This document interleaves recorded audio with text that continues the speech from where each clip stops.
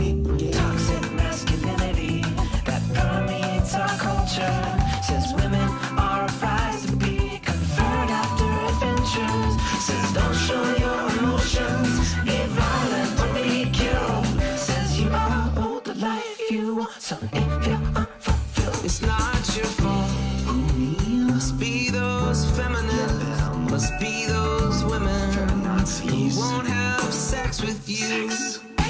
I'm a beta, and I'm a beta, and we're both beta as fuck. If you're looking for an alpha male here, then you're shit out of luck. Domination and total power, these are not things we crave. Our self-worth is not contingent on how many women we've laid. Never felt comfortable acting invulnerable. Never felt compatible with acting infallible. I never felt entitled enough to act hostile. Never felt exceptional just cause my genitals full Macintosh. Oh my goodness, oh my gosh, I think we've gone full Macintosh. Oh my goodness, oh my gosh, I think we've gone full Macintosh. I'm a beta, and I'm a beta, and we're both beta as fuck. If you're looking for an alpha male here, then you're shit out of luck. Domination and total power, these are not things we crave. Our self-worth is not contingent on how many women we've laid. Our self-worth is not contingent on how many women we've laid. Our self-worth is not contingent on how many women we've laid.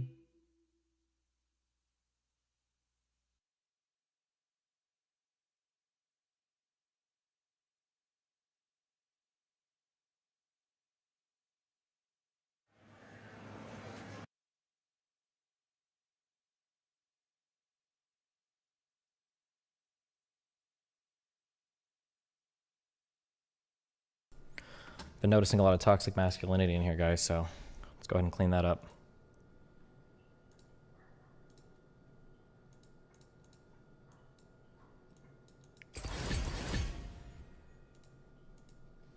Well, well, well. Well. You ready for some League? Ready for some moody booty cakes? Pull it up. Okay. Do you want to practice a little role play right now? No, Why not? my mate's here. Well, it's okay. I don't want to practice roleplay with you. It's weird. It's okay. Let's role play, okay? Let's pretend that we already got our 3 warm-up games out of the way, okay? Okay. Oh, yeah, I'm down. And we're just ready to get Alright. some W's. Okay. We did okay yesterday. I think we did really well yesterday. We got like 5 and 2 or something. No. No? No shot. Was it 4 and 2? We won our last 2 games. I thought it was like 3 and 2. 3 and 2. Yeah, go check. 3. No, we went. So we went 5 and 4. Okay. Well, you know, not bad. Yeah, that's above average. I think we lost 4 in a row. That was the bad. 4 in a row. Wow, those games just flew by, huh? They all kind of felt like losses to me. Yeah, we're gonna do a little troll in chat. I don't handle the TOS Patreon stuff. I don't know anything. A YouTube guy is asking for more slots in the $5 tier. Is that filled up? Oh, it is.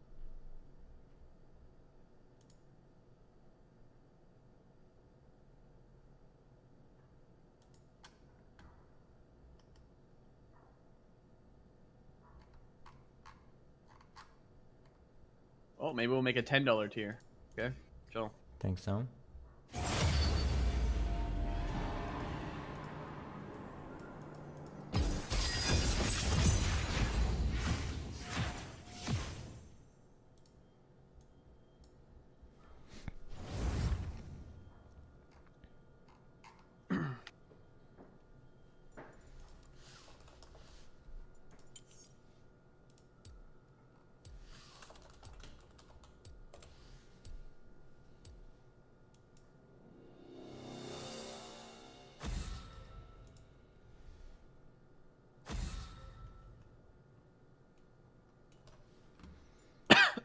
Stop. Sorry.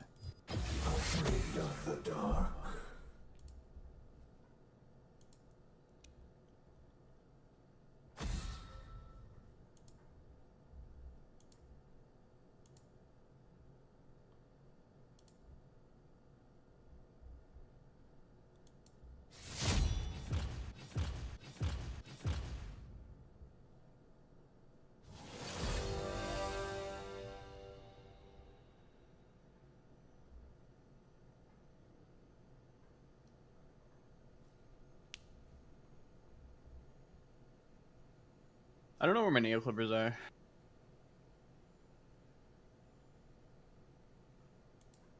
Well, I'm gonna have to buy new ones. well.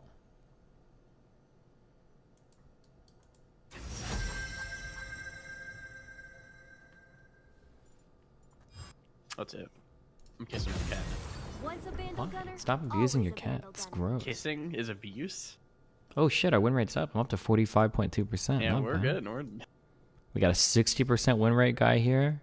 And our top, oh baby.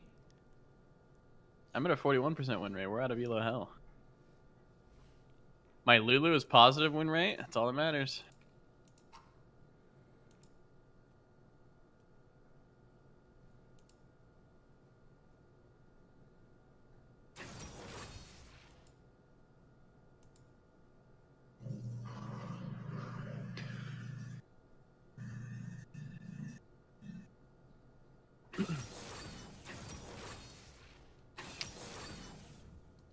Can I tell a joke? Yeah, do I need to mute my stream for it? Like normal? No. No. So there was a mushroom, and he went to the bar, but the bouncer stopped him, and he said, "Hey, you're not allowed in here." And the mushroom was like, "What? Why? I'm a fun guy."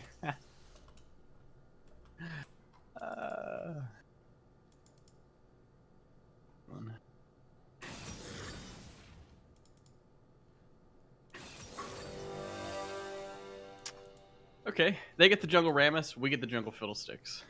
Makes Yeah. sense. So-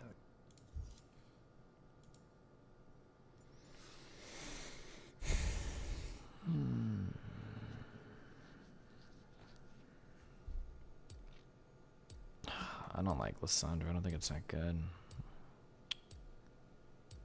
We'll figure it out. Good luck.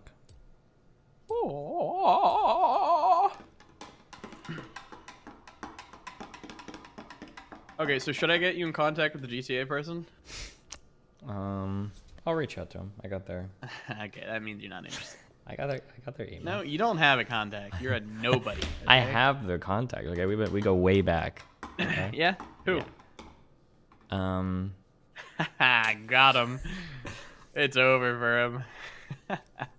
Well, it depends on which one you're talking about. Dumbass.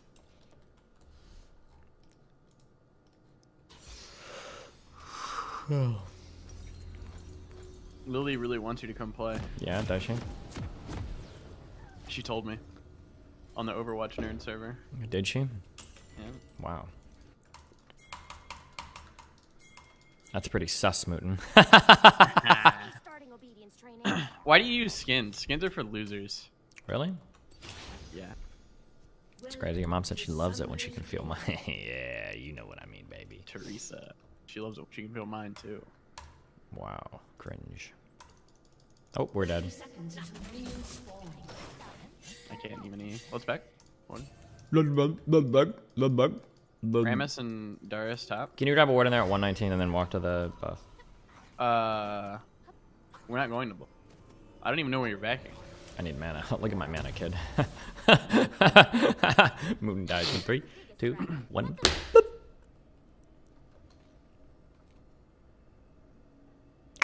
I'm a beta, you're a beta, we're both beta as fuck. God, I love that song. It's such a good song. We need to do more bits and skits. Yeah? Stop pouting. So what's the plan here? Ask your mom. She's not here. Oh? She's busy right now under my. Why did you ward that desk. so early? You said 119, and that's Well, what yeah, I'm but doing. that's if we go to do the buff, but we're not doing a buff. You told me to do it. You are a dumb fuck.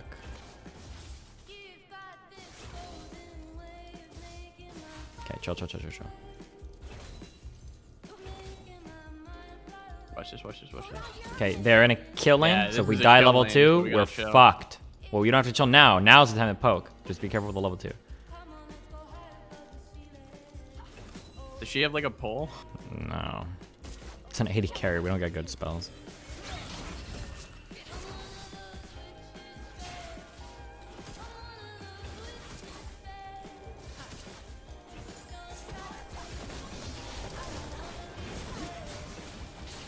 You dumb cunt. What were you thinking? You're just gonna stand in a full Triss bomb? She did. Level 1? Holy shit. The bitch.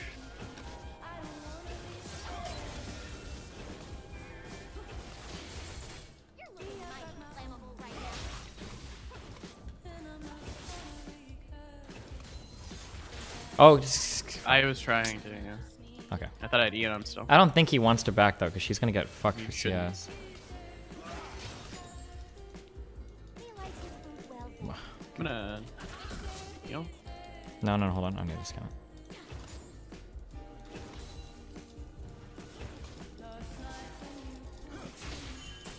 Remember, you can do that thing where he like jumps on you and stuns you or whatever, right?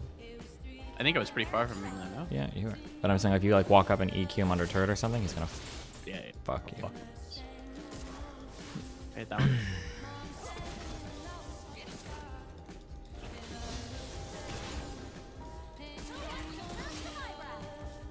No Q. Me in. Okay.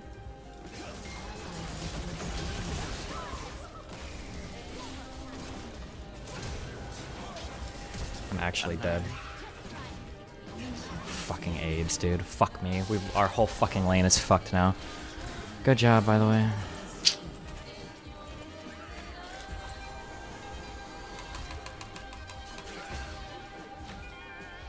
Jungle gang. Oh, I should have died. Yeah, I was turning W, but she was out of range.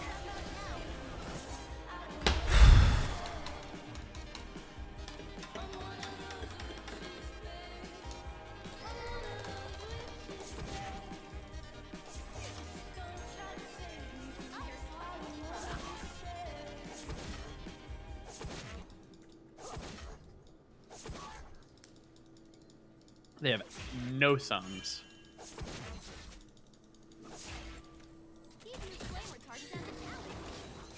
Okay. I'm going. No, just kidding. It's fucking dumb. Back up. If Pantheon jumps you, you're dead. Okay. These stupid fucking kill lanes, so it's like you zero room for errors.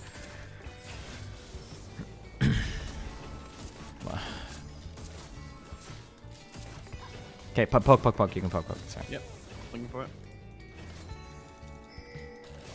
Don't let her back. Looking for it.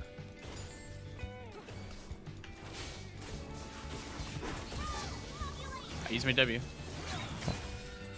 Nice job. Should I try to fuck it up again? Yep, fuck her up one more time. I'm in position. Nice job. Among Us. Good job, Mooten. Me and Min? Yep. Or we got pinged we're as worried well. about the jungle right now. Yeah. Can you stop her one more time? She's probably already. Yeah, Okay. Mid looked like they might be coming down here.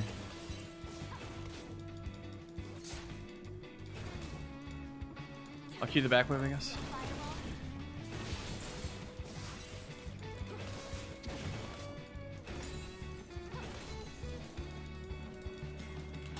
Let's do this. We should be doing this right now.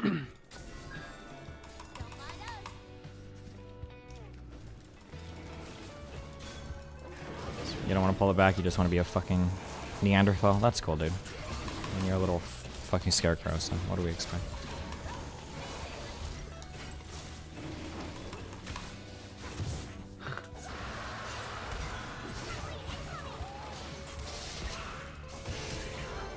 I have no idea what any of this is happening right now.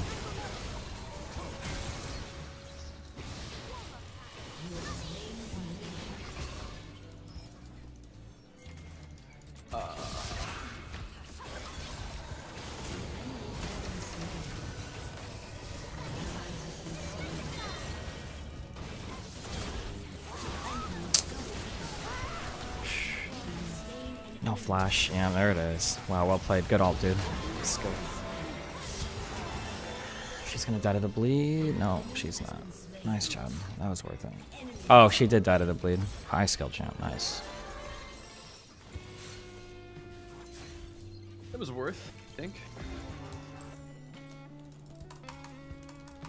Got a huge weight bot, so it was worth for our lane.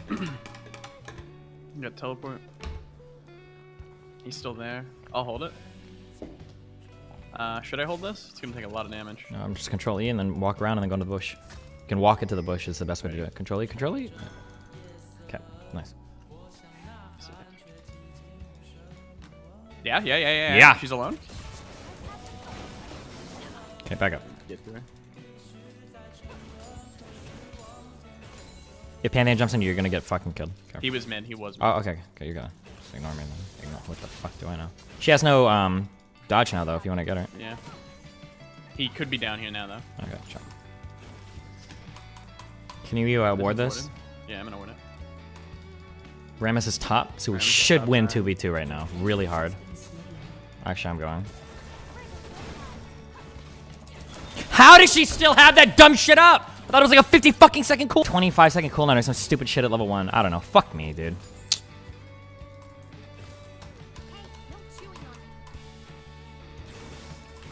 Nice job.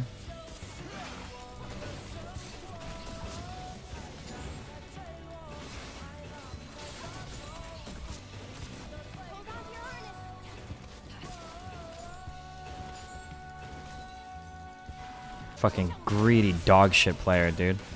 As her actually sitting in this lane, it's unreal. I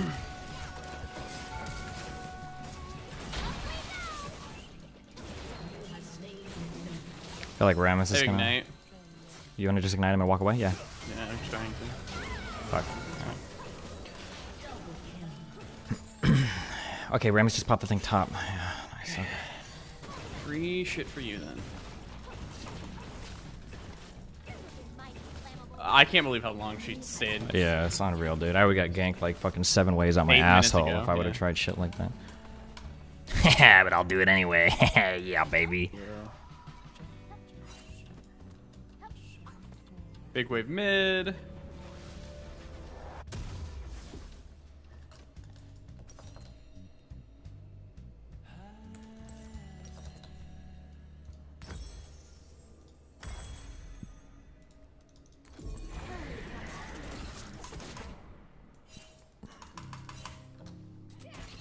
Your team has destroyed a turret.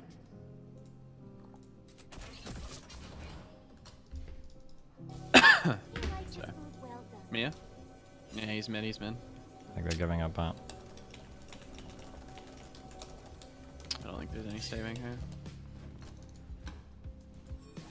No, she is super dead. Beware of dragon. An ally has been slain. We should get this turret since our team is getting working on fucked it. up because of our lane.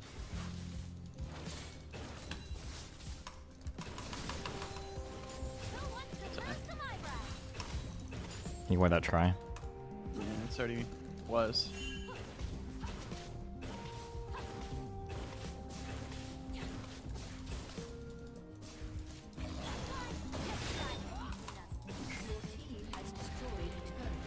Did I get extra gold there because I hit it last?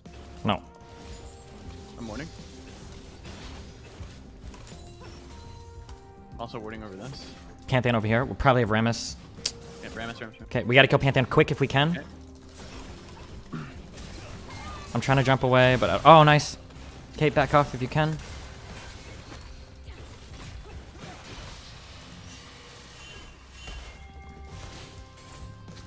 No, back. Yeah, there's like 4 people down here. Yeah, I was hearing all the fiddle pings and everything.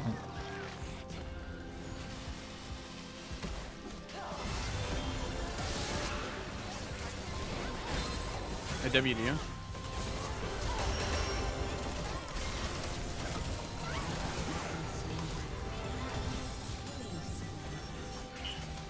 Okay, I think that one okay. It's alright. You gnome fuck!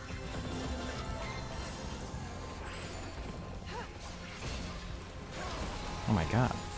Ah, she missed it, whatever that was. I can't believe it. While she was stunned? Yes. Okay. Interesting. Our fear is fucking up top. I'm gonna die again. I'm gonna pull over the wall. Oh god, no, I'm not. Oh, he's just gonna flash me. You got it. Yeah, I did. Double kill.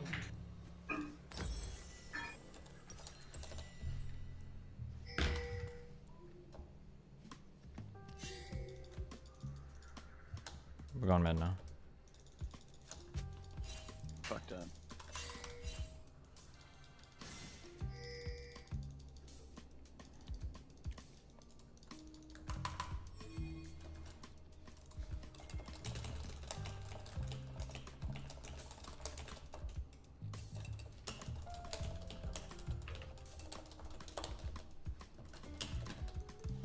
Killing spree.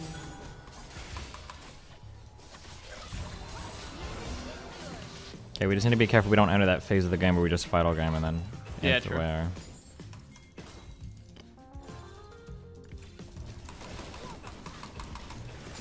Into where? Oh my god, my bomb damage is ridiculous.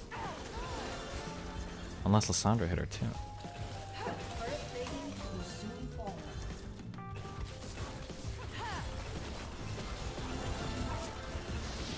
I don't know what this champion does.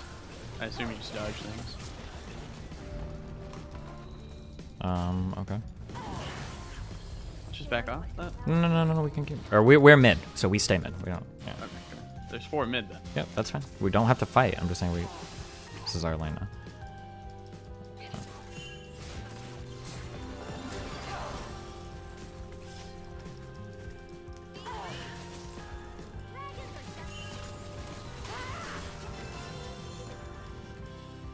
Okay, I must roll down bot.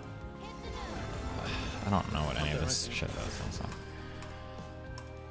I'm just fucking being a noob. That's what I do, I guess.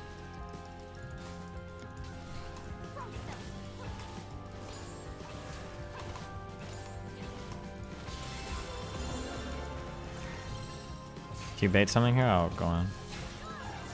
I'm not. Hold on. Shut up. 6. 3. Okay. So. Darius too.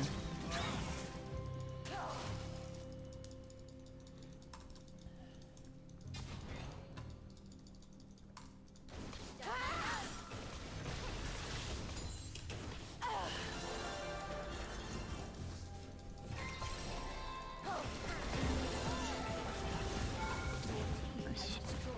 Going up here, going up here. Falling. Someone's on their best behavior. I don't have anything for them.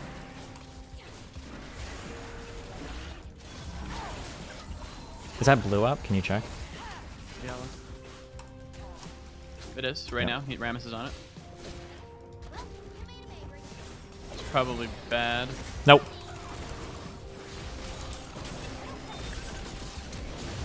I just got.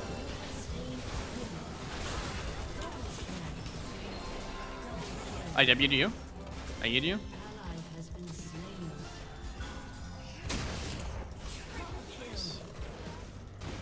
GG. Ace. This is a dragon. Okay. Remove Lulu's polymorph. True.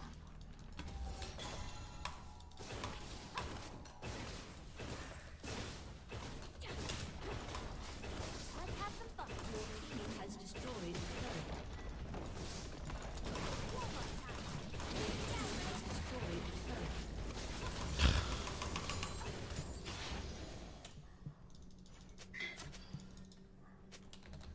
All right, you deserve it. Rammus. Oh.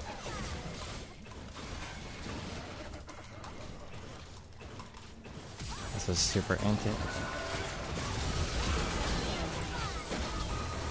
Okay. Never mind. They're just really, really far behind. I thought that the fiddle guy feared the people, but I guess he doesn't. Does he not have a fear? I shouldn't have procced that. No, I mean the fiddle like thing He makes like a his, scarecrow. yeah, his ward or I thought whatever. that like feared them or whatever. I'm not sure. How about Arden for you? Next Okay. objective's Dragon in a minute 30. I'm waiting for like 40 gold.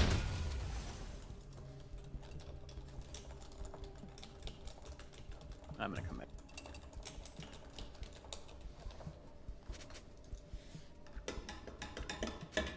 $15 gold.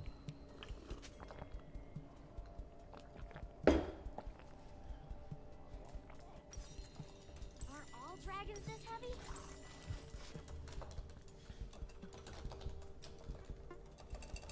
Shut down.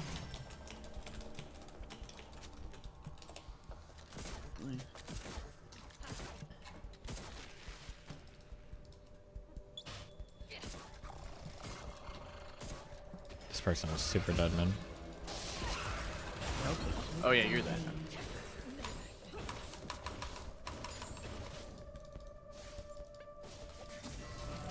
Just like ward out like this whole. Can you put like one ward here? Yep, I'm going for it. Find you a snack. Don't ward that to left. Fuck that area. You wait, you don't like that area, Warden? I think this is better. It's way more like forward vision, but it's not good. Down there. I don't know how I feel about the there used to be no limit on how many wards you could have. Yeah, there's only 3 now, or whatever. Yeah. We're in a very spooky territory. We're in anting Yeah, territory. yeah, I Carbo. agree. Hold on to your harness. Oh god, I want to so bad. And then Alright, dude, we'll you just know go how right. much discipline it took right there to not. Patient Sam. I wanted to jump in and all that, dude, so bad.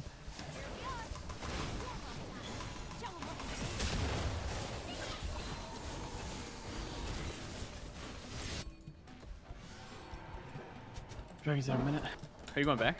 Yeah, just like clear camps, do Baron. Or are Okay, we well gonna they're spy? running ARAM mid, so.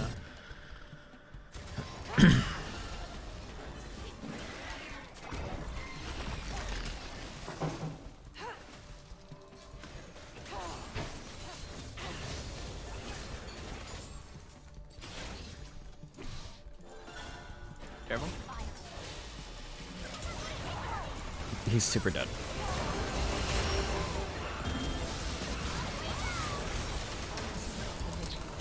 And that's the game. Is that every mo?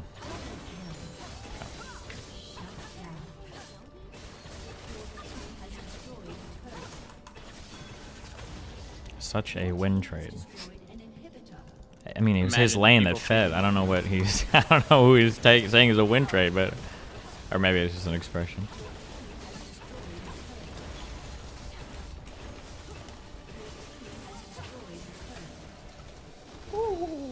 Wait, was this even 20 minutes?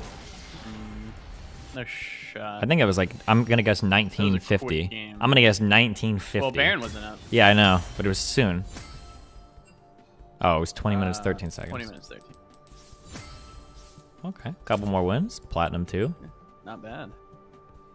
Oh my god. Wait, I don't think I've ever seen a Fiddlesticks do a lot of damage before. Nice. Yeah, that fiddle fuck shit up. Holy shit, he did. Panth, give you stay cool.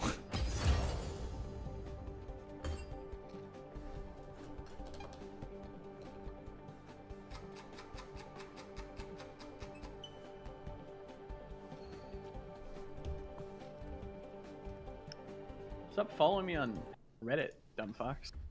Do you get emails whenever anything happens on Reddit now? Yes. It's really, I feel like I went in and I turned them off like 20 times. Thought I It's did really too. annoying.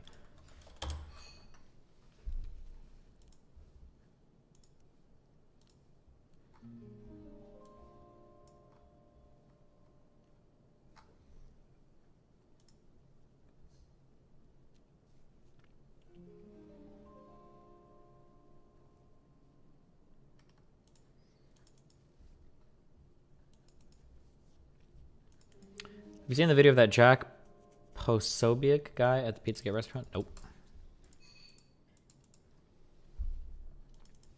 I like how you address the Jack confrontation. Some people really think the government works in a straight line and everyone on the line knows everything. Oh, why are you... Did August like just publish a video on this? Why are so many people coming here about this now? I've said this before on stream though, and I'll say it again. Oh yeah, okay, it was 2 hours ago. A lot of conspiratorial thought kind of stems from people just not really understanding how disconnected sometimes, and then how connected sometimes a lot of our agencies are, or even parts of government.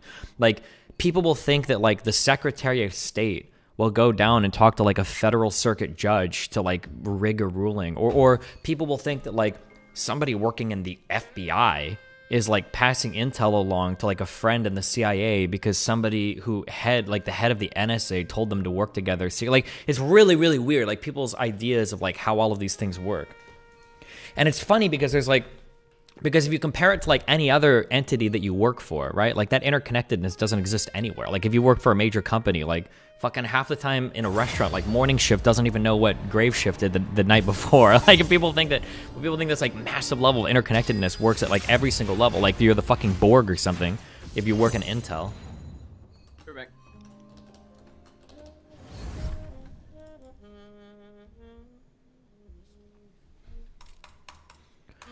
I feel they understand how it works, Destiny. They just want to believe these things happen. Like it's a movie to explain away the fact that real life losers and how it's their fault. No, I disagree. Actually, I sincerely think a lot of people don't. I didn't know how any of this shit worked until a little bit later in life too. I guess I'm lucky because I do politics full time, so I can read about shit. But even I didn't know, because I mean, like, if you watch movies and shit all the time, it seems like all the agencies are basically like stand-ins for one another. They all like kind of work together, and they're all like on the same page with everything, and they all get orders from the same spooky, like, shadowy head figure.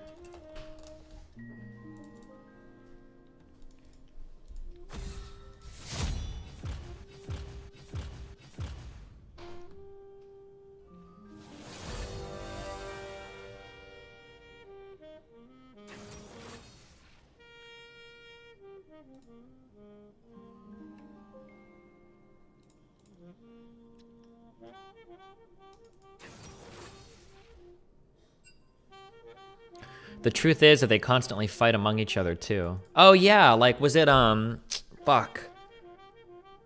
Was it the State Department and I think it was the State Department and the FBI that got super ass blasted at each other over, I want to say it was Flynn, right? Where the State Department wanted to bring in Flynn immediately when the FBI figured that he might be compromised, and the FBI was like, actually, let's chill, actually. We just want to continue our investigation. And the State Department was like, hey, you guys are fucked. We don't want this guy in the fucking White House. Like, fuck you guys. And there's like, and I'm sure that even beyond like what we see, there's probably a ton of like interdepartmental and then extra departmental like fighting or whatever, where they're all like arguing over like dumb shit. And then even like, yeah, within departments and shit. Like, yeah, I don't know. Fuck it all. I shouldn't have picked this in a thrash, but we'll make it work.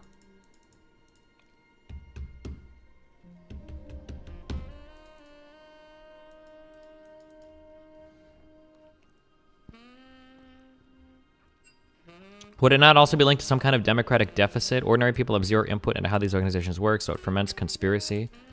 I actually think it's the opposite. I think this is kind of sad to say, but I think I gave this take a few years ago, and I feel more and more married to it.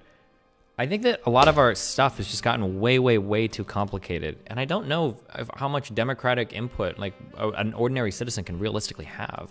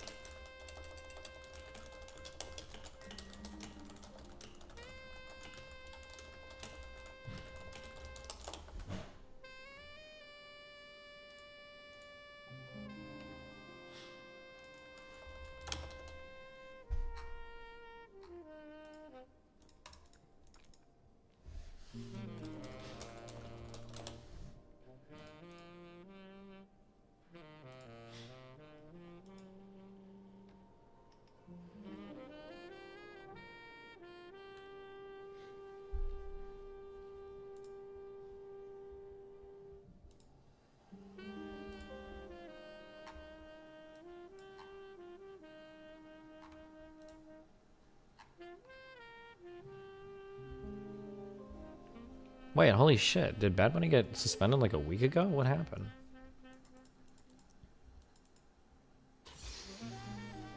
It's easy to believe the government is total and utter control, and there is a hierarchy, etc., rather than understanding there's a lot of compartmentalization. There is no reason that Department A should talk to Department B, but people assume they do. The government is massive, and there's little need for full disclosure across it. Sure.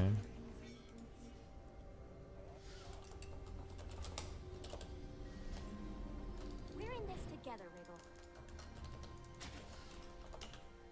Welcome to Summoner's Rift. I wish I went a AP champ. Wait, is Kiana's damage not AP? My.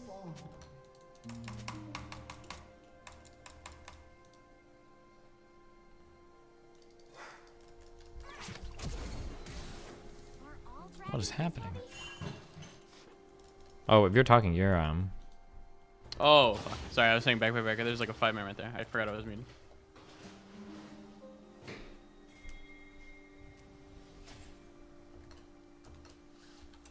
Minions have spawned. Can you imagine getting hooked right here? Epic. Imagine it, epic. Destiny, someone called me racist for saying that. I don't know. I can't read your Maybe sentence. we go up, I guess. I don't know. Sure. Let's go. They just warded that. We're walking into death. Yeah,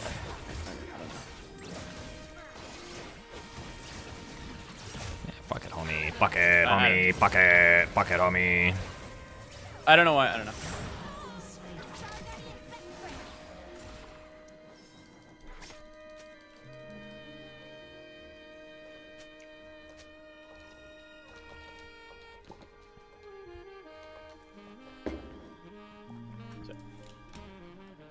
What?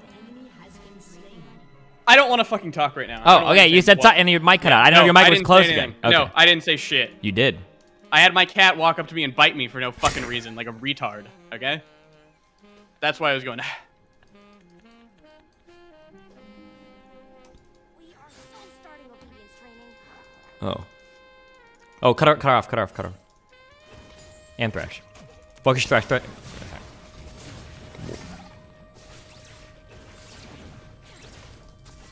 Their jungle is probably gonna be here. We gotta switch to Jinx, if you can. Sorry. Okay, nice. Back up. Okay, yeah, make them walk around. We win that 2v3, baby. He likes his food well. Don't hit these anymore. Chill. It's pushing.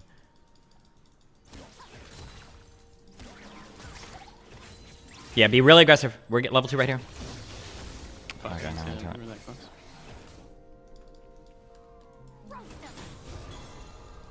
You can eat this guy. He's not scary. He's I don't level. have E anymore. I already okay. eat myself. Okay, sure. Or just auto him. He's level 2 jungle. We don't have to be scared of this guy.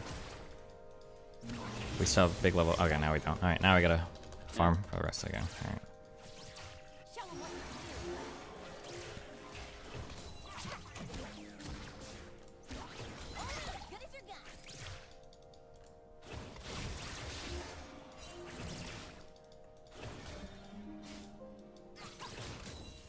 Who wants to lose some eyebrows? Remember, if you ever get queued, I'm trying to jump on the Jinx. No. It's not over. I'm just probably. Or I might actually try to kill the Thresh because he's way lower. I have no W yet. Wanna see a fireball? Yordles are dumb. It's okay to auto poke too. Nice. Yeah, poke that. Thresh. Not above the creep line, no, though. His shit should be down still. It's probably up now.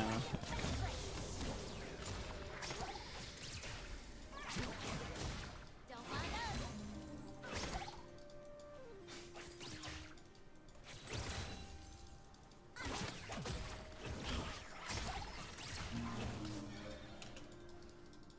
Can I go win? Sure. This is a dragon. Hello.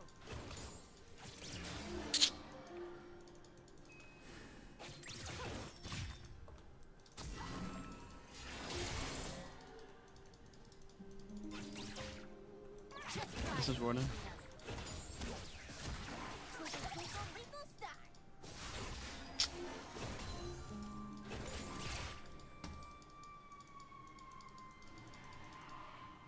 Hold on to your honest.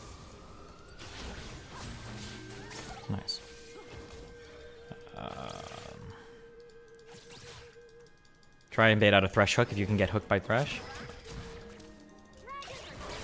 Ah, he baited me so fucking... Never mind. Okay, this guy's a fucking moron. I don't know what... Do you think he was just gonna... Thought he was just gonna walk in and hit him.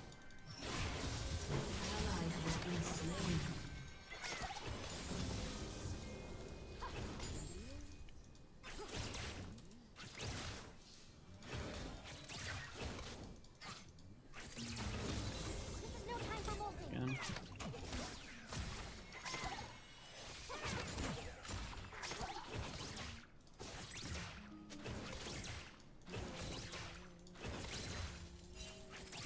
The fire ranger likes you.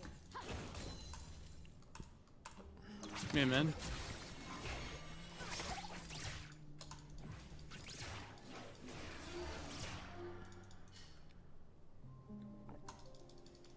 Fire solves most problems.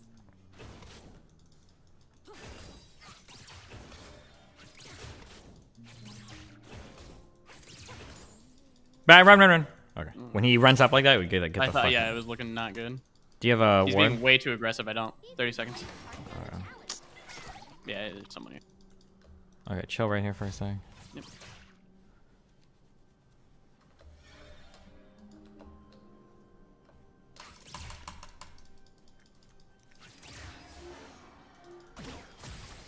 Let's have some fun.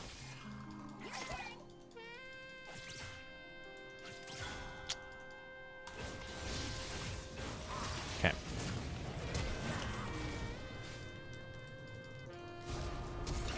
Nice. Fuck these guys. Okay. This guy's just gonna sit here and fucking waste like Waste 5 some minutes time, of I his guess. time. Wait, we don't need to back. You got good HP. Big wave coming.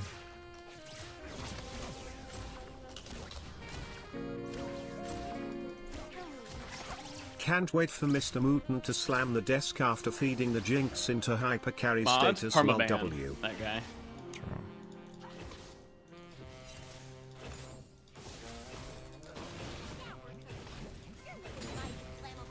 Are you fucking kidding me? One more wave. EQ it if you can. Yeah, I'm trying to tell the people that there's Fuck nobody them.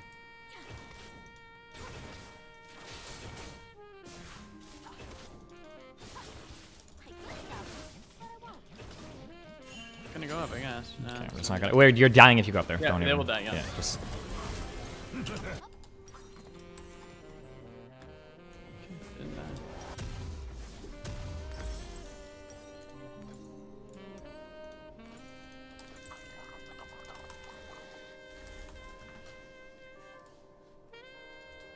An enemy has been slain.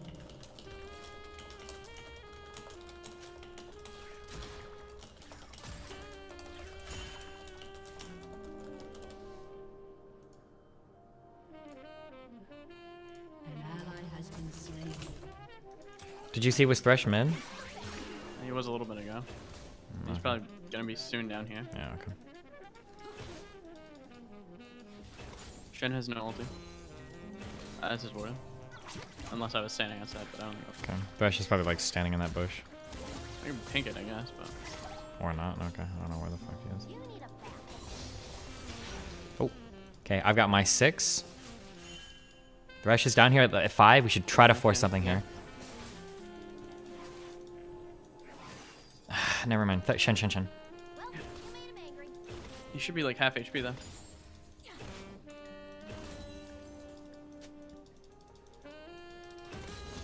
I have 6.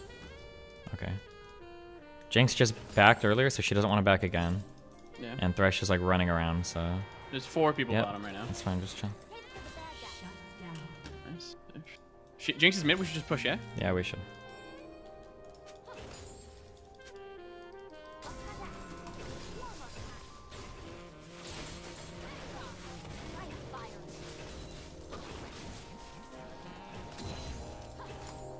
Did you see where they went? I wasn't watching. I didn't. Okay, back up. Or see if we can defend this ward. My jump is in 9 day. seconds. Can we head off Jinx over here? Yeah. Ah, fuck. Ah, that was a good kill. Okay. Over here. Is there anything you I don't have a win. On Jinx? Oh, never. I'm on thresh. Thresh. Okay, back up, back up, back up, back up, back up. All right, okay, we're good. You want to fight for that or no? Nope. Just use following shit. Just put anyone down.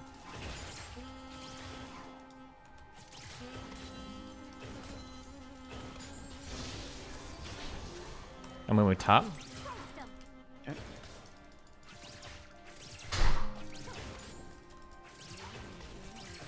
Can you type K to him? Yeah.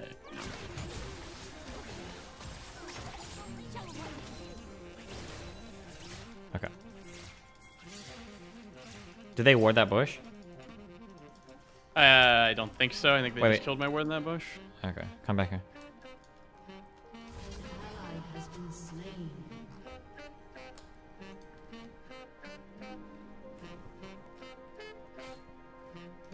Don't let Jinx W you. That means that's not warded. Mm-hmm. I have everything. Okay, Who we going on? whoever's nearest. Probably Thresh. Okay.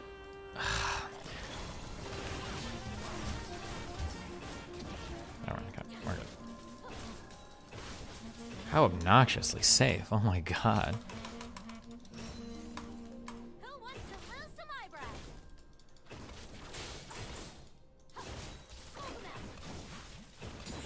She's still here. Warm up time.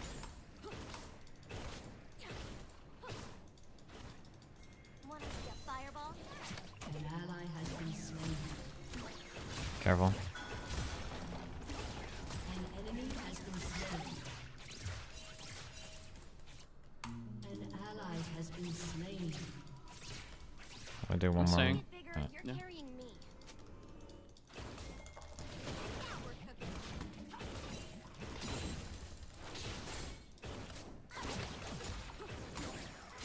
Alright, now we go back.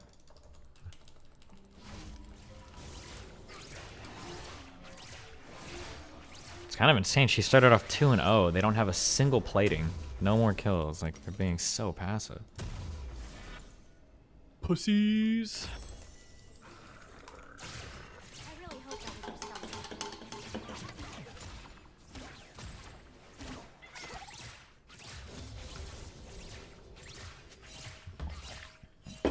Mumu bot side. You know I'm going. Oh, is there one plating? Oh, up here. Can we help? Walking.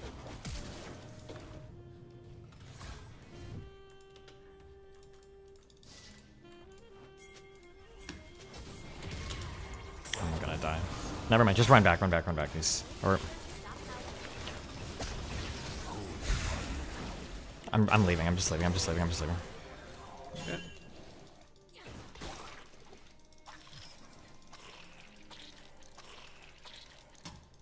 Can you help me? Turret I'm gonna ward Control. it. I'm gonna. I would.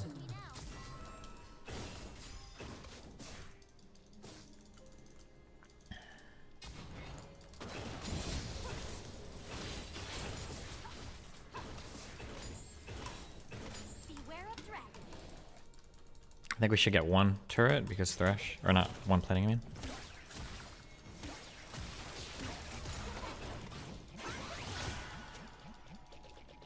Never mind.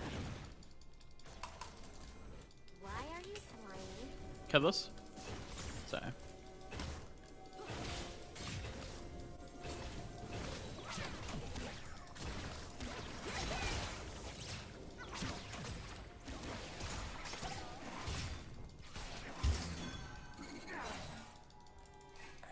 Did you get into the sugar again?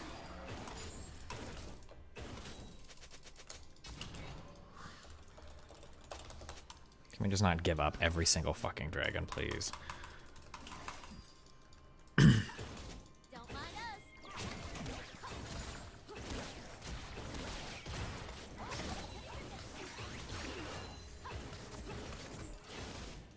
Okay, or warden.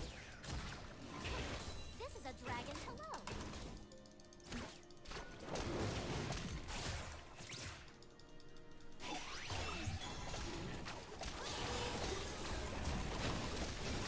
Get ready to just fucking run.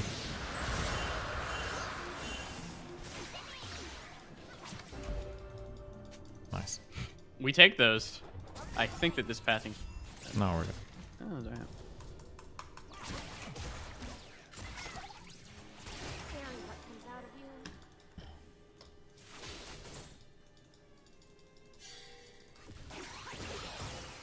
you. Should you do so? I didn't even see that. It's a cannon wave. We'll stick for this one, and then we I got have ult and stuff. Okay. Ukulame 2, Ukulame. $4.99. Destiny, will you release a piano album? Your Ask your mom. playing is top notch. Oh, you. Okay, I healed you. Yeah, I just didn't. Okay, never mind. We're good.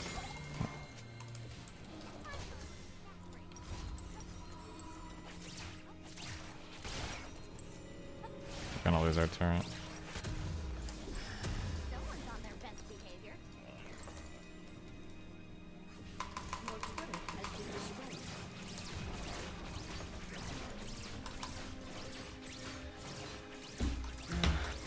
Pretty behind. Your turret has been destroyed.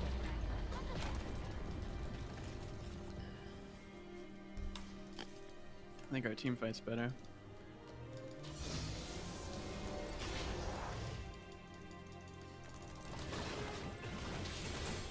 ally has been slain.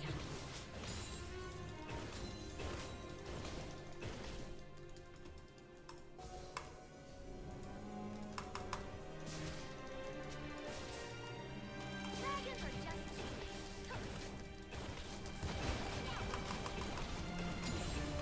We memeing? No. Okay. Yep. Okay. Sorry, I was super indecisive. Okay, wait. The turret. Yep. Okay. It's okay to alternate on her. Fuck me, dude. That flash was so bad, and that ult was even worse. But I love you. Okay, we fucked I up. didn't know. There's like a million bleeds or dots on you. Yeah, it's all good. Whatever. We killed her.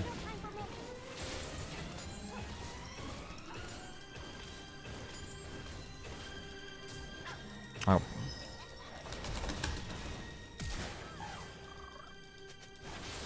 Denzo. spoke you out of that egg, and I guess I'm dead. Oh my god. Where was the Tibbers? Nice shutdown. How does Annie not have her ult up? It's on like a 2-second cooldown. I have no idea how I'm not dead. She didn't drop it somewhere and I missed it, did she? No, she didn't drop it. I just don't think she had it. That's literally not possible. She decided not to use it. That's more likely. Blue? I probably shouldn't take it from these guys.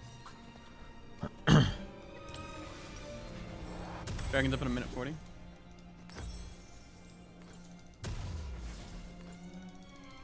when do dragons start? Go mid.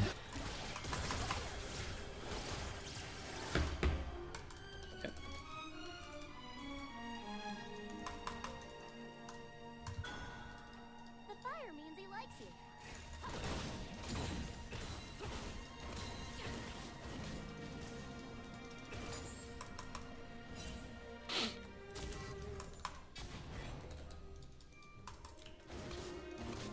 Fire solves most problems.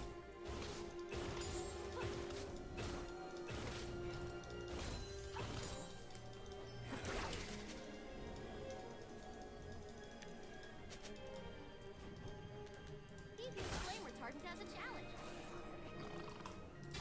That's a Mr. Mooten ward, baby. Cool. Yo, I'm inting.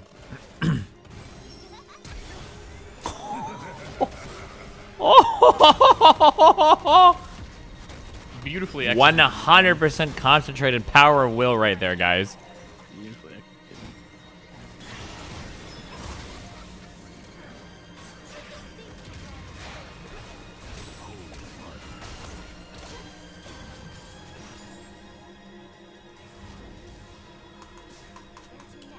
Okay, 15 seconds till dragon, so do you want this?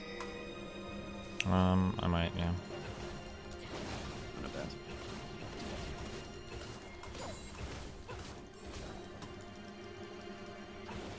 I think Tia should just fucking ult. Is this really dangerous?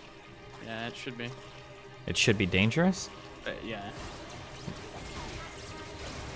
Why are we just losing? Oh my god, good hook, dude. I'm dead.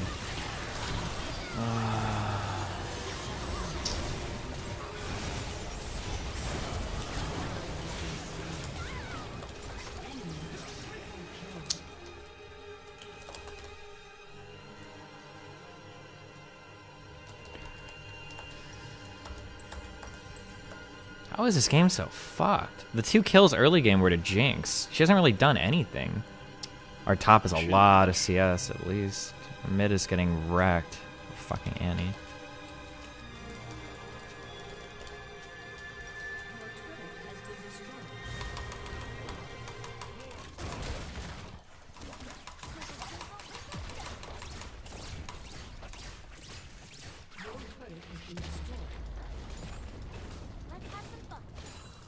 Probably need a dragon. Or sorry, ward ban.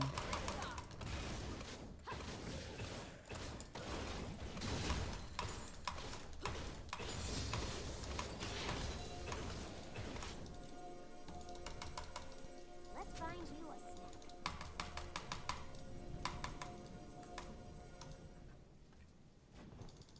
Kiana's are always shit on my team. Oh yeah, what the fuck? True. The Kiana curse might be actually worse than the Yasuo curse. I'm not gonna lie. Oh, we gotta get the fuck out of Imagine here. Dragons piano tribute Everybody's album. like up near Baron. Imagine Dragon these nuts across your face. They're probably just doing it. Debate me on LTV.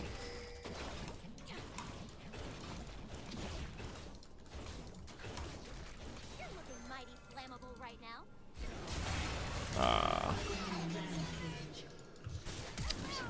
Eat out of that one.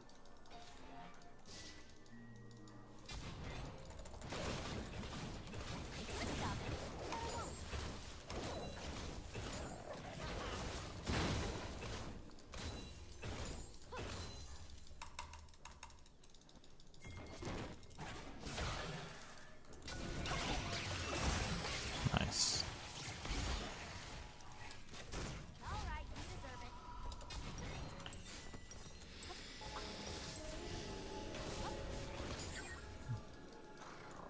I'll scratch your tummy later. I'm going top for some reason. Shut down. Okay. An ally has been slain. Well, I'm angry.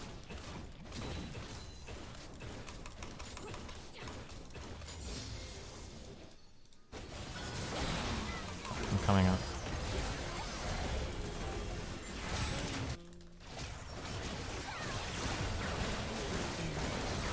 Are you fucking kidding me?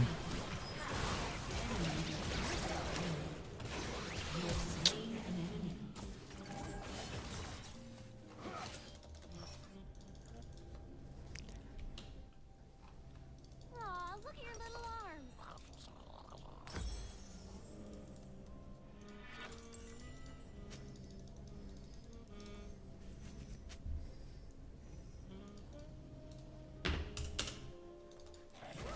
Light fire. Warm-up time. Cannon fodder.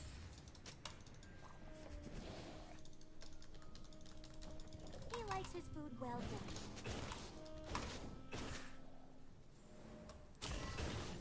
Stay alert. Okay, I don't think we can give this one up.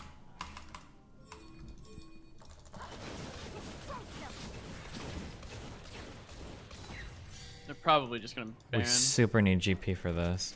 Oh my god, TF going Oh, top. okay. An ally has been slain. Enemy double kill. Okay, we can let them Baron and do Drake. No, it's we don't even have time for it. Or it's gonna be up before. Catch Shen? I mean, that's the We're only gonna thing. try.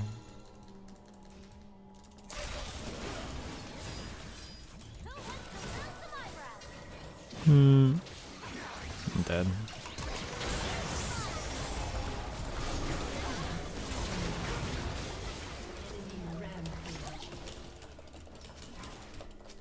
It's alright. Preserve the mental for the next one. 27 TF, meme number.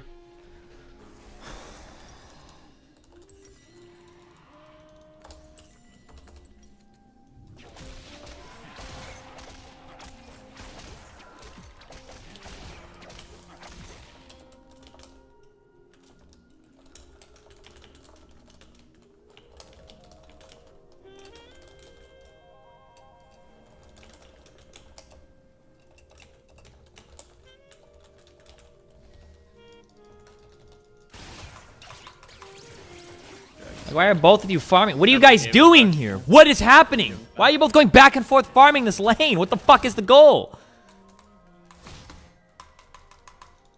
Best we can do is just chill at turret now. We're in this together, Wiggle. Then we get a cheeky kill in here.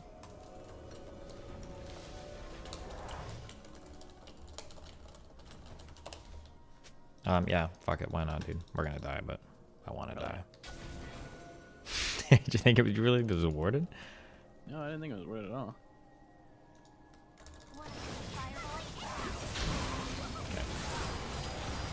This is a little bit suicidal, but I had fun. Enemy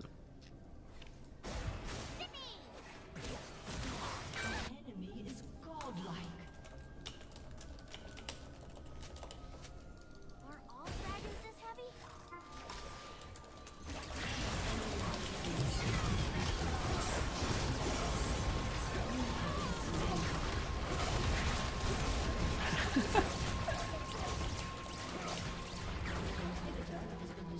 All right, what's the add-on, chat? It's called Super Alt F4 or whatever.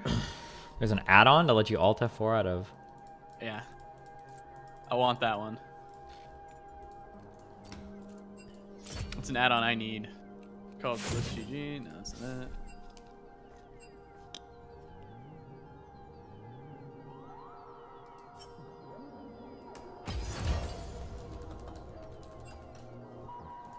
Okay.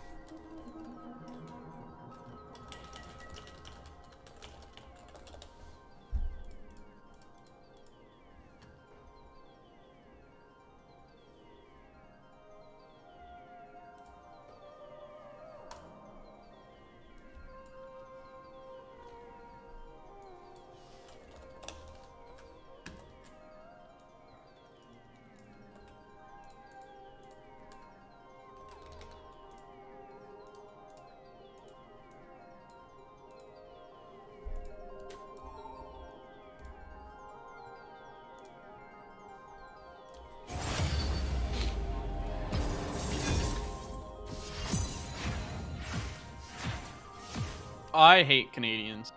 I'll say it.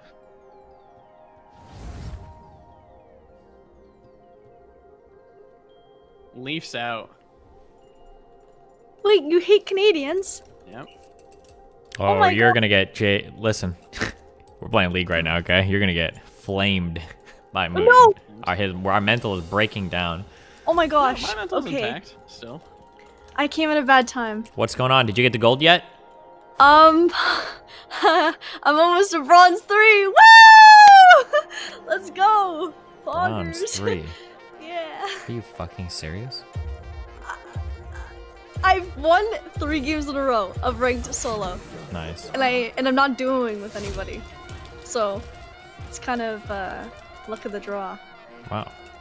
Yeah. How are your games going? They're going. They're alright. They're going. Okay, cool. Well, have a good day. Bye bye. Be careful.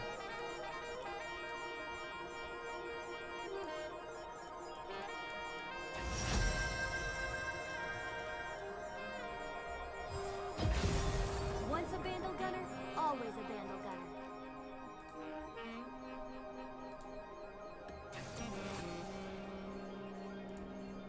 Okay, they got the Vigo. Big win. Okay, bot lane's gonna be cancer.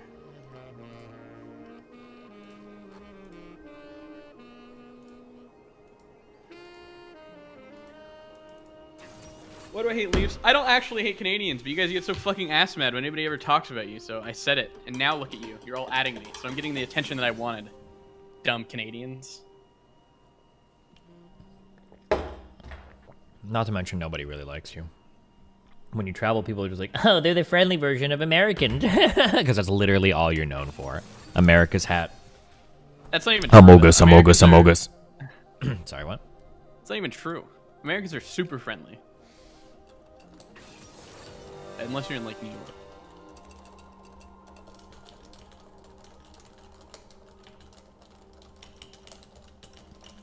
I'll be back 1 sec. Loser. Fix your mental. My mental's fine.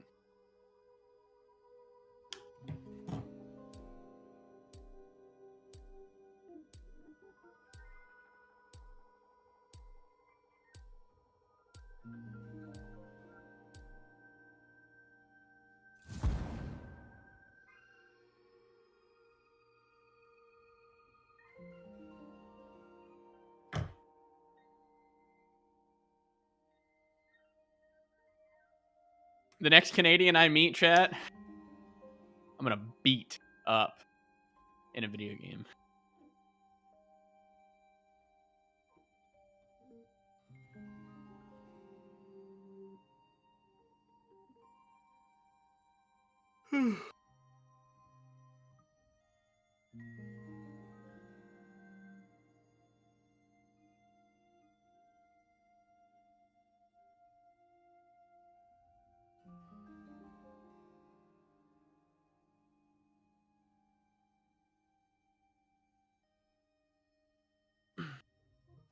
Wait, can someone give me the lowdown? How did XCC get caught?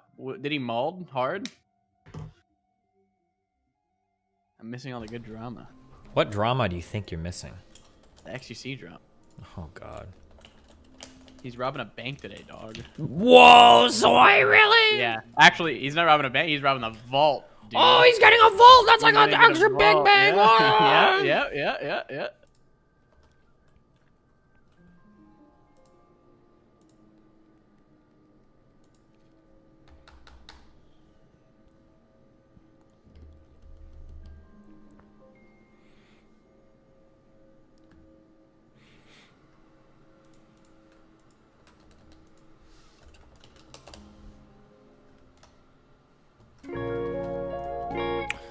Oh, why? Beloved streamer man, I command you to listen to these chords. Love you, buddy. He mad because he got full profile based on his car with blue lights without any additional information. Profile.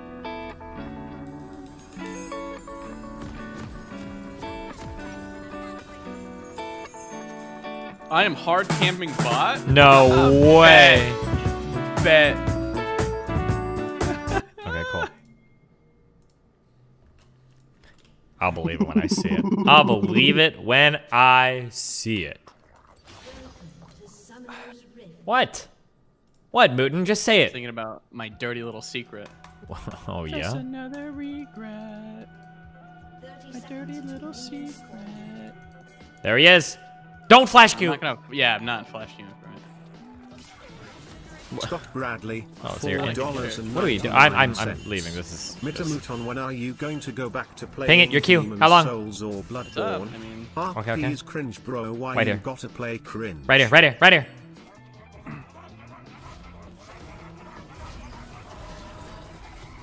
Wait, they have a Lulu top. Oh, God. Don't back, actually. No. Anything you don't eat?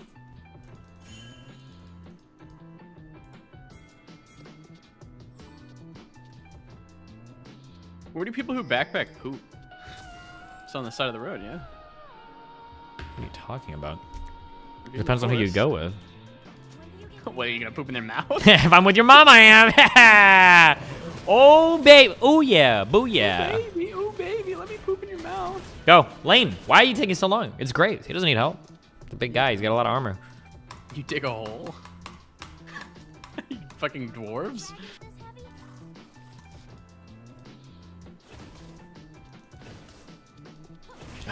Why would you hit that one? I fucked it up, didn't I? Here. Oh, you used them both. You just don't want to get level 2 in time. Oh, yeah. Back. That was good damage. Oh, bigly. Okay, chill. Never ever cue the Yumi bitch because she's No, always never, gonna hop around. never, Always the Kog'Maw. Cockma. Yo. Oh, damn! They're gonna run up there. Okay, listen. The #1 area where we're gonna improve our game is you running forward before you get level 2, not waiting till you get level 2 and then running from the back of the lane. Okay. That's when we do that. Okay, in this one, there was no running forward. They were fucking around up there with the. They were way out there. If you like run forward, we can watch a clip if you want. I would, yeah. Well, I'm curious of what you want me Sure. to do there. Okay, I'll tell you. Reminder to clip the start of this, Hey, and if we clip don't that, lose, yeah. we'll watch it. If we do lose, we know. We don't give a fuck then. You can throw cues from downtown if you want right now. It doesn't matter. Under turret? Not under turret, but if you pull him back there, you're not going to be under turret if you hit. Well, I don't pull him. I go to him. You'll pull him a little bit, doesn't it? Maybe like a millimeter. Yeah, that's all you need. 1 millimeter, babe. I'll hop on him, give him some damage. You're fucking Nautilus, okay? You're level 2. You're unkillable. Hey, let's reset the wave. They wanna. I'm Trist. I never can reset the wave. That's every fucking creep. Oh, okay. Over here.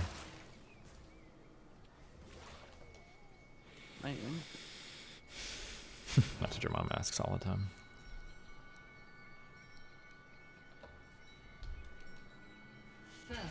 Wait! Are they really backing? Shot. Oh, yeah, that's good! No, okay. I'm in?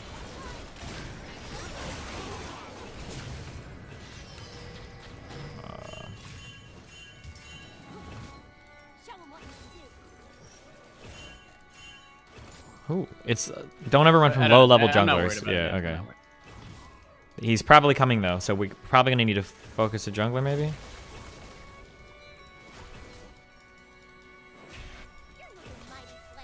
Get this one. Damn. Among us, among us, among us, among us, among us, among us, among us, among us, among us, among us, among us, among us.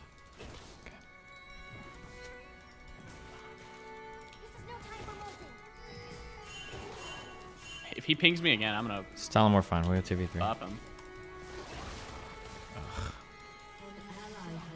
Do you have a ward for this up here though? We do. I'm warding left, you ward right. Who has a pink this early? I think it was the Yumi. He wants help. No, he doesn't. He just wants to be a fucking memer. Oh, wait, over here? No! It's too late. I'm so bad! I'm just bad. Oh my god! I'll take it.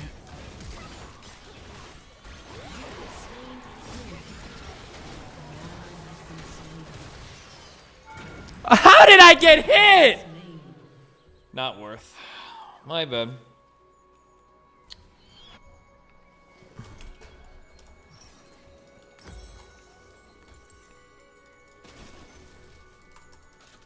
I thought he used barrier earlier. How did he have that spell up again?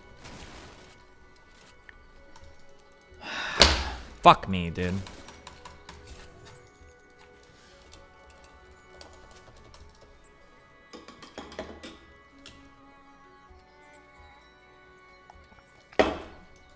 Hello, Triss?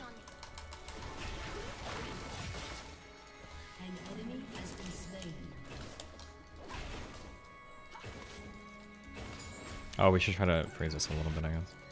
We might go fight for that pink in their bush soon. He was going for the red.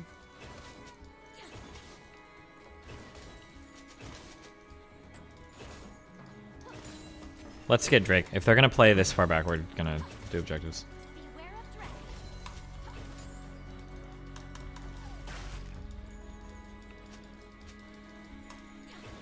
Okay, I'm up here.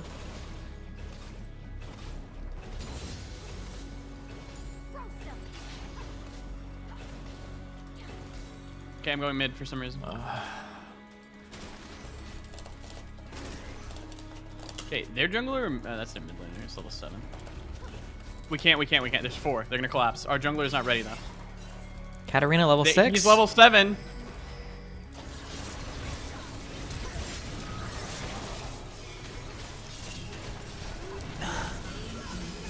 Katarina 6, this should be easy. Jesus, fuck. Go away, Graves! You got lifesteal or something. I'm sure you do, you fucking jungler. Jungle fuck. I don't think Graves does have lifesteal, but fuck him anyway.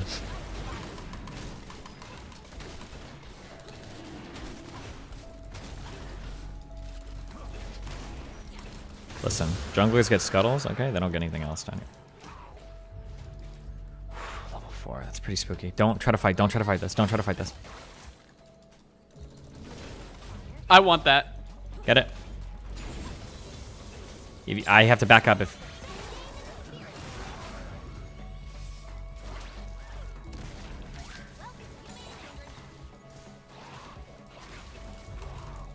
Probably should just back. Probably should just back. How far are you from 5? You're 5. Okay. I'm very far. Well, maybe with Graves. I've got 6 coming soon. Just try not to get hit by his ult. Yep, I'm trying. Yeah. That's the goal.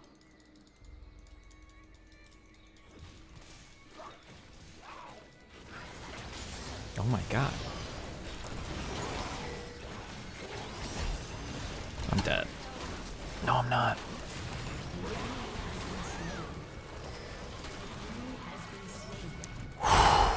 Baby, that's what the fuck I'm talking about. That's Good what the ass fuck I'm talking about. I won't. Wriggle says hi. This Graves is a memer.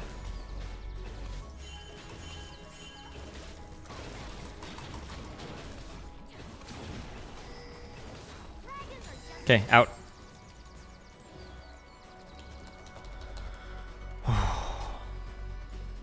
Backing.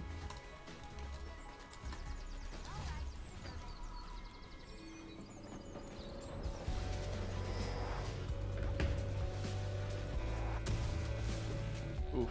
It's got a huge power spike. You did? Finished a Kindle gem, got a cloth armor, finished my boots. Got a ward. Oh, I thought you downloaded Blitz. Shit's cringe. Reminder, Christmas Day, there will be no not safe for work links. Why? Because the more I say it, the madder people get. And as the months get closer, Steven, people get even madder. It's beautiful. Wait, just for Christmas Day? Yep, just on Christmas Day. You should do it for like all of December. No, dude, people would fucking rage. I was gonna do one day. Morning or something.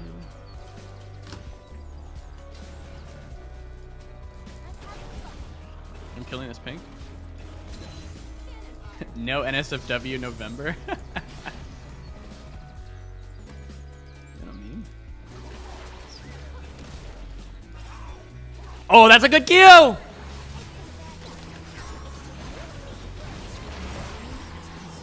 She's rooted. You taking turrets? I might die. Nice. Okay. If Hog is in your face, just fucking kill him. We kill him over and Scare over him? again. Yeah, it's always, every time. They lost a lot of CS too, so that was worth it for us. True.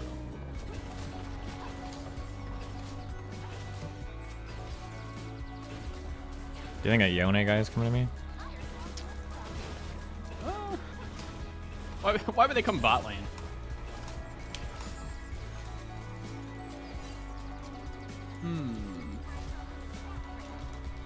Oh, fuck.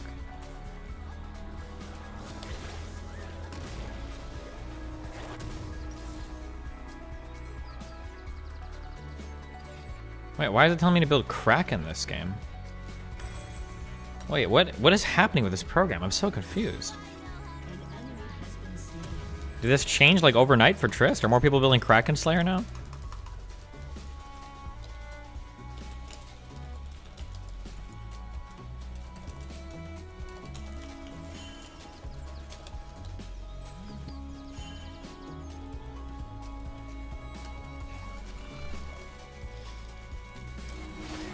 Oh, so you're done playing for real. You decided to int my game Him and I now. are just not on the same page.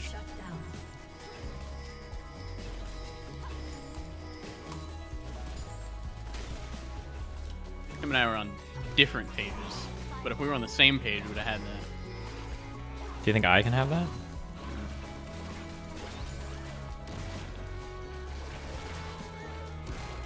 But I'll cuck out. I'll tell him might be, even though it wasn't.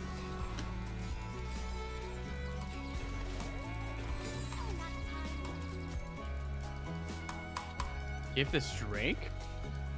Why? Ping this dumb motherfucker down here, please.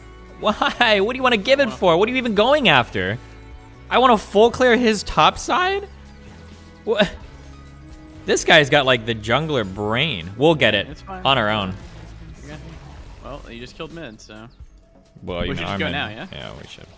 Wait. Check this rewards. Hold on. You can check. Come to me. Come to me. I'm tanking this. Go. Okay. We're jumping.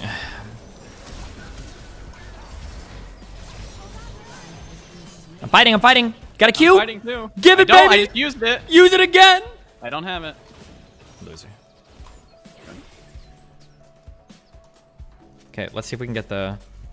Oh, Graves just went top and died! Like a fucking moron! That's what he How did. did he even die? Who Their jungler knows? was It's a down here. fucking Oh, no, that was dipshit. What do you mean? How did he die? It's fucking League of Legends. Probably walked into a First turret? fucking First cliff. turret? Yes. Well, you have to be mad. Go, Drake. Do Scuttle first. He doesn't deserve it. Tell him to go full clear top if he wants more CS. Absolutely fucking base.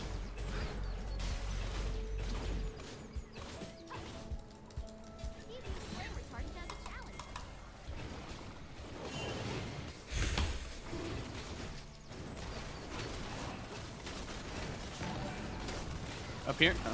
Oh, Scott Bradley, $4.99. Yeah, now I got him in. How did he teleport?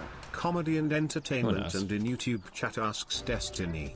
Destiny, why are you a beta?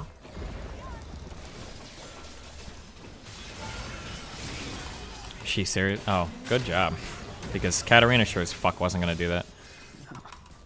Somehow.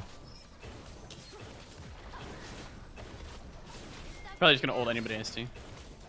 Do it. You won't. Go one more right now.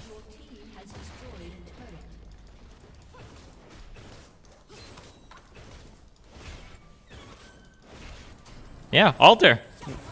I'm working on it.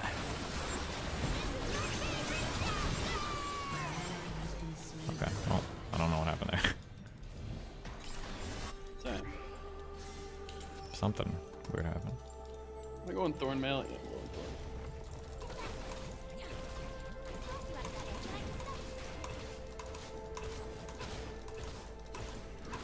Ban Agonite in your chat. Why are they shit talking you? No, she's talking to you. Whoa. You gotta have more respect for yourself. You're dead.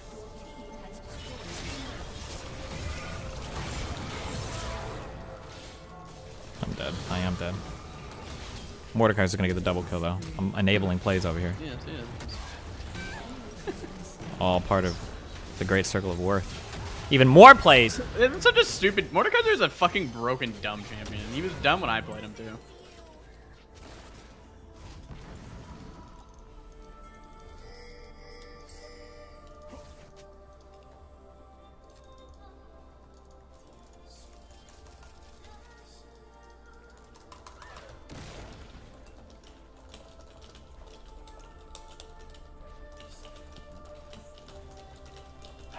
I want to buy a smaller monitor for League. I actually do think it helps.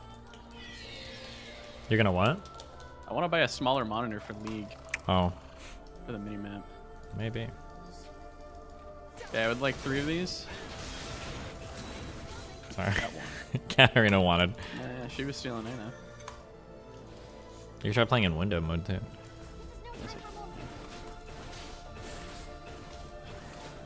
God, I'm so glad we don't have fucking top Lulu. I would be raging right now.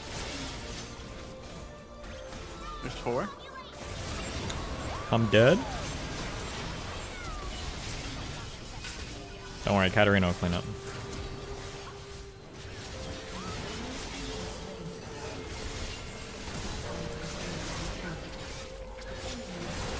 I don't know how I got that kill, but okay. Wait, I got it? Oh, enemy triple kill. Scott Bradley, $4.99. Look at all these plays we're In enabling. YouTube chat True. asks, And look who's Destiny. bot lane. Tilted Would the you fuck ever out of the call a game. YouTube chat Yeah, he into is. Discord Yeah, that's- for a debate.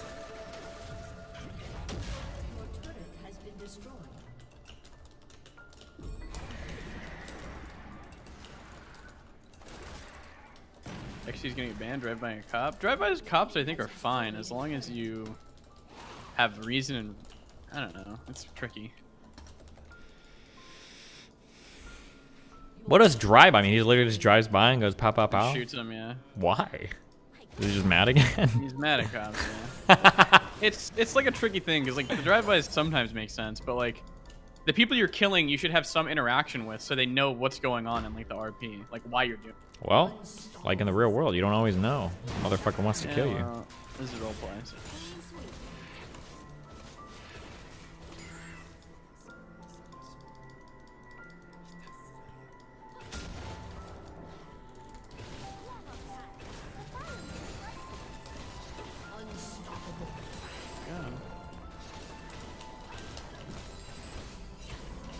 Let's just get the fuck out of here, actually. Why don't you get the fuck out of here? Dragon, you need to come. 40. Dragon news. Newts. Nuts. Newts. Nuts. I really hope that was your stealth. No warrants. I have no ult for 50. I'm pretty under leveled right now.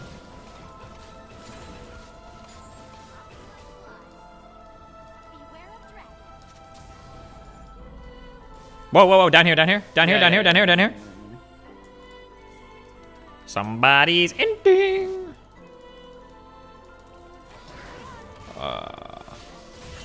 Oh, cool, I'm dead. Oh, cool, I'm super dead. Psych! That's the wrong number. Look, Mordekaiser. Fuck him up, soy.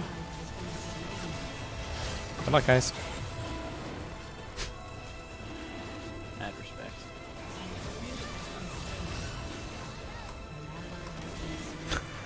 Good job.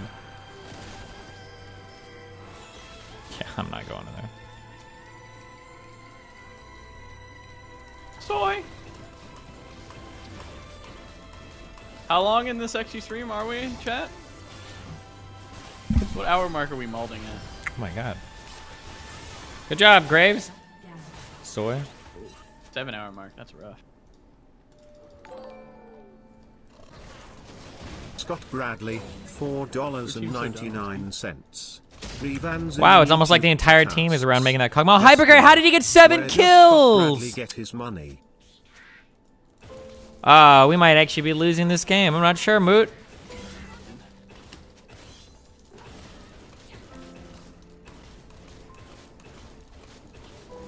This way. I can't even fucking ward. I don't have brain damage. Nothing. Oh. Oh, fuck. We're dead. We've actually lost this game. I think we fucked around mid too much. No, it's the just. How you're 2-4.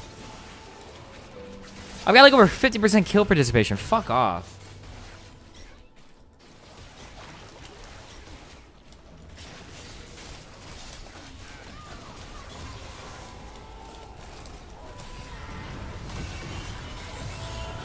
Oh, they're still fighting. Oh my god. Mordekaiser's a god.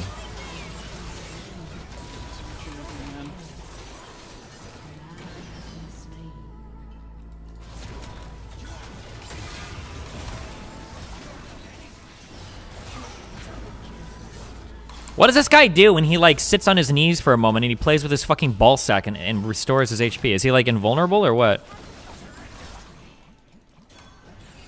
If you Q anyone in there, you're dead. You're good luck. Oh, I thought you said you were gonna kill him. Let's just leave. You know what, actually? I changed my mind. Go get him, Moot. Save it for the bad guys.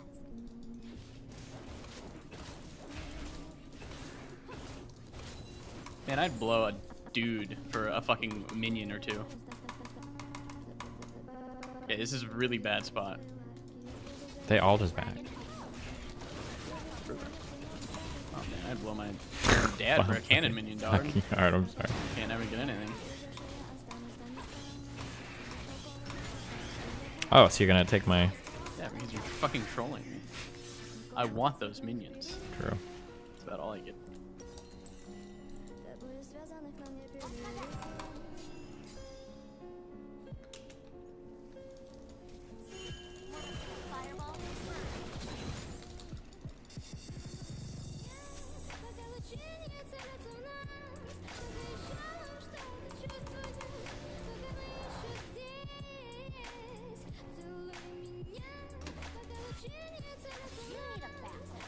Dude, if I could have IE for this, it would be so nice. Actually, wait, I think I can after this.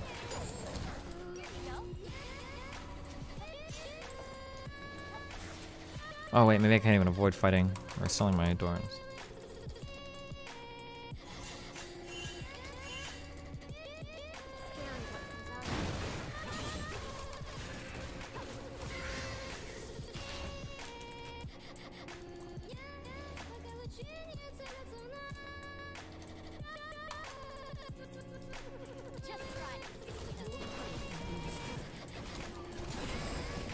Careful.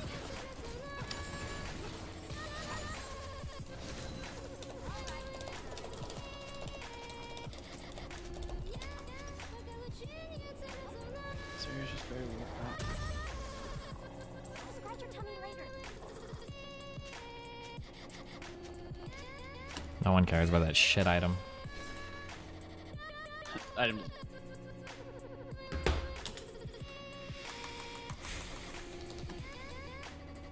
Okay, good luck, buddy. If we get this Drake, maybe we can win the game. Maybe. Big They gave us ifs. position. Big ifs. This is probably wooden.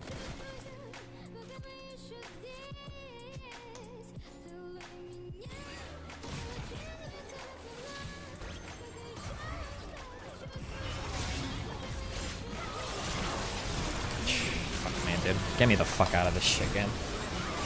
Oh!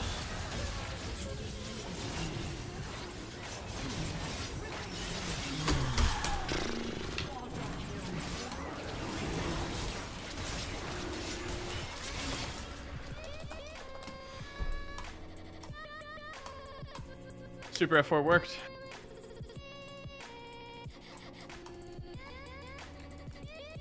Rip champ diff? No, that had nothing to do with champ diff. That was fucking brain diff. That Kog'Maw was like in fucking Poverty Town, dude. We gentrified that guy to fucking 0 CS for like 2,000 minutes. And then he comes back with 30 fucking kills later on in the game because these guys are on a fucking charity mission to feed the starving children of the Riftrika.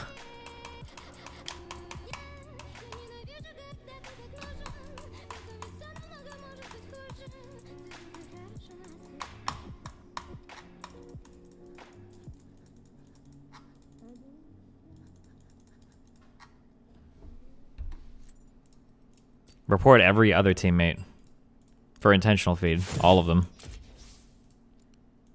Just do it.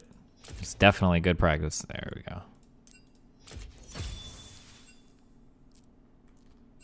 Are we two lost in a row? Probably. Unreal that this Kog'Maw that got shit on so hard in lane.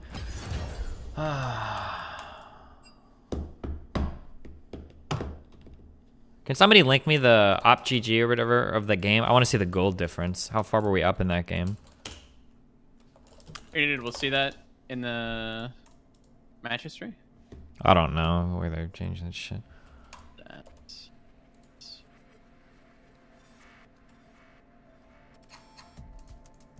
We were up by 6K at 19 minutes. Nice. No, 8K, sorry. Nice. We were still up by 2K at 24 minutes, so near the game end.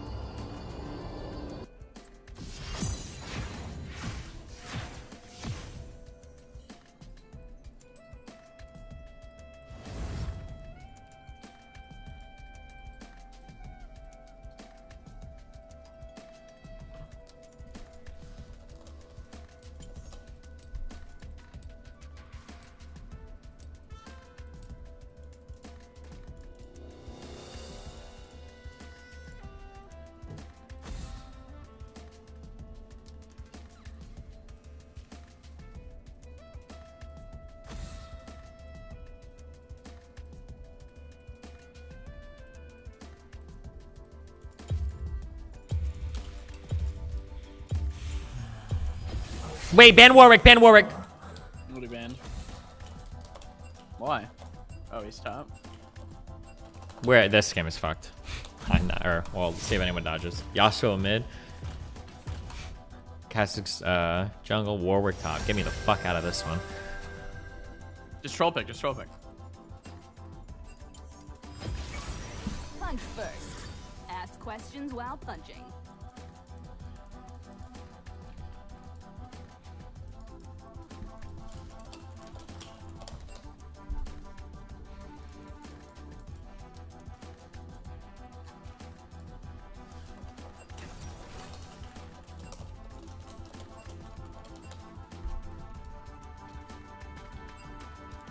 Do you have hack room?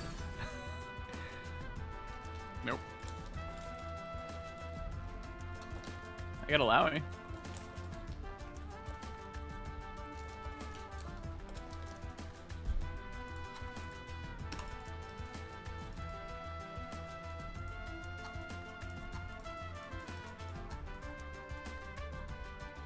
Oh, go with Lowy support. That's good.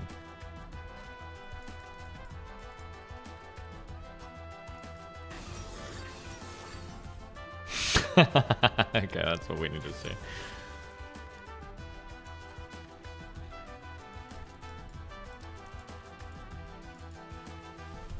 We got a tanky team. True. I'm actually not. I'm not hated with this.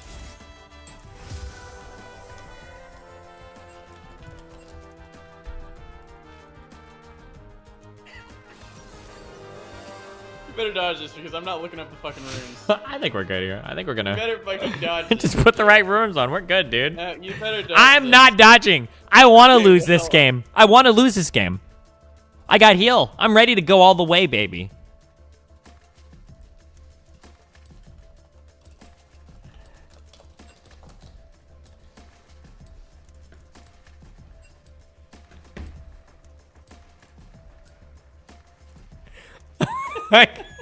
Okay. No, okay, 5-minute break. You need to go to Red Bull. Okay, give me 5 minutes. I'm AFK. Really, you were nuts. You see that? I got stone. I'm stone cold, Mooden. Okay. Fuck that shit. All right. Oh my god. Never fold.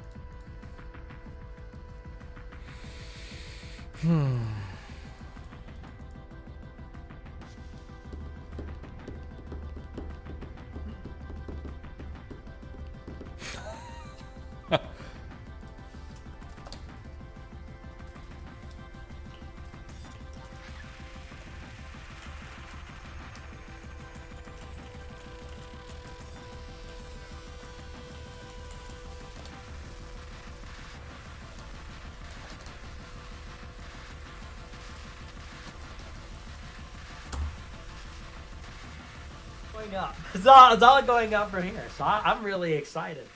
I'm really excited. Charlie and Dixie D'Amelio. Hey, no, kidding. Charlie D'Amelio's what, like 17? Ew!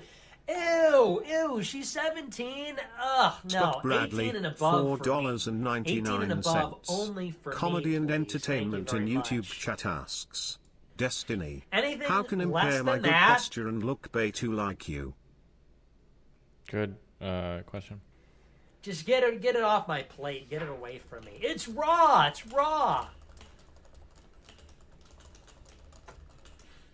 But yeah, we're going to hit it off. I'm going to come on the studio. Dave Portnoy's going to love me. Dixie D'Amelio's going to love me. She's going to be like, everyone says you're this, like, terrible guy, but, you're actually really cool. It's all going... Okay. Yikes. Okay. Yeah, you done being an Elo terrorist? No, I can't believe that game got to It's my birthday, zero Stephen. point Say zero zero happy zero. birthday feels weird, They are man. nuts. Also, can you give this song a listen? Thanks. Oh, happy birthday, bud.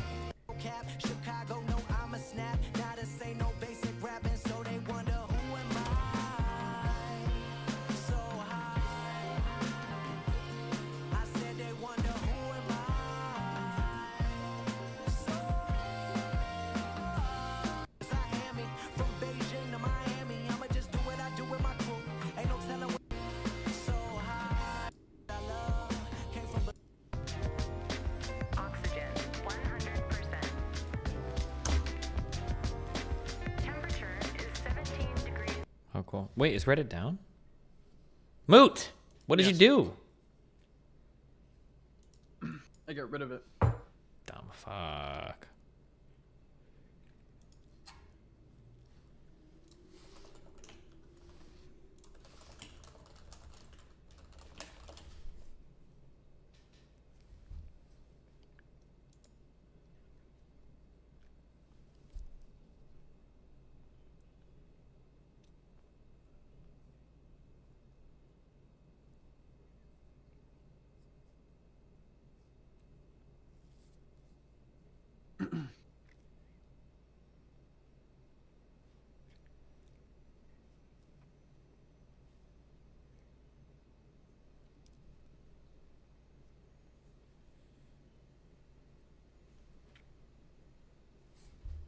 What?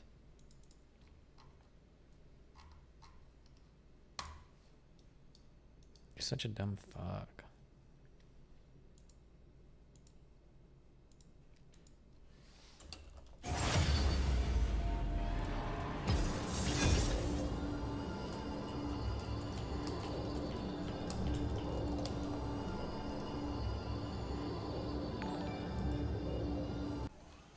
Sleepy Keys, $4.99.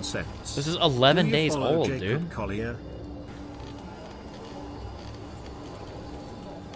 So where did that park the car? Look at this juicy piece of manly meat. My income is from bald bodybuilders watching my butt all day, every day. Shout out to Chato Miguel, don't stare at me like that, lady. This is my brain speaking, so I can't control it. Wow, you're hot. Wow, wow, wow.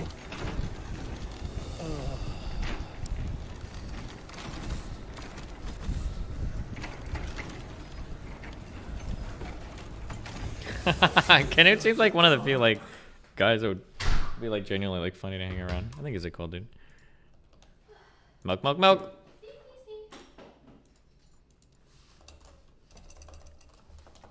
Hold on one second.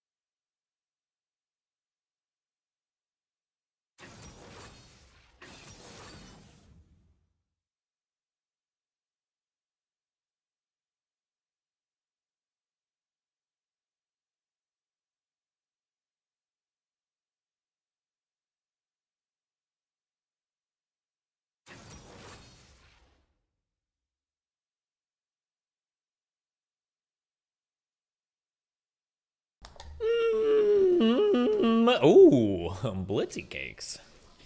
That's what kind of mood you're in, huh?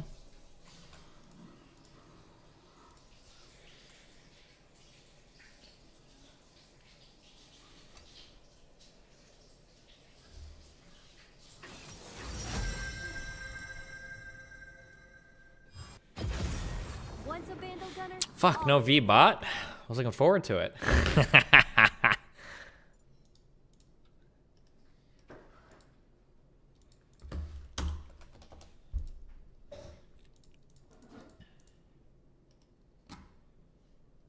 Destiny, this is a dodge. Wait, why? What's happening? Oh my god, Jace. Are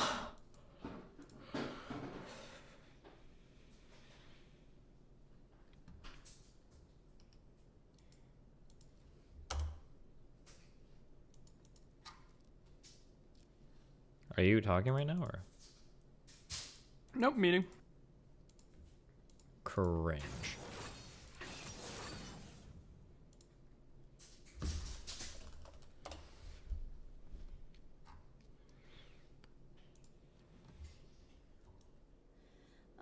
Go to profile. No winning streak. Manika? Hello. Oh no.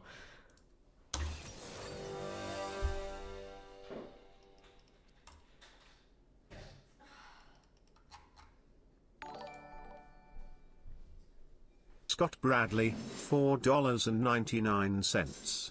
Yeah, moot on cringe. Jesus.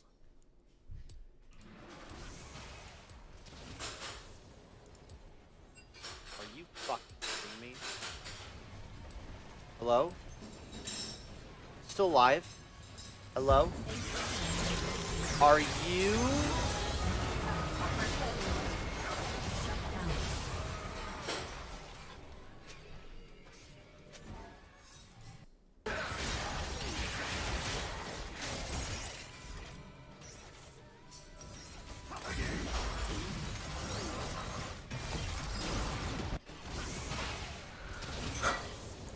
Damn, Daniel.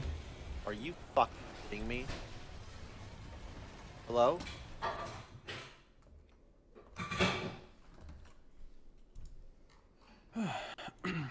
Yeah? Okay. Yeah. Smash it, Melina. She's smashing it, don't worry. What?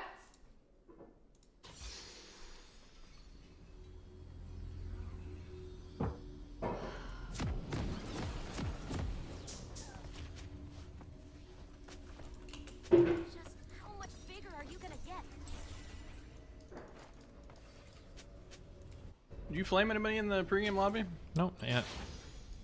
Why should I be? Okay, the Jace said hello to you. Okay. And? Just letting you know. Summoner's Rift. We're in this together, Wiggle. 30 seconds until Mood booty. Mood booty. Hold on, I'm drinking water. Yeah? Okay. Holding. Okay, water has been drank. Hey, hand is glad back in you're the mouth. back on Twitch, buddy. Wow, buddy, me too. Oh, tier 4. Some black. Thanks.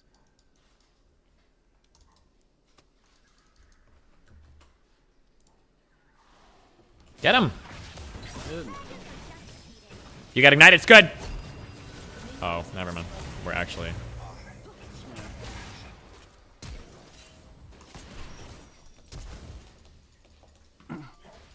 Did he open E? Do you remember? Yeah, he's got a. Yeah. What? How did he miss?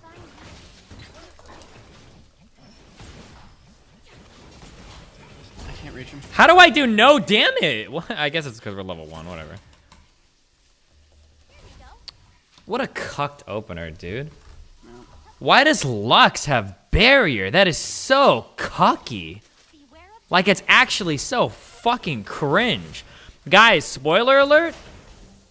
Just, Oh, I don't have this way. it's not my support, I guess, so I'm not as mad. But, like, if you're picking a support champ and your support is so fucking garbage that you have to take barrier on it, please fucking pick a new support. Oh my god. Should I be looking for grabs here? Yeah. Oh, the Zerathus barrier? Oh, he might have buried my bomb. That's why I did no damage. That wouldn't make sense. Yes. Okay. Actually, wait. Waiting for level 2. Yeah, we're so close. Yeah, go, go, go. Look for it. I'm looking. Lux. Okay, nice.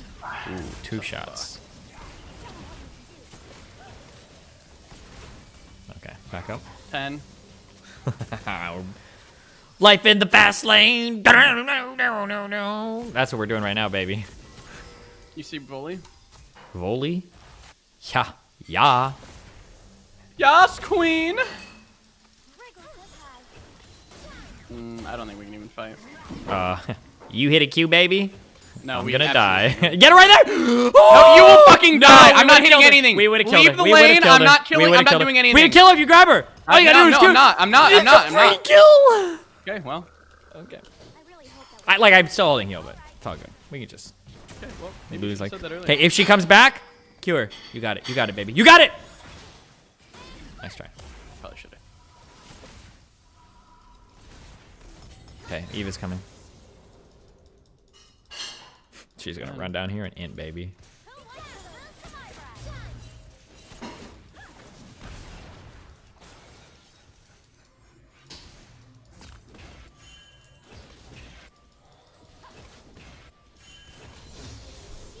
And we got level 3, baby. We're untouchable.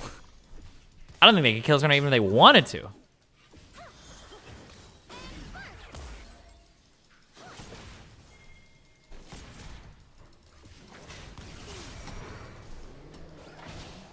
Nice.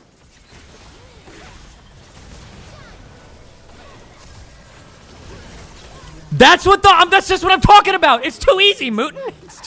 It's too easy. You thought did you think we were ever gonna die there for even a millisecond? Moot? Yeah, no, I never did.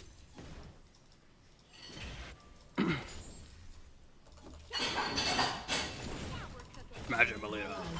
Smash it, Molina. Smash it. Smash it. Smash it. Smash it. Been a fan a long time, love you, buddy. If I was her, I would have broke a dish just to prove a point. True. But she's too soy.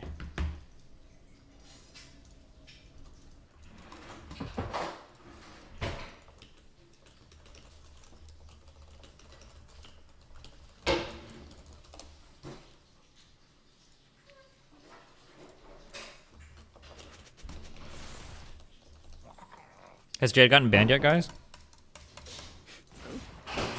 What? Jade? She's like screaming the N-word on stream. It's crazy. She just did it like a 23andMe and it came back like 3.4% African, and she was like, "Oh yeah, I should be able to, right?" Here I got the donos Any covered Q for is good. today. How do I make my friends not Republican? Thanks for streaming. I'm not depressed anymore. Listen to this song no one's ever heard. Funny meme among us, sus sus. Bonus meme something about Dragon. Yeah, we don't have any jungle. No, we can't. We actually. Oh my God! If you queued her over the wall, it'd be so good. Ward that. I can't see. Ward it. Oh, that's our mid. Cue her. I don't have a ward. Shut up. Please, just queue. Shut up. I'm looking for it. Look, W and Q, they're right there. They want to be I'm not queued. going it yet. Just wait for the right time. They're begging to be queued.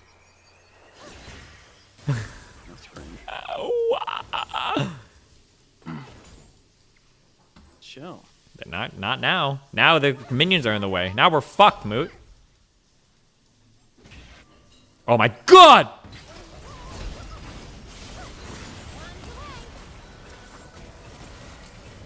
Got him! Peace. I don't have Q. Well, I hope you got E. You're gonna need to knock him up, baby. He's coming for me. Woo! Would have been good. Would have been good. We would have had him. We would have had him. Oh my God. I'm sorry. You need help.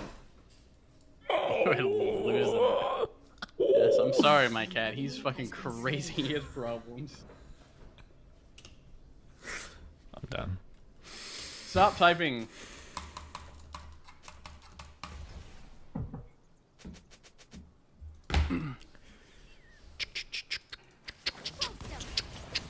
He had barrier again, dude. Who cares? We're just mowing down these Sooms. Mowing down these Sooms, okay? No Sooms bot lane. No, don't go. Don't go. Nah, go. Go. No, don't. Why would you hit that one?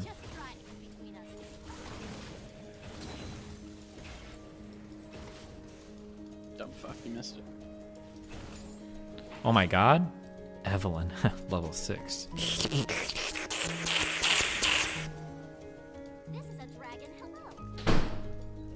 Killing this. Oh my God. Are you about to get an Among Us?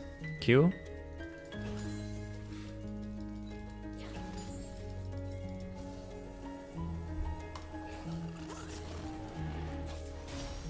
Among Us. Sit right here. Sit right here. Sit right there. Yeah, I will, but yeah. don't show. Sit right there. Sit right there. Yeah. Yeah. Yes, I Among am. Us. Among Us. Among Us. Among Us.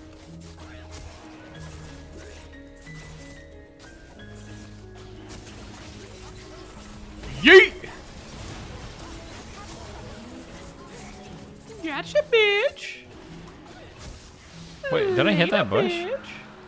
Go back, Eve. You don't need this. My little yordle body Among needs Us, Among Us, sustenance. Among Us, Among Us, Among Us, Among Us, Among Us, Among Us. Wait. Among Us, Among Us. Okay, man. Yeah, get in those bushes.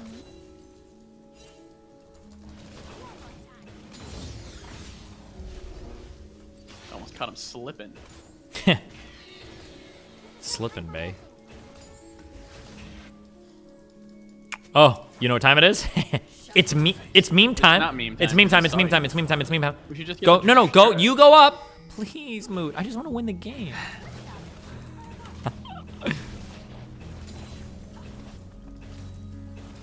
There you go, bae. Oh, you probably saw that. Nah. Lux didn't know. Look at her coming down. You're gonna get her. He's probably spam pinging her back, and she's like, "Oh, I'm not even paying attention though." They wasted a word on me. Yeah, they did. Yo, wait right there, Moot. It's 8 seconds. Yeah, you would have had it in time. 4. 3. See, now they thought we backed. Okay, get ready. Among Us, Among Us, Among Us, Among Us. Right there. Oh my God, Moot, you're gonna hit her. I'm dead. Run, run, Moot. Okay, we're done. Run with the wind, Moot. You gotta run. You gotta get out of there, Moot. Knock him up. Knock him up. Cue him. Knock her up, and then run from him. Okay, I'm done. Done listening to you. You've lost Mr. Moon listening privileges. Among Us, Among Us, Among Us, Among Us. Oh, cool. We get to lose our bot turret too to these fucking noobs. Nice. Feels good, man. Young diff.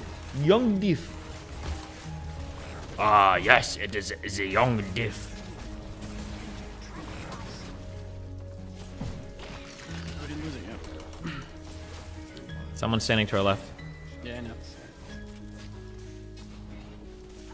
Pinked. This guy's trying to back. Don't let him.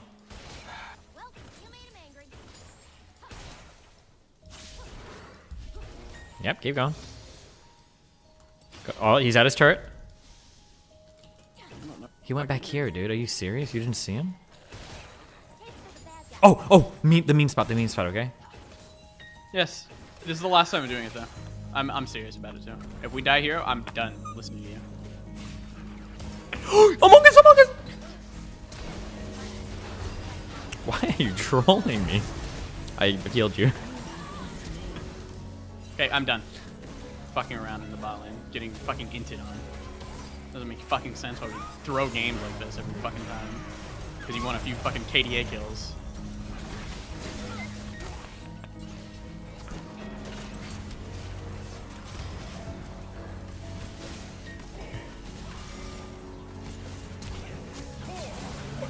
Look at what we're doing, though. Look at what we're enabling, Mooten.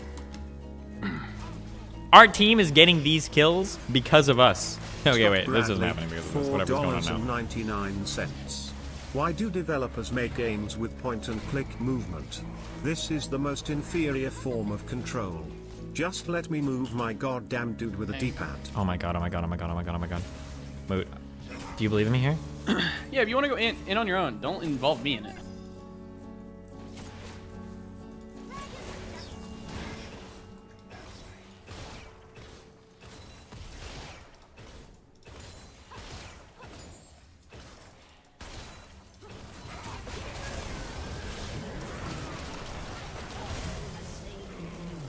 Take that one. We'll take that one for one, okay? Do you have a Q? 8. Cool. Okay, just chill then right now. They're enemies among us.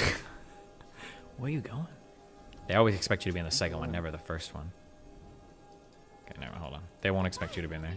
Okay, I want minions. Save me for the cannon.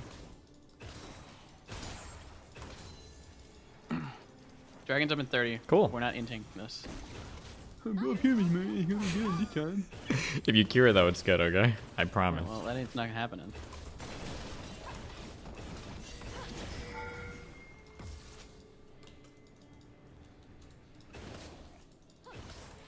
They have like 3 global ults. They're like long off screen. An enemy has been slain. I might have had her.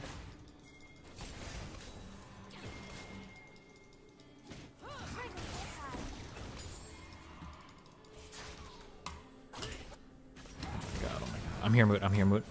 Stop. We just go up here. We kill the thing, and then I hook them. This is the fucking play. Brother. Right there, Moot. Oh, wait. She's gonna step into it, Moot. Surely. Kopka. Oh my God, Amogus, Amogus, Amogus. Ready? FP Silver, $5.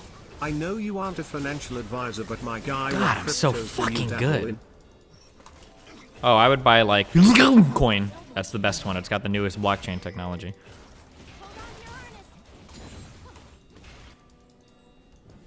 Amogus, Amogus, Amogus, Among Us Amogus, coin? Amogus, Amogus.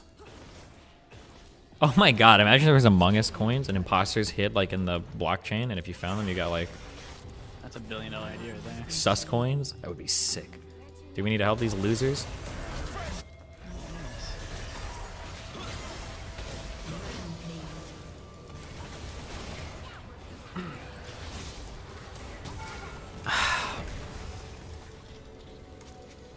Yo, yo, yo. How long in a queue? 2, 1. Okay. It's up, but there's a pink in here. That's a pink. My jump is up! Among Us, Among Us, Among Us, Among Us! Okay, let's go. We just amonged her. How much on your queue now? 6, 5. Chill, chill, chill. Don't reveal, don't reveal! Okay. Ready? What's up? 4? Go. I'll scratch your tummy later.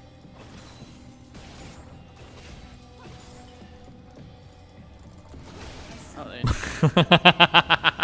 A 5-0-4. Is this like a 15-minute game? Big win. Oh my God. That's a big win for the mental right there. That's a huge win for the mental.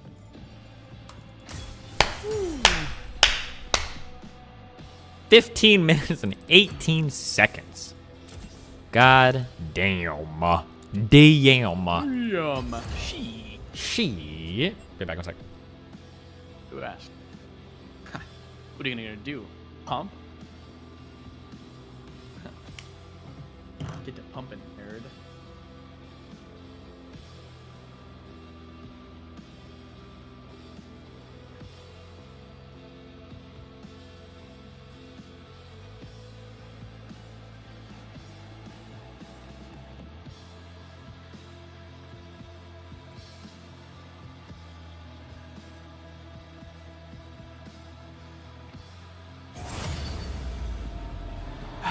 He's not here, is he? God, he was. Little warrior. Or maybe Blitz auto accepts it?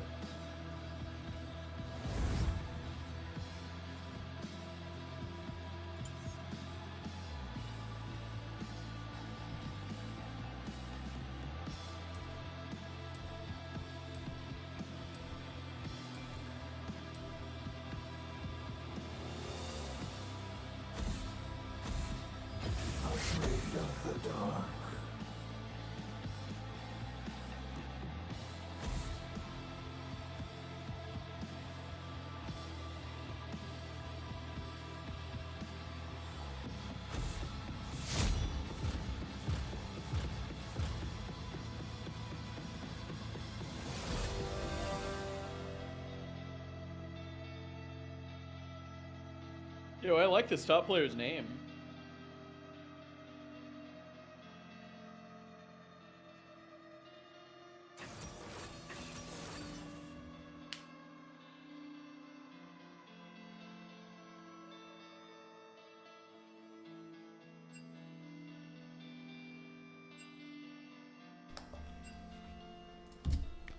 Wait, there already is a sus coin. What the fuck?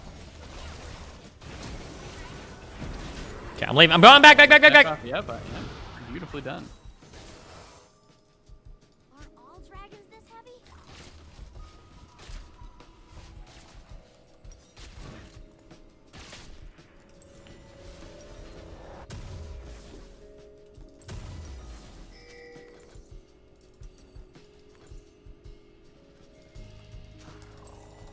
Please make it. A little bit. First blood. Bad kitty. You are cringe. Bad putty tat. I love cats, and not in the way that you think.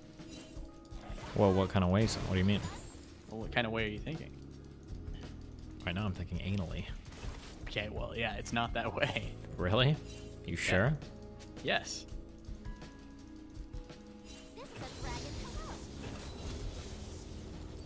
I'm going to eat this game. Okay. Why don't you go eat this game? Haha! I'm Anna Caitlin! Oh my god! How does he do it? Are you watching these plays, Mooten? Moot! I didn't think you had it. No, you're good, dude. Dude! I'm not even sure what just happened. I'm like fucking the mad bomber. Boom! It's like fucking Corky Tristana combined. I'm dropping fucking bombs out of the sky on this dude. Holy shit. Dodging every spell, proccing every bomb. We should just leave. Getting every kill. Holy shit. 4-finger plays. True. I missed that. It did? What? Oh, Moo, what are you doing? Why are you cramping on Sorry, I was style? trying to type that, but I fucking accidentally typed it. It'd be harder under marks. It'd be harder under marks, yeah. They're saying it's hard out here, and I said it'd be harder under marks. Does that not make sense to you, you fucking brainlet? What? Nice! Holy shit! Is Nautilus among us? I'm going in. Oh, that's just me getting another kill. Oh, that's just me fucking this dude's day up again. All right, let's go. Oh my god, I got powered by that Amogus skin you guys linked from Nautilus. Shut up, you're cringe. What? It looks just like Amogus. Look at him. Yeah. He's so mad. Where is it going? Thanks for telling me. Oh, cool, and you fucked all my shit up. Can I actually get a plating this time, or are you gonna cry at me to go back again? I'd like to get a plating this time. Oh my god, are you? No, we can't. We don't actually want that. It would be funny to harass the fuck out of her though, but... Rising. Oh, Run. shit.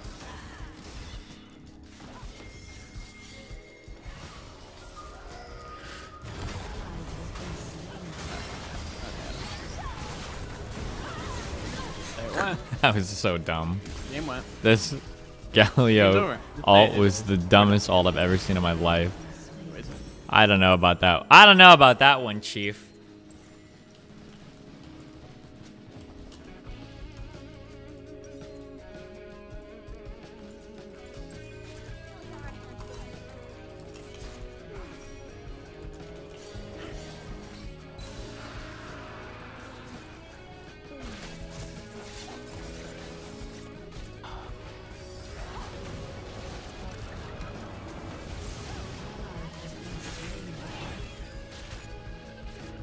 Five people in the bot lane. Would you mind giving this a listen? Not sure if it's your type of music. Okay, I have fun. Bye.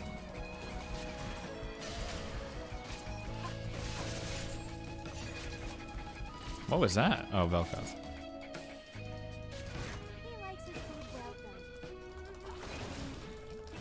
Don't let him back. Wait! She's... a gift? Why did you ignite her? She's AFK. I don't know if it's a gift. just saw. Okay, why did I ignite her? Because we just saw 4 people bot lane. Fucking dumb fuck. And she's right next to a bush. So nice hindsight, 2020 literal Twitch chatter right now. She's right next to a bush. Among Us in real life. Sus. Sus. Among Us in real life. Sus. Sus. Who's the imposter looking sus? Who can we trust? Sus. Sus. Who's the imposter looking sus? Who can we trust? Sus. Sus. Among Us in real life.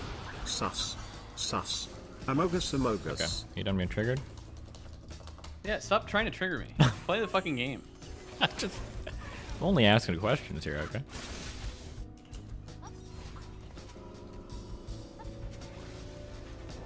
Is the Kraken really that much better, guys? An enemy has been slain.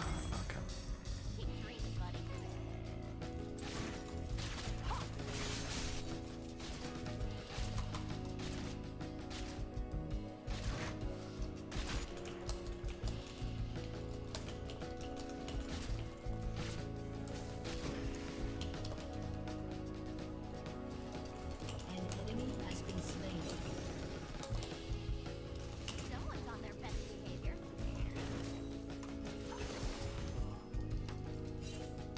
You saw him, you saw him, you saw him.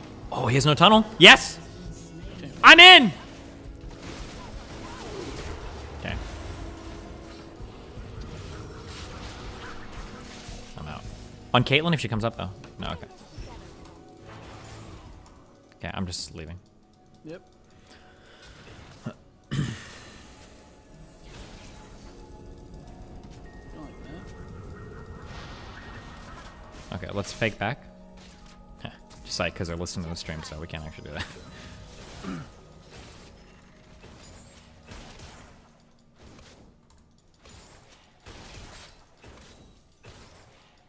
Wait, did one of them just flash?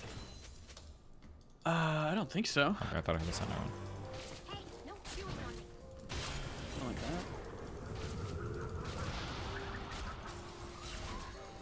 that. Belkaz?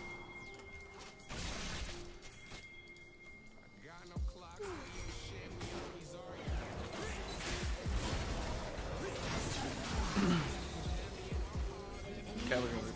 God, I want this so bad. Hey, this once. Where's Galio's bravery? Okay. Yeah, the Galio should have went in there.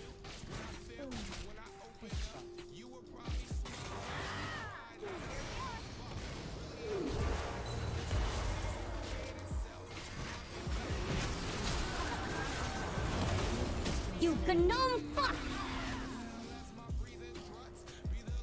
Does he have flash? No. It's all good, one for all.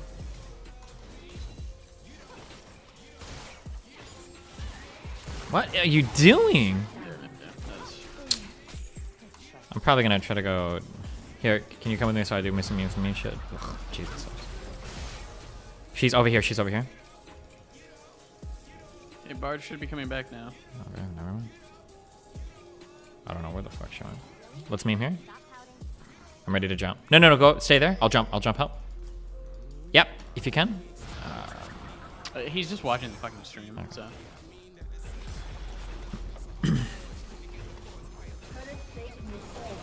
Vice here. I'm out. Right.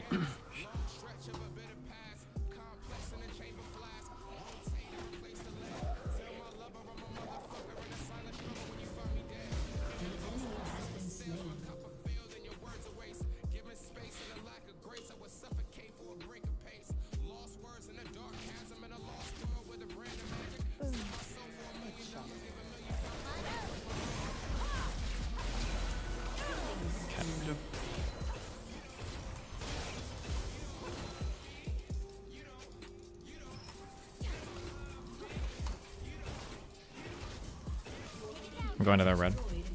Should go to Dragon, no? You can ping it. Is this up? No, okay. She's coming.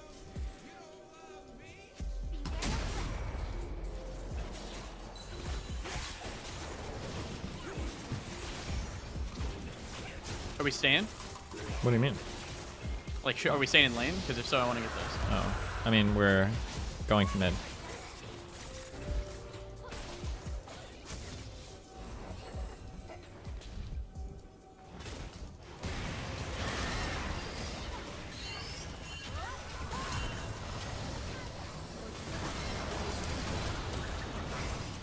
Nice. Not nice. Ooh! Oh my god, nice job, Galio.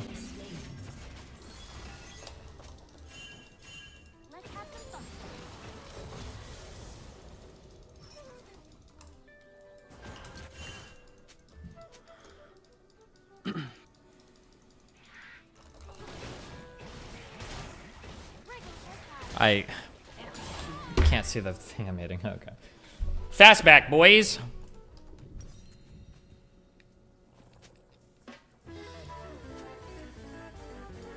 Ban them all.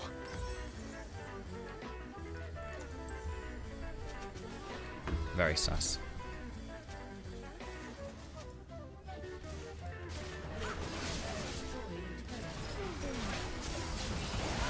Jesus.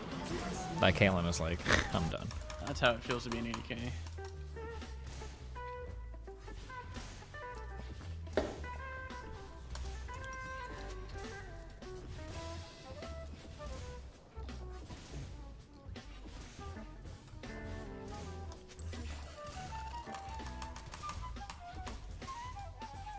Okay, going for a really greedy ward.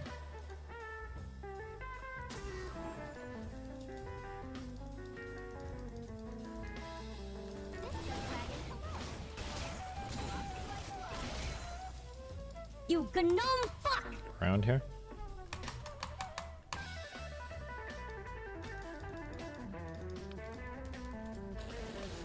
Careful, don't let him see you.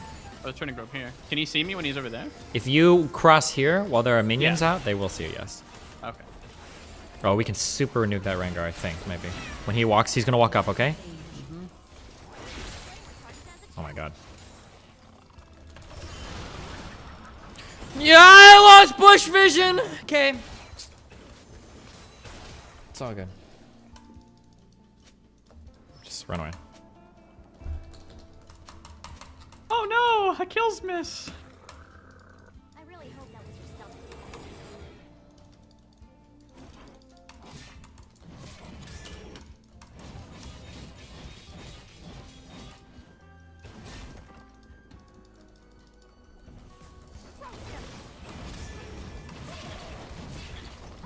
Going top.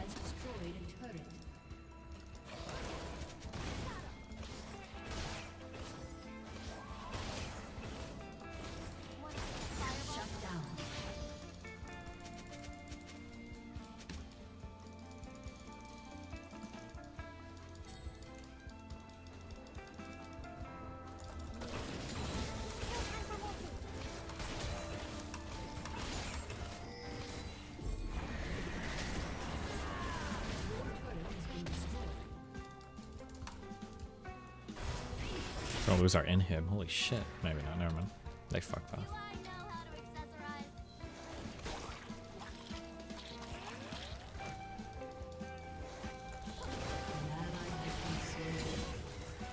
Red? Mm-hmm.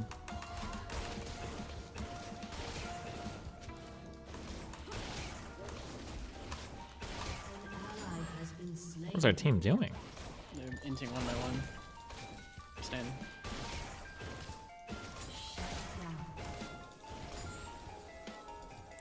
Our jungle is not getting any buffs? Can we chase them? Yeah, I'm looking for it.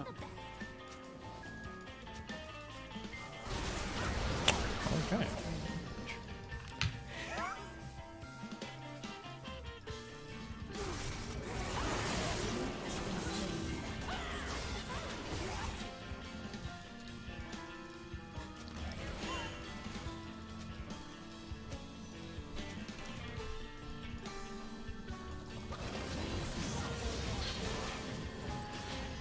Just stop fucking smiling.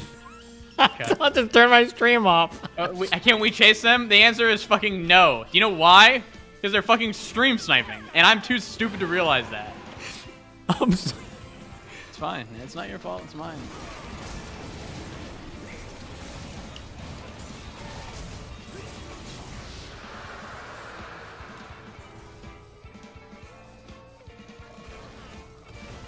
Caitlin's about to be 270. So.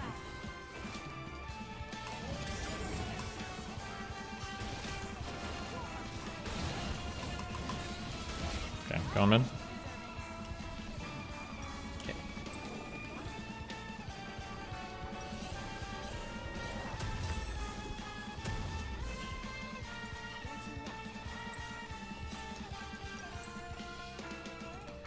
Are they doing that? Maybe.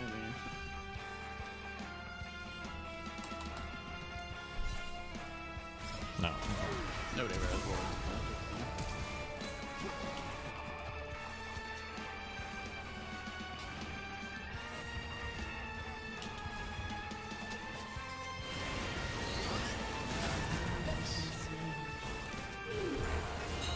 Oh, cool. I'm 100% dead. Just kidding.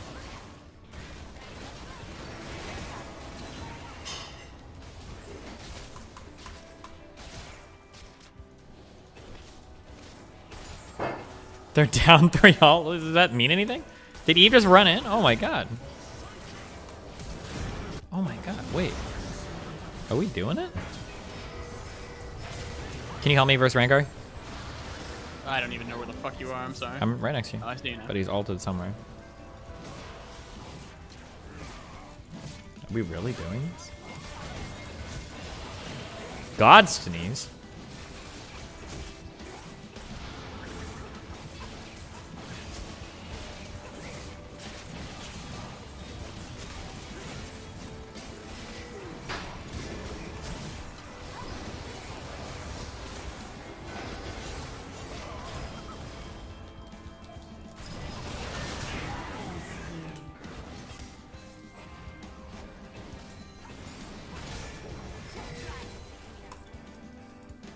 Rengar's on blue? Nah, never mind. I'm sorry. Just...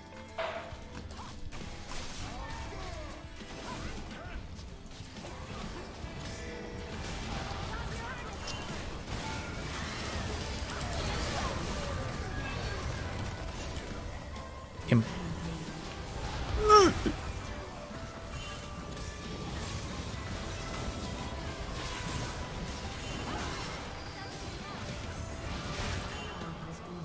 I'm not even gonna pretend that I should have survived that.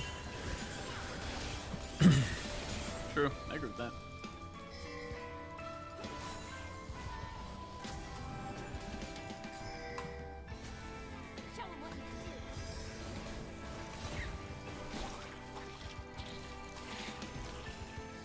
Oh.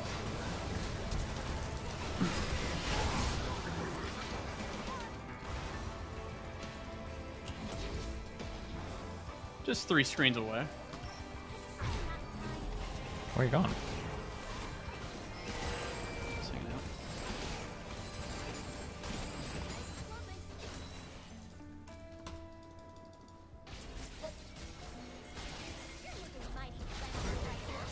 out. God, dude, this poor Caitlyn.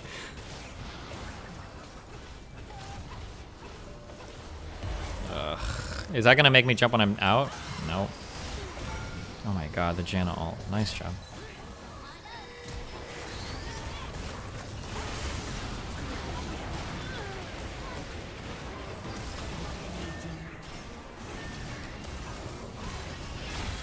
Oh. Listen up. Fuck.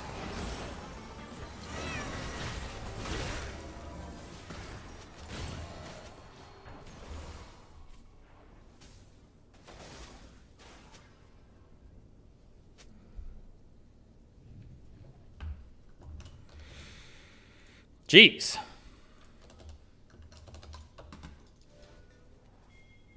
Oh. Okay, sufficiently untilted now. Yeah.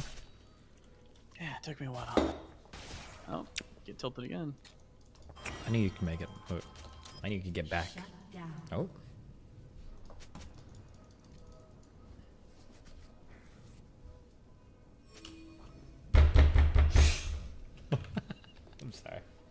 Why would you do that? I was just seeing how much it sounded like a door knock.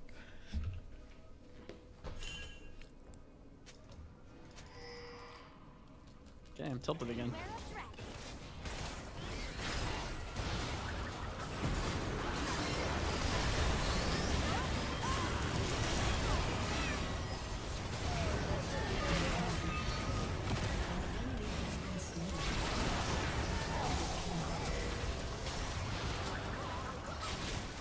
Woo! Okay. Spicily done. Why would you buy that shit fucking item? Fuck you. Me? Did you build that into something? Yeah. Yeah, it's Chia. Oh. I thought you just bought it to fucking have it. To troll you? Not to troll me, but have it. You see what's going on in Colombia? Yeah, so I think it was 2 or 3 days ago. I think it was when I was streaming on YouTube. I said that a fan DM'd me on Instagram and was like, yo, Colombia's killing like all of our citizens, or like killed like 30 citizens and the police are being crazy. And I was like, okay. And we looked it up on Google and there's nothing. But then like, I guess yesterday, now it's starting to get reported, which is a little bit weird because if he knew about that a couple days ago, how is there like a 2-day reporting lapse on police killing citizens to like quell protests? That's pretty insane.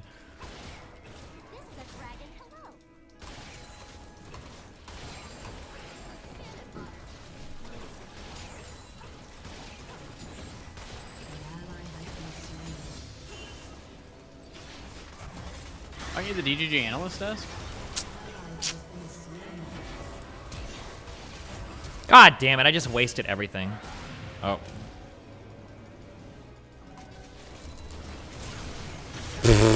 Pro skills.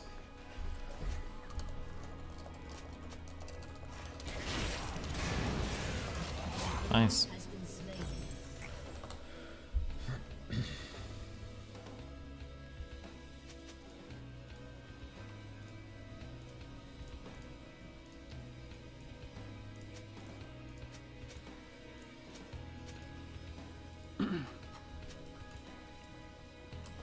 What are we fighting for?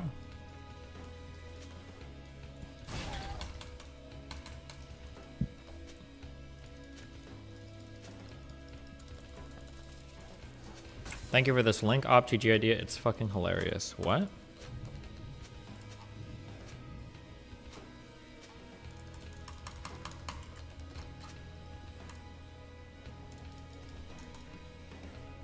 We can nuke this from orbit. Okay.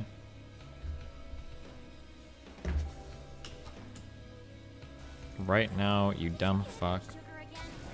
Wait, what? Oh, wait, Moot, what's going on? This guy is being a fucking moron. Moot, what is going on in chat?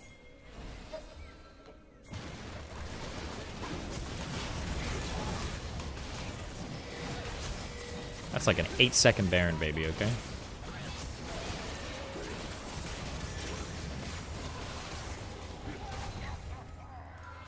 Run this shit mid. Because we run this shit, kid.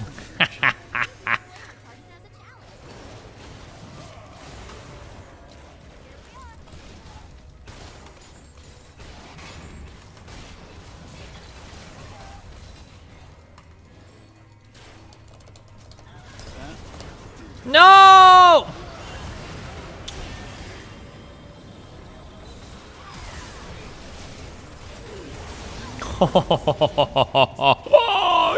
Nukered!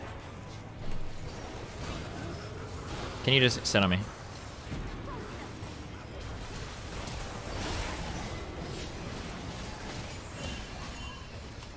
Can you keep ping them here?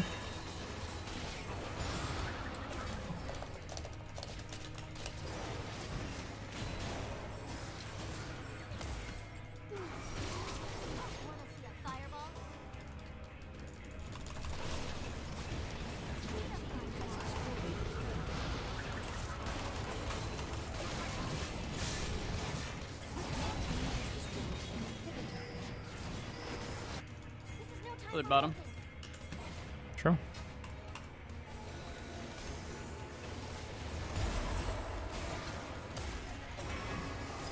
Right here, right here. Right here. See ya. That's G fucking G.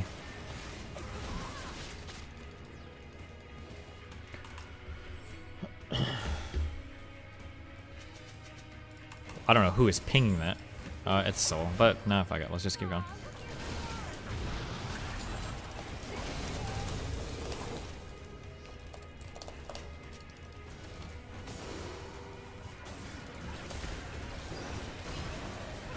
Just come near me.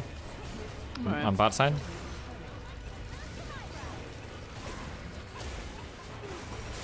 Okay, now we go Soul. Now Soul.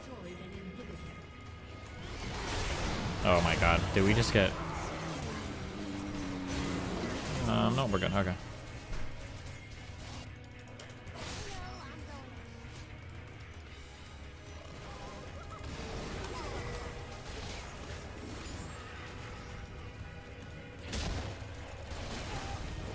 Anime women! Woo! Women? I thought it was girls.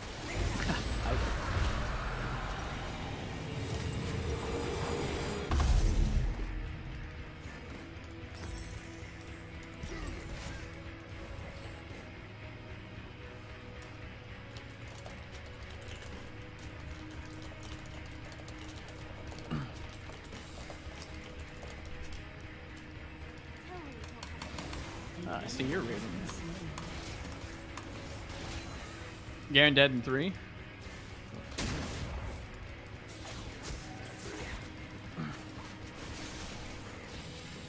This poor fucking Caitlyn, dude. What a game for her. I mean, she's playing Caitlyn, so I really don't have any sympathy for her. Nah, fuck her. She absolutely deserved to get shit on. Caitlyn mains are subhuman. Whoa, bro. Because what, they're women? You okay, buddy? I knew that was coming. Had that all ready.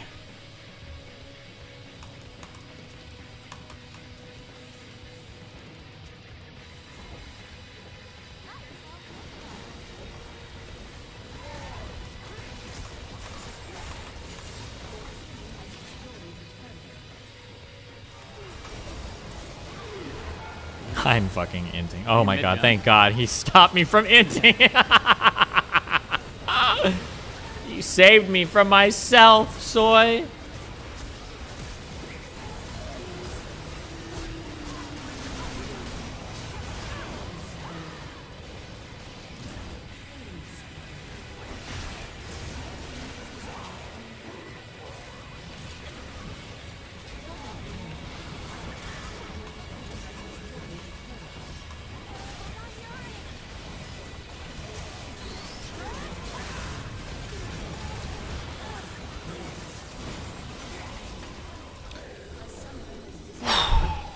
Jeez.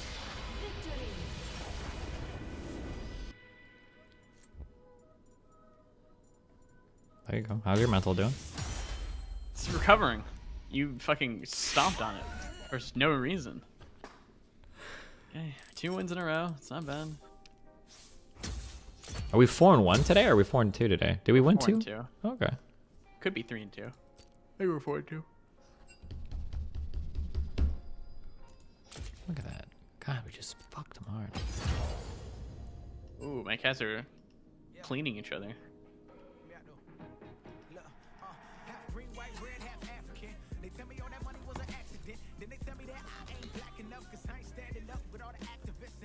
You suspicious looking character.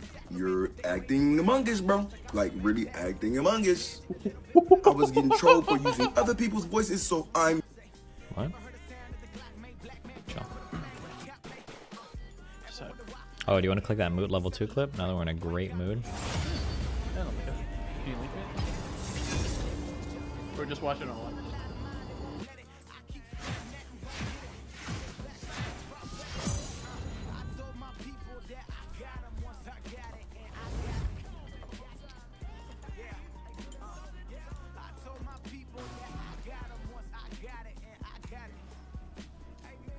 Okay, I'm watching. Hold on.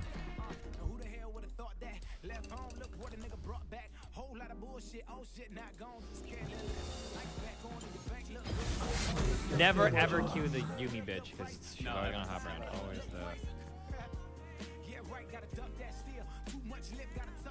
Okay, they're up there. Now imagine. So what are you looking for here? I'm looking. See him up there and that dumbass bush?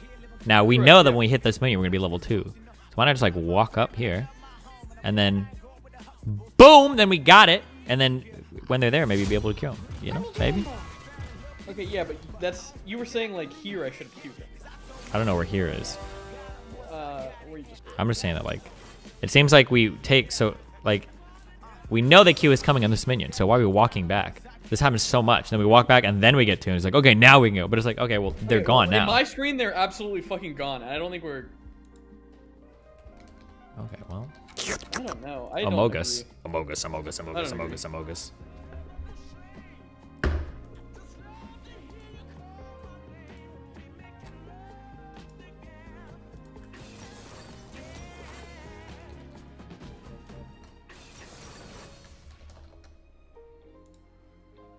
Copyright claims. Oh shit. Going, Hutch, going. Get in, Mike. Well, who are the top 80 carriers I know? Is it really Jinx?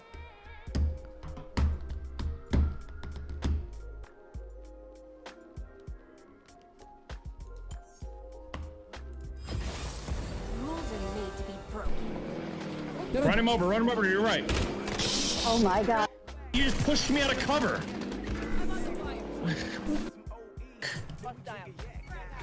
Keep going, Hutch, keep going. What is happening? Get in, Mike. Run him over to your right. Oh my god. You just pushed me out of cover. Does anyone know what is happening here? There's like 12 pixels. Whoa, why do I have... Okay.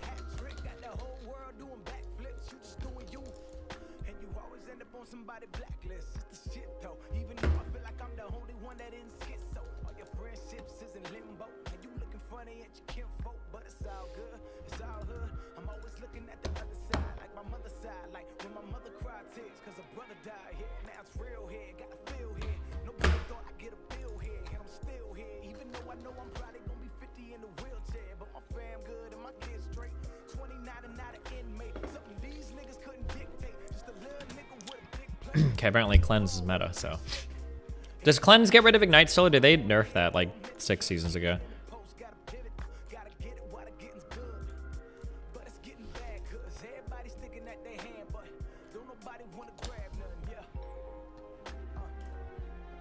Oh, it's still doing. Okay, cool.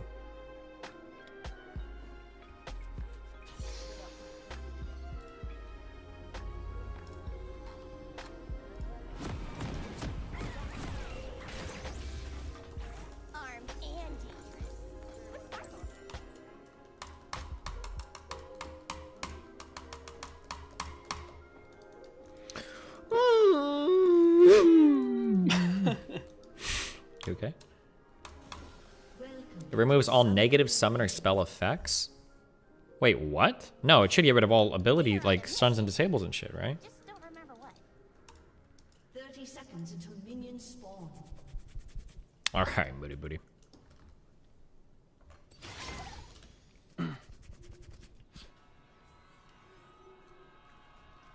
Oh, perfect song for this game.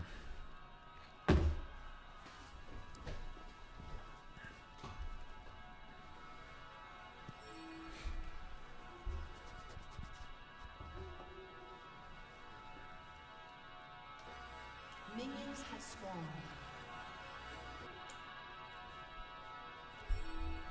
When are you gonna invite me to one of these bows? What league are you in? Okay, Moot. There's no way this can go wrong, alright? It's just Nunu. True. When are we playing Family Feud? Good question.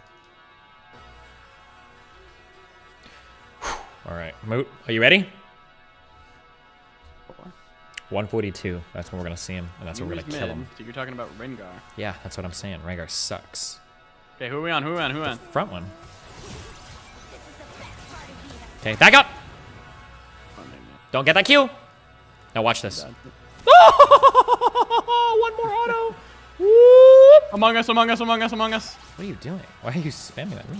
Why are you getting queued? How did I get queued? Oh, and you're gonna eat her E too? Oh, I'm just gonna... Stop! You're gonna fucking tilt me. I'm not Darius, okay? I'm not gonna sit here and fucking take it. I'll leave. I got better shit to do.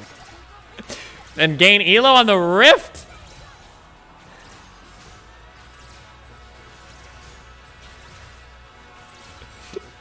Okay, level 2. It's coming.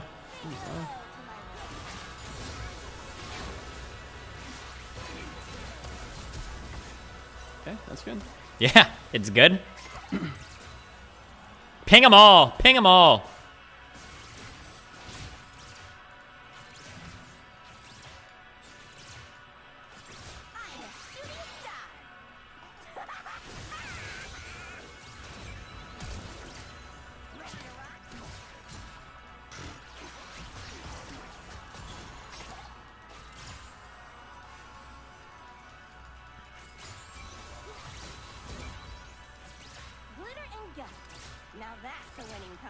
Oh my god, imagine if Kane came and hit that guy through the wall and we got a kill. It would be sick. Yeah, it would have been a Among Us move.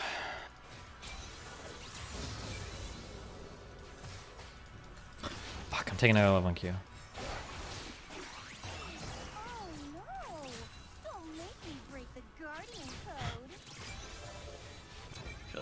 These guys just have no fucks given, huh? I have no heal for you also. This oh.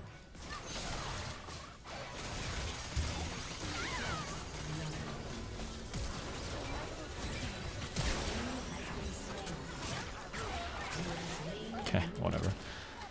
He really TP'd behind us. Like, really, we get TP'd on at level fucking 2, 3 or 4, whatever. Jesus Christ.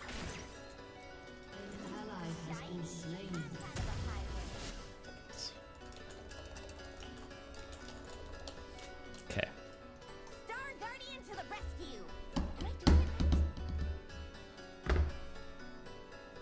Why wouldn't we? After all, why shouldn't I TP on bot lane at level 4? Just like the meme. Just like the meme. Why shouldn't I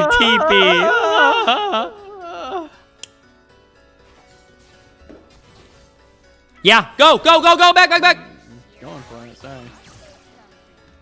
I didn't think you were nearby. You see me catch that perfectly?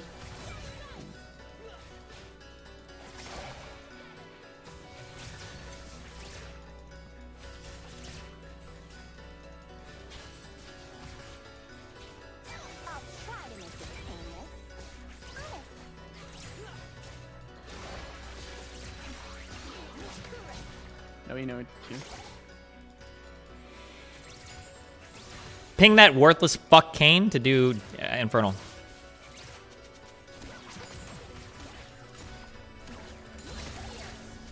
Yo, yo, Lux above us, above us.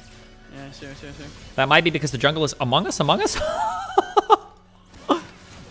He's here. Good job. Yeah, just take my fucking kills, you worthless cuck. Let's go. That's fine. He's gonna be really good with those kills. Yeah, we'll see. Why? We killed the jungle. He You think wants to Ez is pull it gonna out. fucking E over the wall and steal it from you?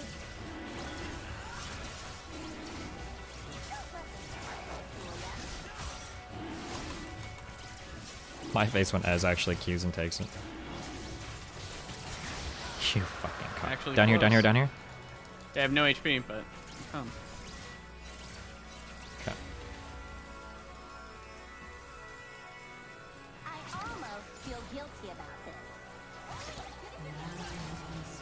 Oh wait, I can let this switch into us actually. Lux went mid. Oh look, Rengar. Yeah, I saw it. Okay. All you have to do is hold your W. Okay, he went back up. Lux is probably coming down. Yeah. Back up. Oh my god.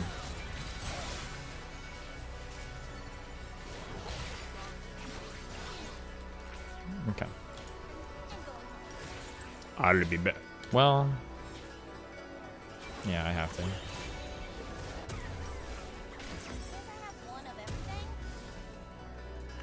How many times have we been ganked? Like 12. Fuck, that's a lot of CS. Oh, Kane is gonna get experience now. That's good. No. He's gonna go int, is what you mean. Hints? No. Among Us, Among Us, Among Us, Among Us, Among Us, Among Us. Oh, he Among is. Us, He is Among Us, hinting. Among Us, Among Us, Among Us, Oh, Among he's Us, actually Among Us, hinting. Among Us. Oh my Twisted Fate, god. we're gonna oh, but he died. Oh, cool. 1 for 1 on a fucking jungle gank. Wow, great for us. 1v2. So. Oh, cool. He just fed that killing spree earlier too that we said that he needed, right? True.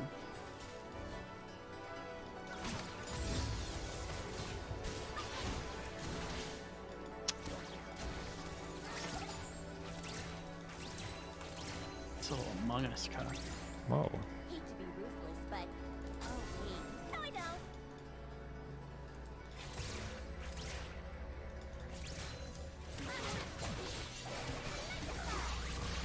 We're getting pinged. Fuck's Okay, just stay back, stay back, stay back. Don't be so hard on yourself. I'll do it for you. One guy's mid, so is the other guy. Okay. An ally has been slain. Over here then. Get ready. I'm gonna try to trap if she comes.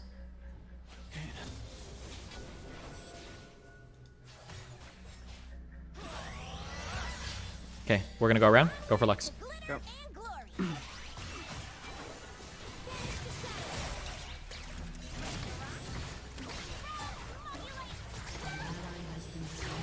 Good job.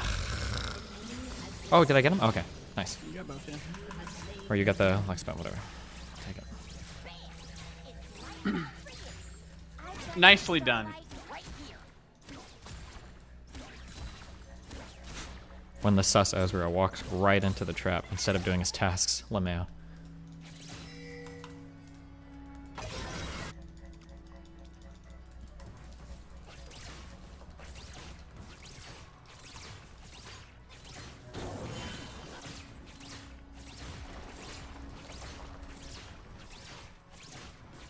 Finger's still mid. He's pathing top. Lux is up there, Lux is up there. Nothing personal. I'm obligated to crash.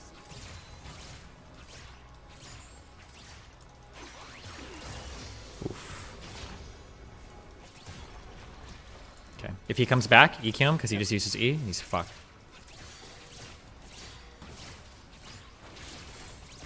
Okay. Oh, he's waiting for his E to come back, probably.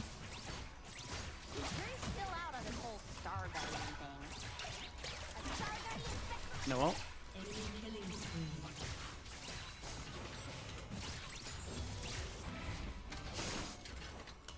Oh my god, I'm not.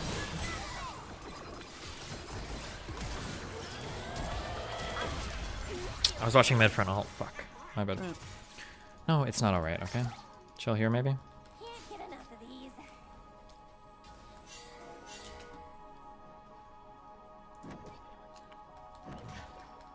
It's not.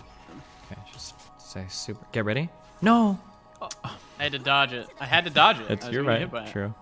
We have to run because Nuna's coming. Nuna's gonna come. Because he was in our try, remember? Oh, our jungler's here. He's up here now. Okay, just. Noon's also their mid, so you can't fucking hang around here. For Oh, just kidding. He's. Yeah. Yeah, our jungler left. Okay. I'm warding. It's just pinked up here, so it's gonna take me a minute.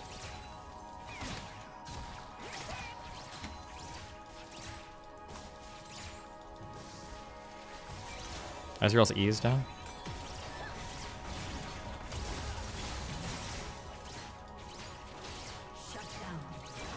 Careful, Rengar. You saw him? Yeah.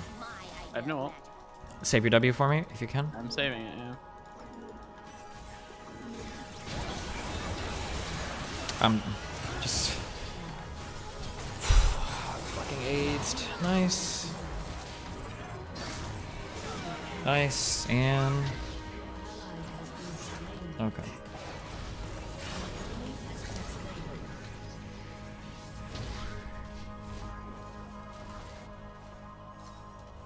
Back in action.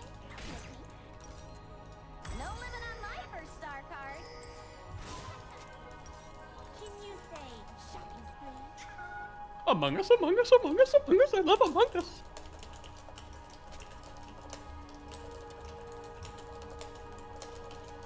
We just entered some shit, dog. Really? Dragon. One bullet at a time.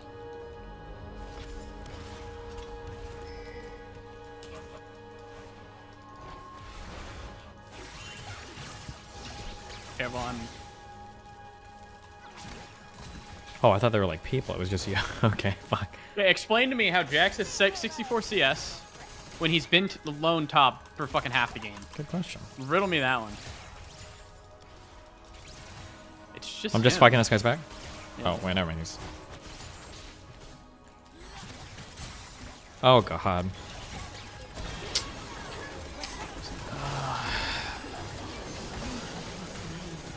Dude, I hate 80 carries with no fucking mobility. So you just have to sit and get, like, destroyed by these, like, 45 IQ 4th graders that are fucking skipping recess to play League. So fucking annoying. Oh, God, I hate playing Jinx compared to Tristan. It feels like dog shit.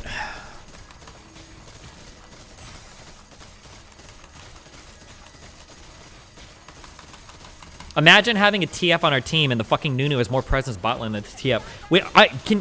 I said this before, I'm saying this again. We always dodge TFs, okay? Because they're dog shit when they're on our team every fucking time. Like, we got, I think, one TF all this whole game. Where this TF's on the enemy team, dude, they live in our fucking lane, literally. It's like a 3-man bot lane constantly.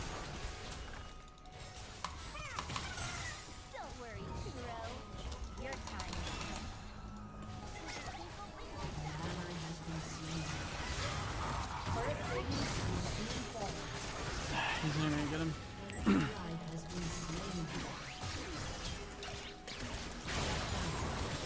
Yeah, take all my kills. You're fucking losing. It's all good.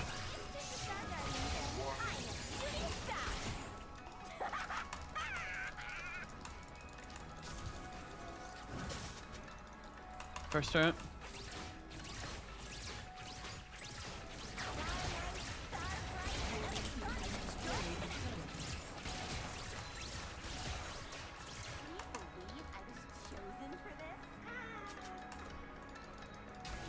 We gotta go mid. Before I smash it. Smash it among us.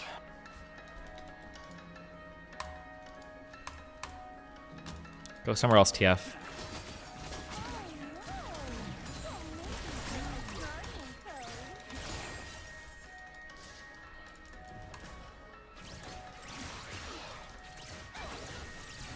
I have no W. Save it up? Okay, it's Oh. up.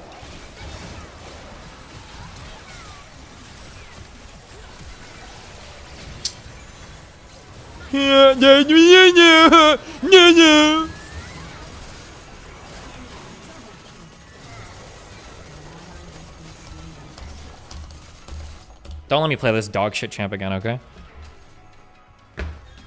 True.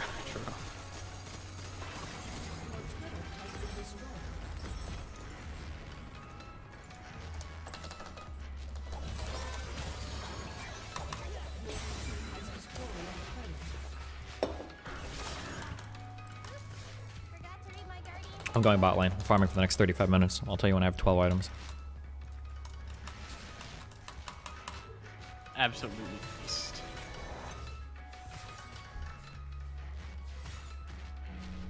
See the guy? Yeah. Yeah, I see him. My guns are getting restless.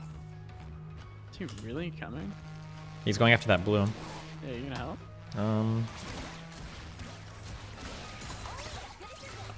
Just dead, nigga.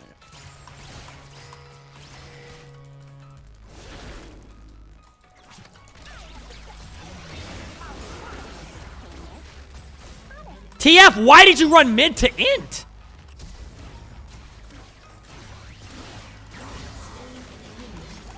You don't need this. This guy doesn't deserve He anything. didn't deserve it. Say my bad, steal the buffs. Standard practice.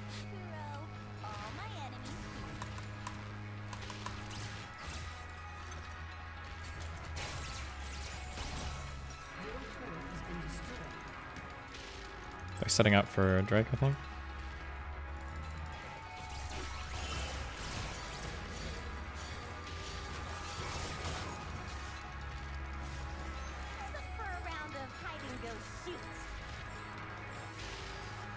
You need to stop free dick, free dick, free dick.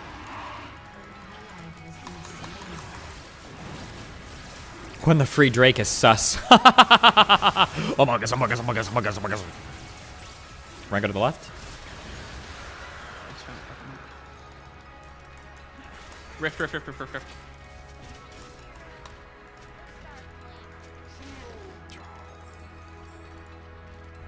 He's near me. Hold your W. I'm here.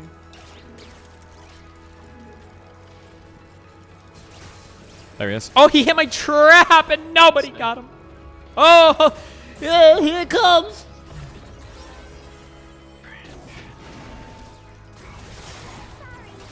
Thank you.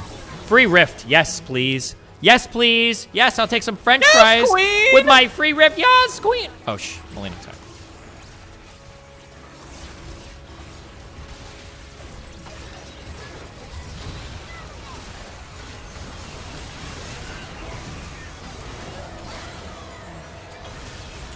I don't even know like what's killing me. Fucking Nunu's fucking AIDS ult that I'm stuck in. Good. Whatever. Are we winning this fight at least?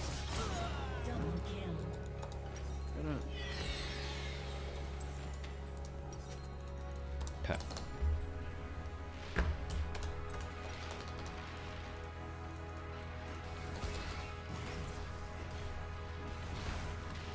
We will win this game. Did we get Rift? We got Rift and Drake. That was good. Good objectives. Rift, Drake, we aced him.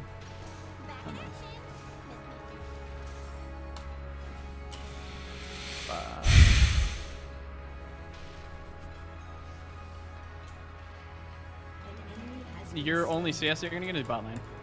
Why? Because all the other lanes are pushed to fuck. Good.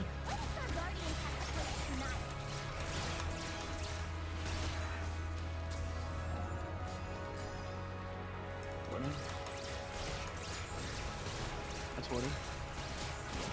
Where is the love? I'm dead. So much fun. So much fun. I roll a snowball. Reminds me of what we used to do.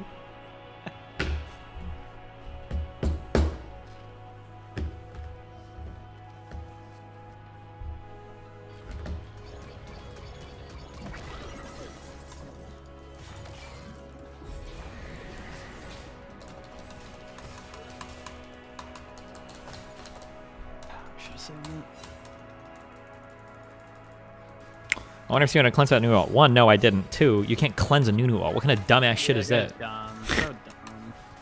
You can cleanse the slow, but you can't cleanse the damage. Even if I cleanse the slow, I'm pretty sure it would just continue to refresh over and over again on top while you're in the ult, no? It was down regardless. Like if you walk into a new ult, don't you get slowed?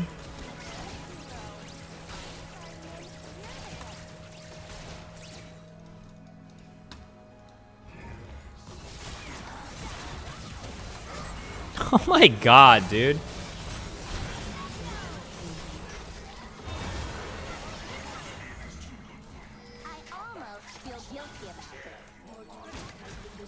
Just want to steal kills, man. Nice. Are we doing? Oh, hell yeah, we got a fucking Jax. Let's go, baby.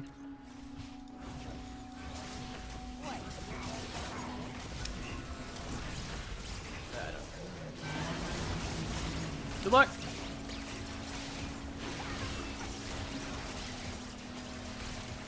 Chance of success approaching 0. Nice. Yeah, duh.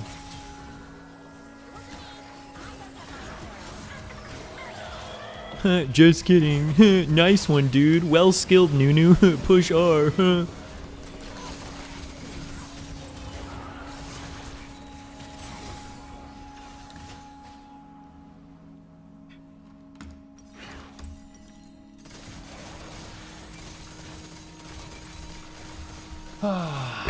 The new champ should have been introduced with like a fucking 90s commercial where some kid comes home from school and he's crying to his fucking mom. He's like, Mom, I'm so sad. And the mom's like, oh, what's wrong? And it's got like the kind of like sad piano music. And the kid's like, all my friends at fucking school are playing League of Legends and I can't play with them. And then the music gets upbeat. And the mom's like, well, now you can play, dipshit. And then it shows like, oh, welcome, introducing Nunu. Roll around snowballs like you're fucking 5 years old. Push R, stand in an ult, do fucking nothing. LOL, be tanky, eat champs. While you eat your fucking fruit gushers. I don't know. Fuck this. I hate this game. All right.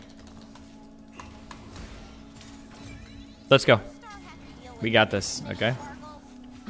888 incoming.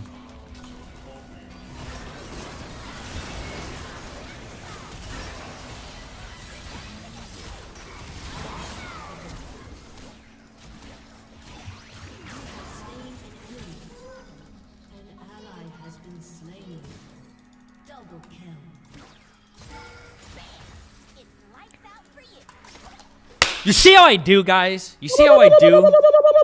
That's right, okay? Now, if I was the Nuno, I'd be saying, 80k, right click, no skill shots, just right click. 80k, complain about point and click spells, and your entire character is point and click. That's what I'd be saying. But guess what? I'm not playing Nuno.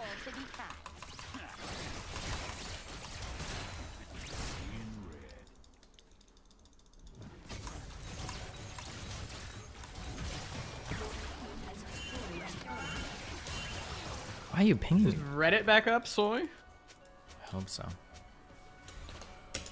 Oh, Reddit's back up, Soy. I love Why are Reddit. you making fun of Reddit? Reddit is one of the most revolutionary websites in the entire fucking world. Can you name a single other site that has so many different diverse communities that come together? 4chan. And the upvote system is revolutionary to make sure that 4chan. communities dictate what content they want instead of some authoritarian mod 4chan. cuck squad, okay? You don't know anything about the internet if you're making fun of Reddit. 4chan. Yeah, 4chan, where the racist frog people live. 4chan. Loser. New players are sus as fuck. Thanks for the CSTF. Come. I am. I just did. All over that wave. I can't wait to walk in and die. I don't know why we're still going after this. Oh, good luck. Moot, protect me. Moot. Dude, when I said come, I didn't mean that I wanted a fucking team fight. I just wanted to put wards on the Baron. I still want to do that. Imagine being Jax, okay? You fight with a lamppost. Doing it. Moot, I need you near me, baby. I don't know why you're fucking at the ass end of the universe. Can you come over here? Yes.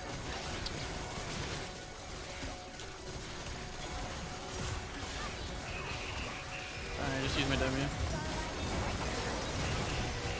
Oh my god. Quadra kill, baby!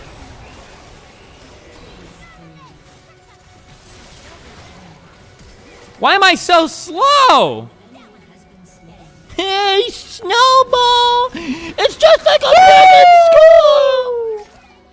Baron. Who's B. Aaron? You misspoke. Oh shit, sorry. Shh. See you later, TF loser. Shit. I'm getting that or I'm leaving the game.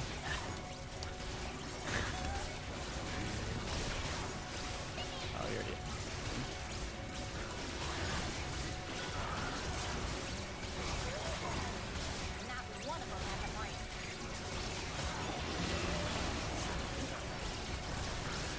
I'm getting that blue buff. Among Us.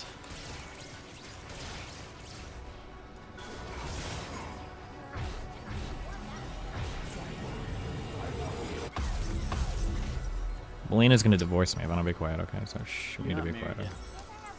Can't get divorced, you're not married. Out debated.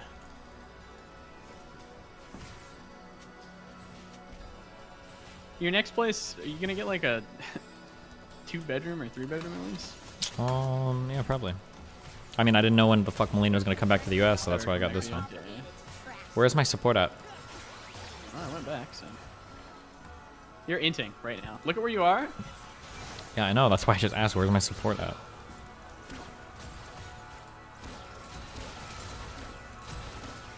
We're inting together. Now. Can you just stand up here? Hold your W. I am. I'm near you. Did that guy just appear on your screen? Yeah, he was Wait, can I get a clip of that? Wait, I literally didn't. He like just. Am I? Or I have no idea. Yeah, was that like the House episode when House moves and then he's like, "Look, this isn't this going to be cool, Wilson?" And then the one kid can't see it because he's having like a seizure. I feel like I just had a seizure as well. Oh my god. Okay, let's not go up there. I think he Can you flash with your snowballs?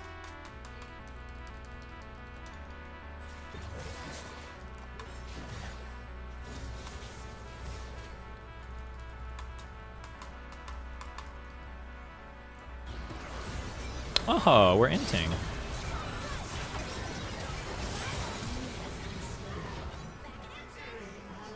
Okay, Moot, just don't die. We're going to Drake.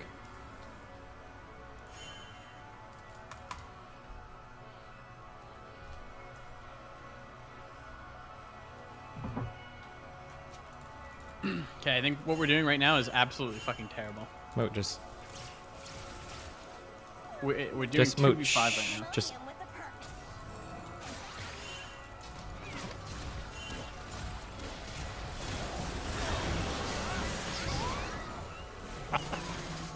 okay, you're listening to me. We're not doing this shit. You can't 2v5. I'm sorry. That's not what your fucking champion can do. So get on fucking board. Wait for the fucking team. Or go play fucking top or jungle. Pick one. moot. Or we can play fucking kill lanes if you want.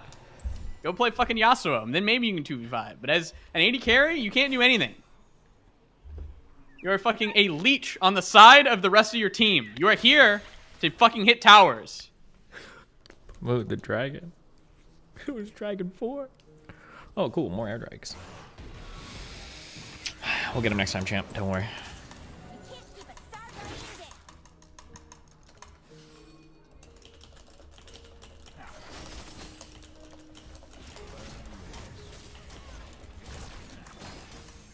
Yeah, there we go. I called a team meet. I called an emergency meeting. You called an emergency meeting?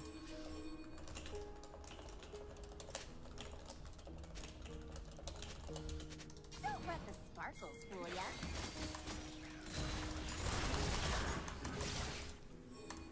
Look at TF. Why are you just running off? There he goes. All right. Okay, we're too far up. Let's back a little bit.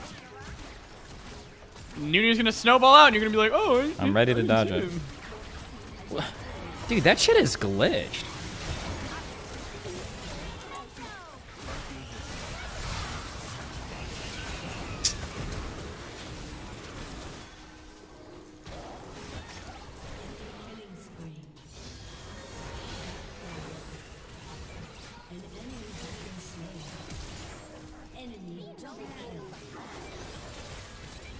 Go to left if you can. Okay.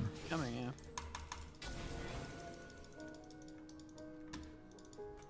No won't.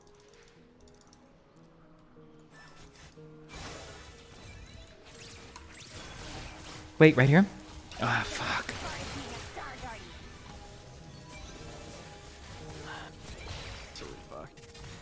Oh my god, okay. Rengar's creeping around down there.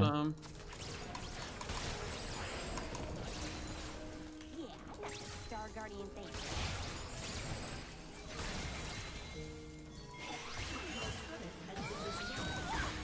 Are you serious? Can you help? Rengar's in a bush down here? Are you almost dead? Oh, you are. Oh, yeah, I'm fucking dead.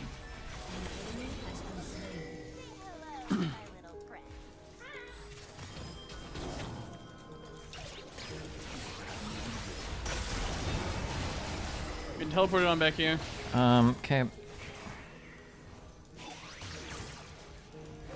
Yes. Hate to be ruthless, but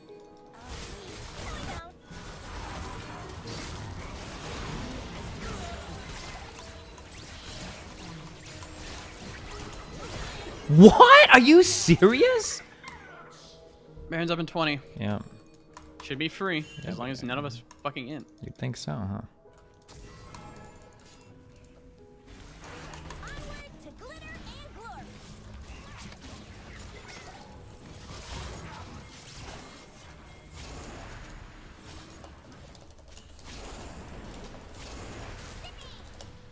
Get on it. What is he doing? Who knows?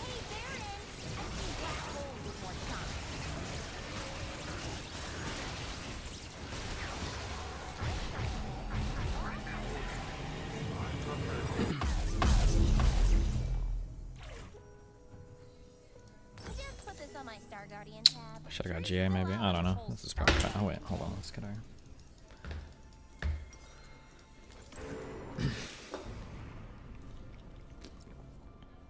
Girls run the world. Girls run the world.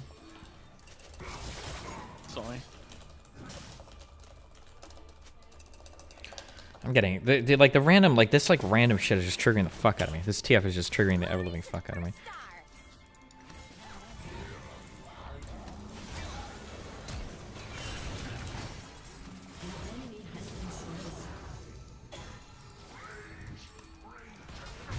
We're gonna sit here for 30 seconds with our Baron? I should probably back. Do you need to? I'm half HP. Nah, I'm not gonna.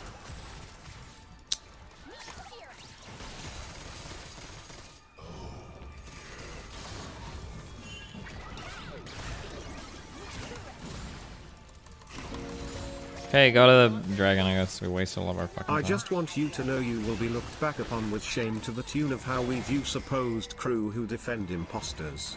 Open your eyes to the world around you. If you really truly come to the conclusion that being sus is acceptable, you're irredeemable, Pepe.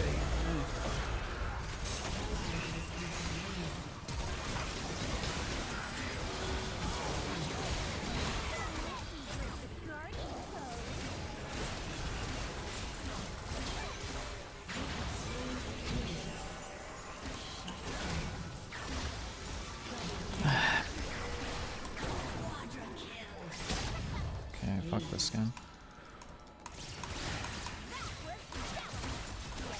McHale's, ladies and gentlemen. Protecting the universe, one bullet at a time. We're getting an inhib, okay?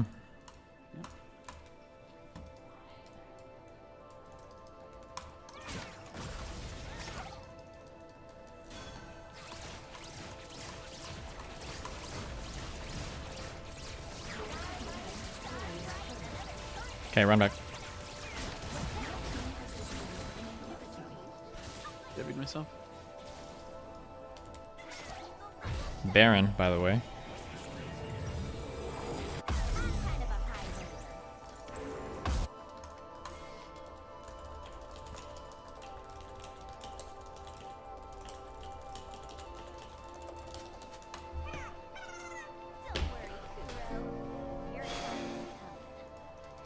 Yo Destiny, really big fan here. Saw the Book Smarts video about the debate you did with Wolf. Cool. But I still love you, buddy. Give a big hug to Nathan for me. Chill.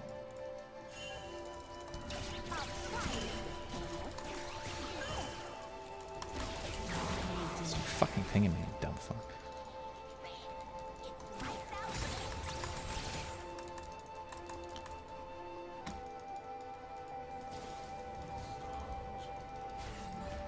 Among Us, Among Us, Among Us.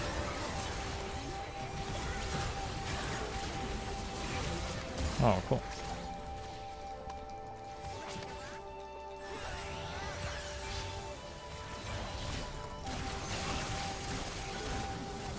No, that was not bad at all.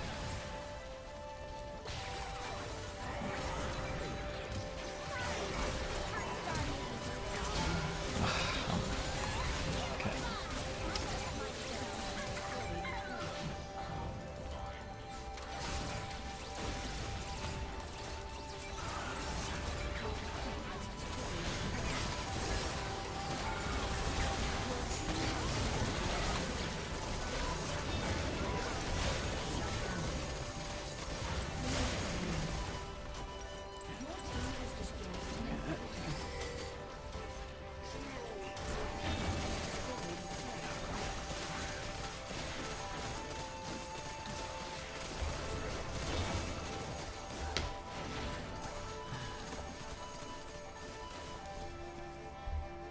Okay.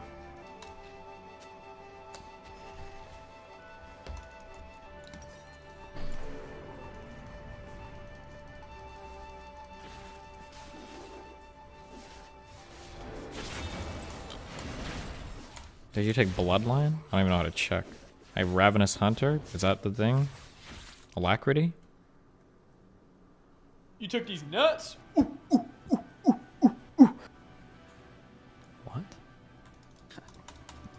You heard me.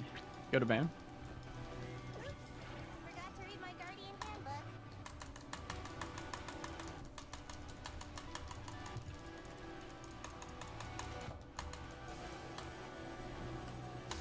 I think Alacrity allows you to break the attack speed cap, doesn't it? So mega soy, dude. Sus, dude.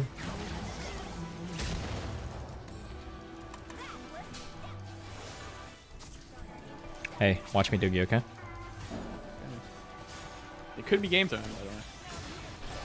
Just now. Oh my. Game winning.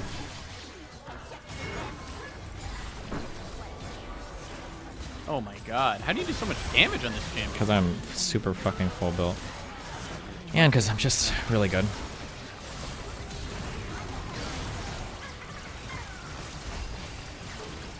Out of my game. Out, out, out, out, out, out. So as I was saying in the beginning of the game, Jinx is just a god tier champion, Yeah, and I'm just really glad that I picked her because she's just really good, you know. And Jinx is just a premium, she's a premium champion, you know. What are you gonna do when you out damage all of your team combined? You know, she's just a good champ. God, our Twisted Fate was fucking trash. I'm gonna use the oh my god, Moon, your favorite streamer's on. Not Hassan either. Hold on, I'll be back in a sec.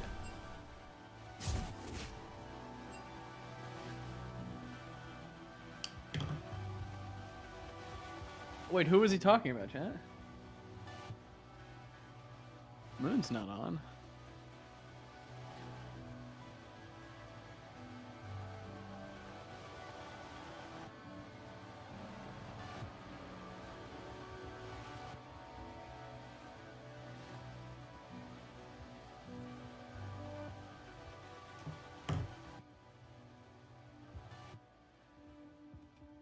Soy, soy, soy, soy, soy.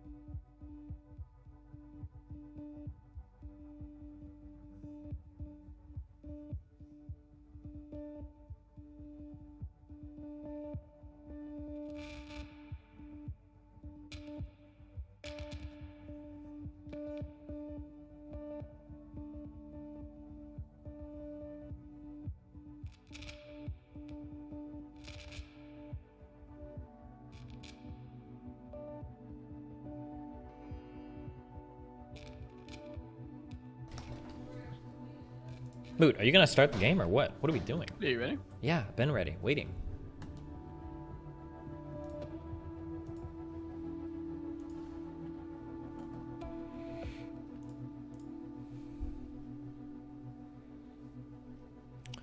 Black Hammer has successfully liberated 200 acres of land to build our city for colonized people only.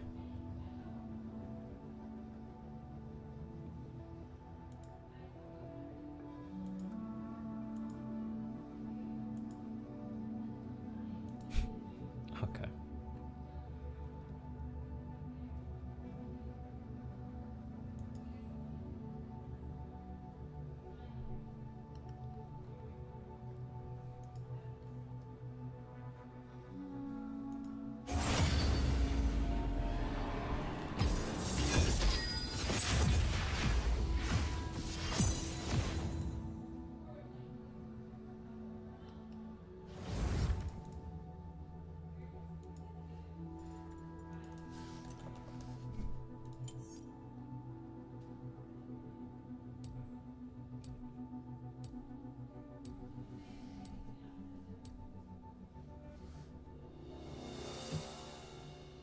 Why are they burning copies of Anne Frank? What?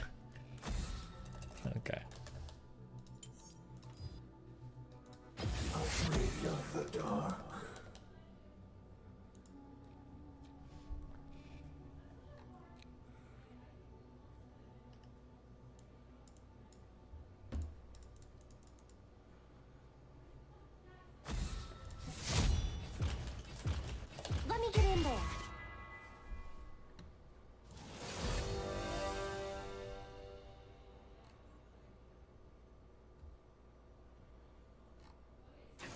Okay. I want to say I made 2 big predictions, okay? I made 2 big predictions against the crowd here at the DGG analyst desk. Ooh, okay, okay. Is Misfortune still good, guys? Fortune doesn't favor fools. We made 2 big predictions, and I would like to say both of them came true. One, I told you guys, okay, that Trump would be fucking off from politics, and he did. He's done like what, like 1 interview, and then he didn't fuck off. He fucked off. No, he's still doing fundraising and shit. What? No, he's he fucked off. absolutely didn't He's fuck fucked off. Okay, nobody's talking about him. Nobody cares. Yes, okay, they are. He's not gonna run again. No. Okay, so 1, Trump fucked off, and 2, I said the economy would probably rebound super fucking fast. I bet it would. And you know what? At least as far as GDP growth is concerned, it has. We've got a fuck ton of stimulus, creating a ton of new jobs in the economy. Who asked? Trump is not running again, guys. Yes, he is. He's not going. Do you want to bet? Yeah, I want to bet. Okay, $100. Okay, $105. Okay, 105.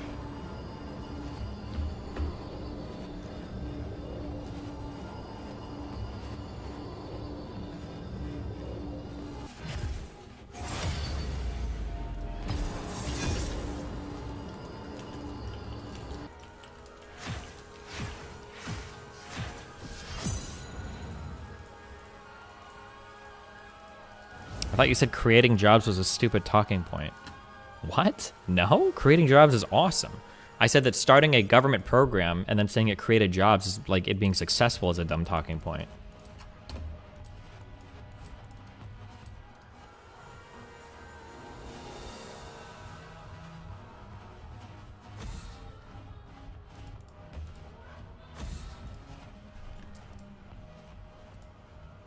Why do you think he won't run in 2021? Because I don't think he'll give a fuck. It'll just be too far out.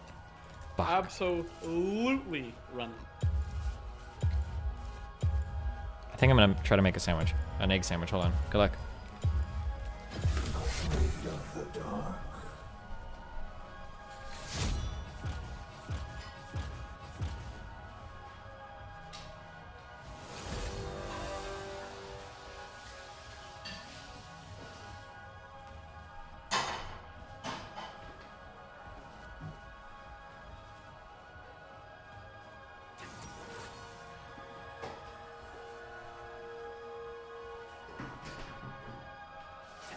Damn, X is really doing it again, boys. 80% speed run.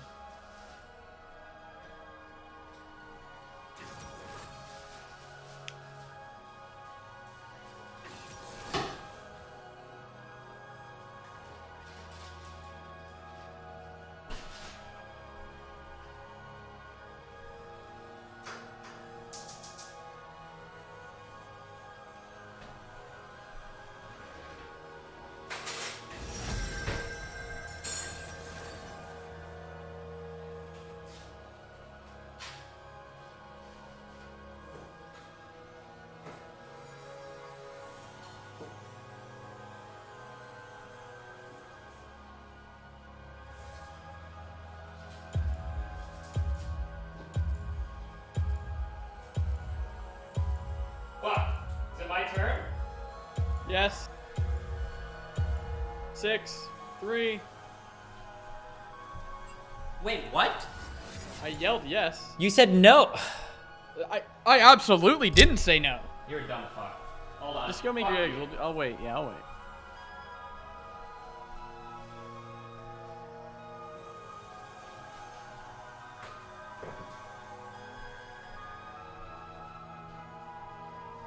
Make your eggs and suck these nuts.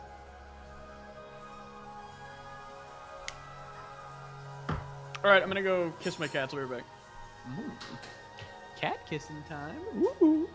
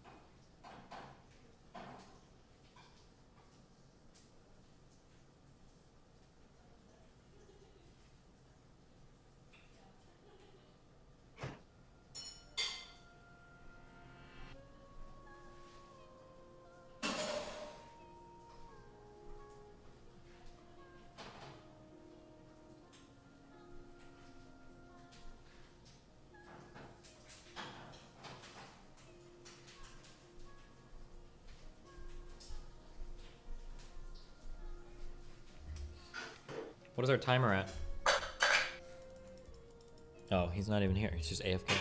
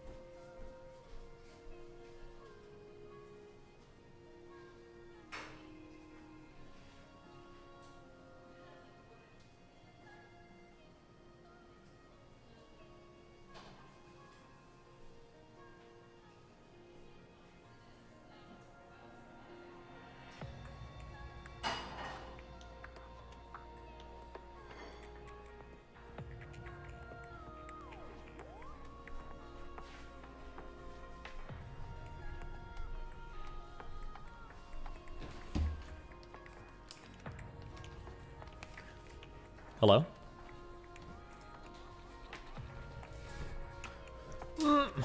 Where did he go, guys?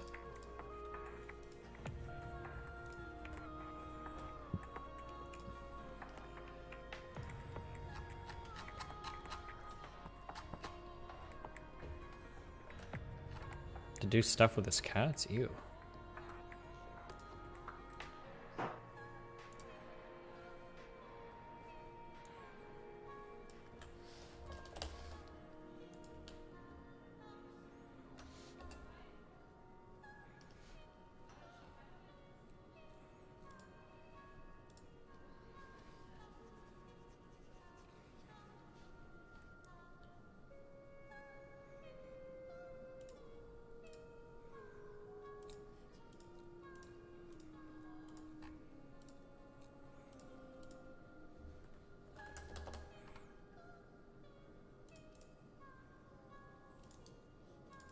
Uh-oh.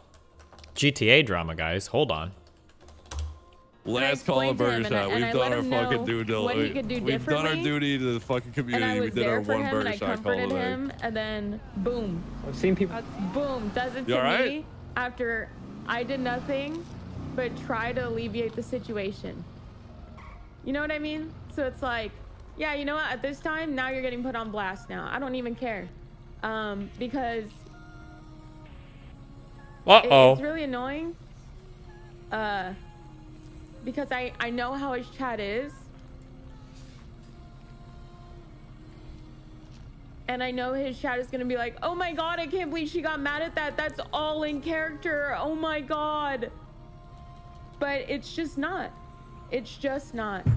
And I know that it's a loophole because you can hide behind it and act like you are in character. But it's just not. It's genuinely not. And that's my honest opinion on it. Uh-oh, Mr. Mutin's favorite streamer getting blown up.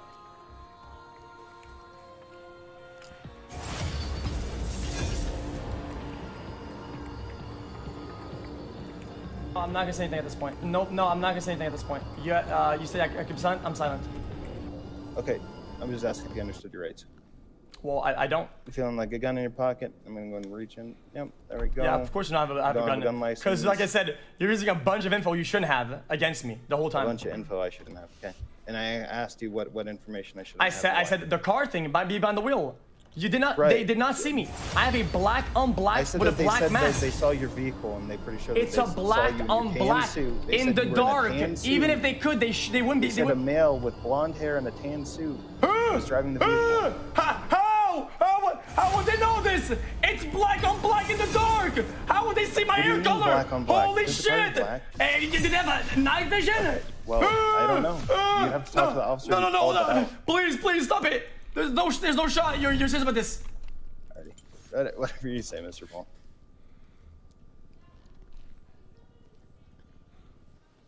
Uh-oh.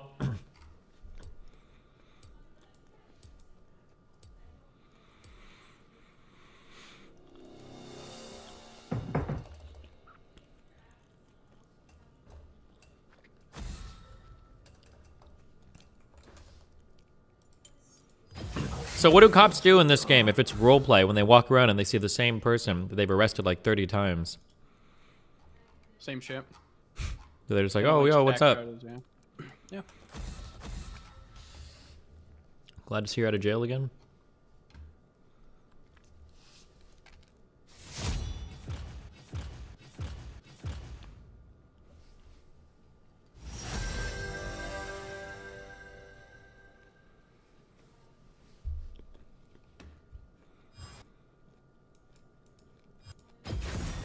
Once a vandal gunner, always a vandal gunner.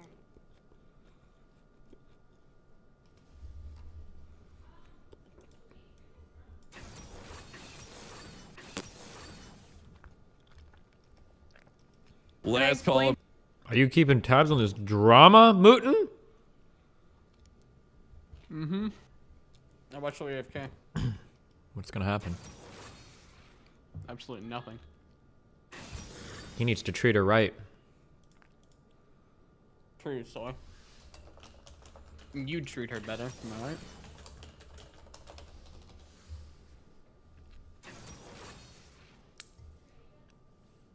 Yas, queen.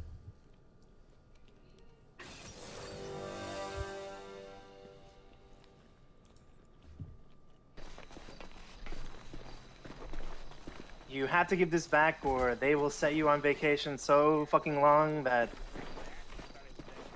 you'll go back to Minecraft. Funny, man.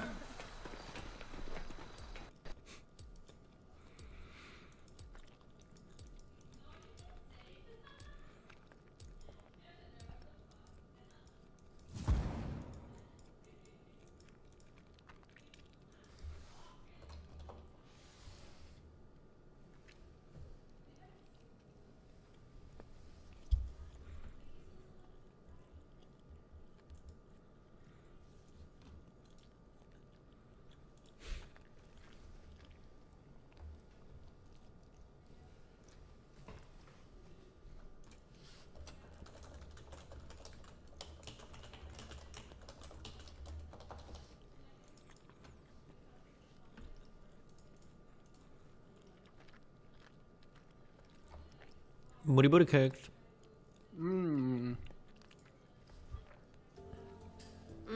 Japanese? Pizza. Pizza. Chinese? Pizza. Pizza. Ireland? By the way, same. Bulgari. Pizza. Pizza. Sweden? Pizza. Pizza. How is this same?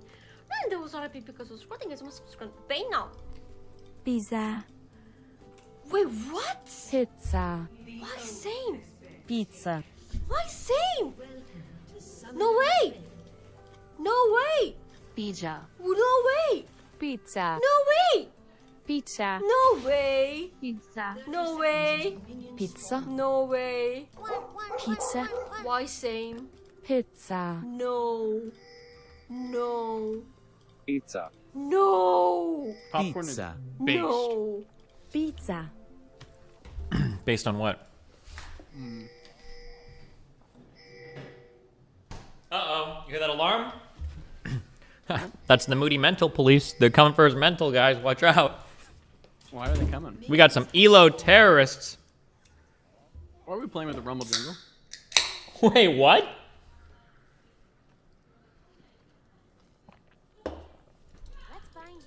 Oh, so you're trolling me. They're trolling us.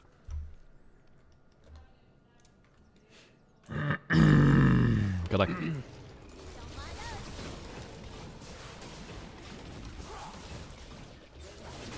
Soy, it's good, Soy. Just like Morgan Darius jungle, Soy, and Warwick top. Okay, this is gonna be a hard fight, Moot. Okay? Moot! You're AFK. Alright, never mind. Yeah, I was putting on music. It's all good. Just let me know when you're ready to play the game.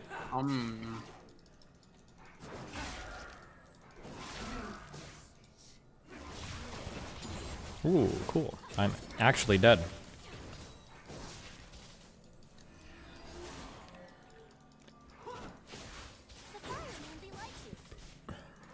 Auto the creeps. We're gonna be so behind for level 2 if we don't. Autoing.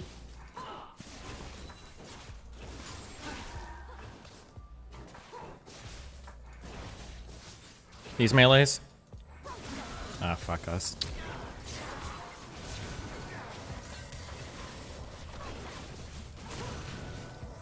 You're gonna die. You're dead. Oh my god, I can't believe you live that. Do you know how her E works? Yeah, she stacks the shit. Yeah, okay, yeah. Okay. Oh my god. We might be able to go for the big reverse play. No, oh wait, you gotta back up. Yeah, never mind, hold on, chill. Can you put a ward in that bush? Nice job. Okay, move. This is gonna test all of our... Nice. Shield, by the way. I have to back. Do you have to, though? Yeah, probably. Okay, move. I might have to go all out just this once, Master. Just this once, Moot! Oh, I can't beat the creeps. Okay. Whew, I'll take it. That should hold. We're good. Can I grab a pink?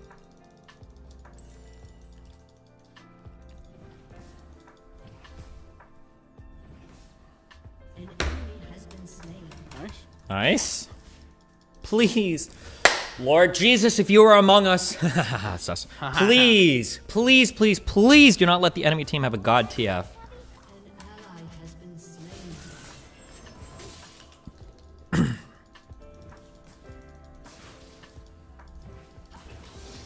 Among Us. Okay, we have a level advantage on the Thresh, okay? That's key.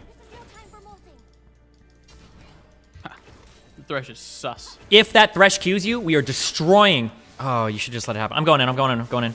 Keep going. Okay, back it up, back it up, back it up, back it up. I'm in on Thresh. Nice job, dude! I'm out. Thank you, sir. Among Us! What are you doing? Sorry, streaming. Oh, yeah, I don't need any gold. Cool. Oh, I'm sorry. Did you want that? Do you EQ her from up there? I'm looking for it.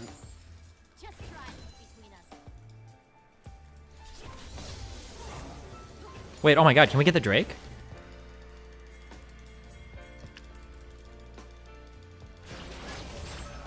Oh my god, nice job, Zen. No! Our jungle CC. Are you so. serious? Yeah. We'll just Oh, go. no, he's back. He's back.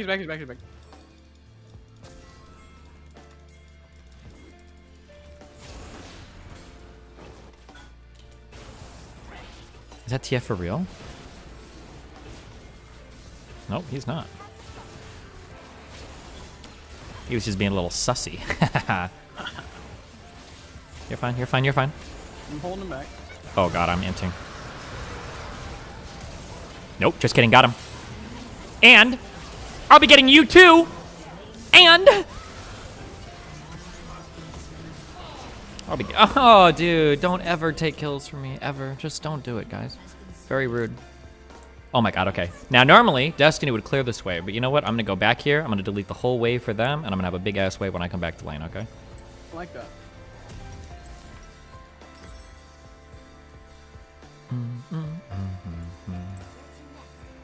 No, actually, you know what? I'm gonna get this. Okay. We are 1,000,000% supposed to lose this lane, by the way. Early game. So, good job.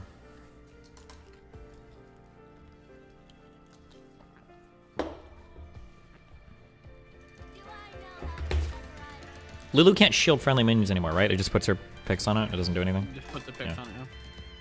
I'm not gonna take that damage. That's fine.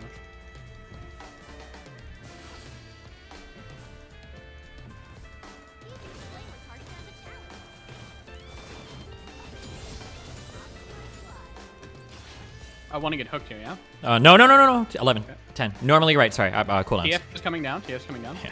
He's looking for an ult. More like the fuck is coming down to our lane. Okay, he backed up. Wait. Somebody's in our jungle, I think. No, unless Zed popped that. I think Zed popped that. Might have been. Yeah. I'm gonna get that. Oh, I'll let you have it. You can take it.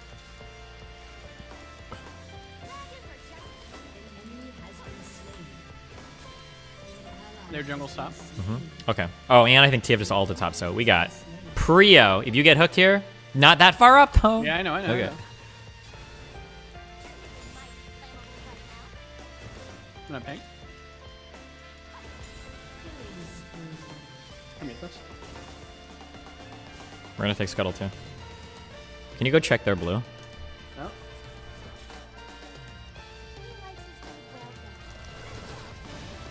What's up? Oh fuck! I should be going for that instead. Just do as much to that as you can, I guess. Don't let it reset though. It's resetting. Nah, I'm waiting for it here. Oh wait, it resets from there? Yeah, look at the bar under. Sorry, where do you have to be? Oh, I didn't. Oh shit. No, Thresh is coming. You gotta get out. You gotta get out. What? Get a few of these. Okay, let's go see if we can kill him. We're doing big baller shot caller plays.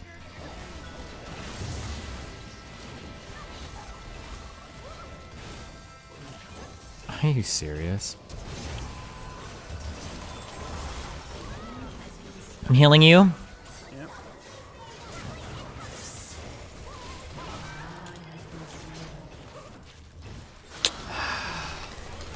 Oh my god, nice. Rumble's in play. Oh, he killed the Callisto already. Okay. Nice, dude. Okay, big baller plays, okay? We're just... we're just making... We're the imposters.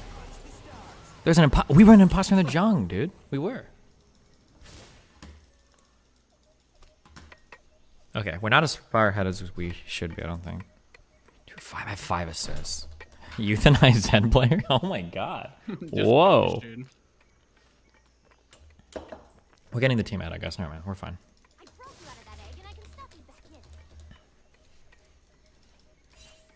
No ult for 1 minute? I don't think we needed to win the fight, so. I vote now. Okay.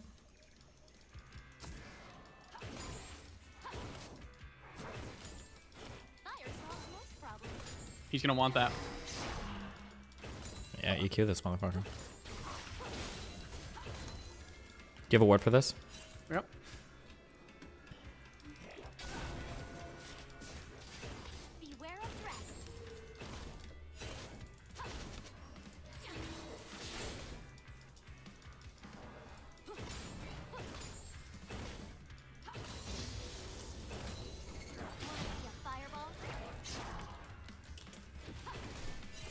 He's looking for a flaming.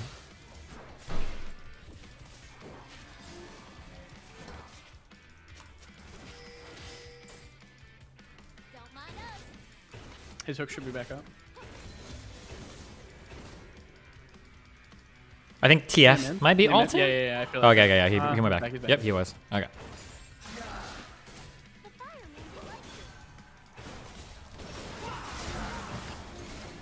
Stupid.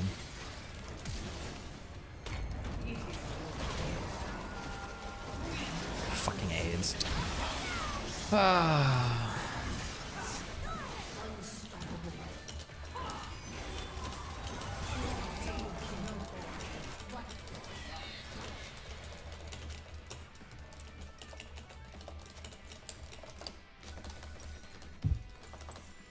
need Darius.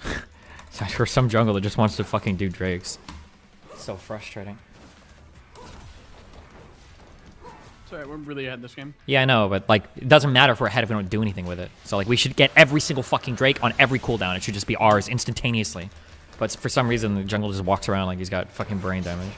He's playing League, so we're all brain damaged, I guess. True.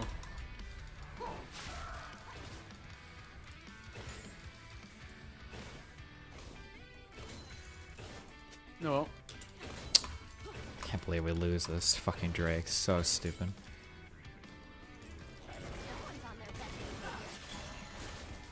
Good. Don't let her back. Go Q her if you can. Okay, cool. I'm still here.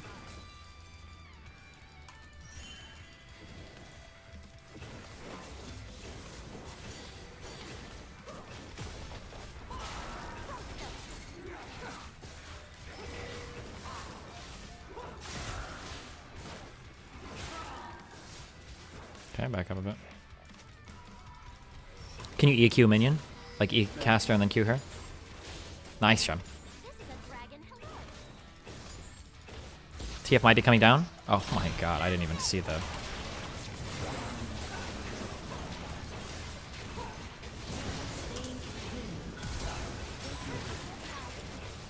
Oh, my heal just came up! Oh, her heal's up too. You got that. Nice. Okay, I'll take this. Nice job, nice job, nice job, nice job.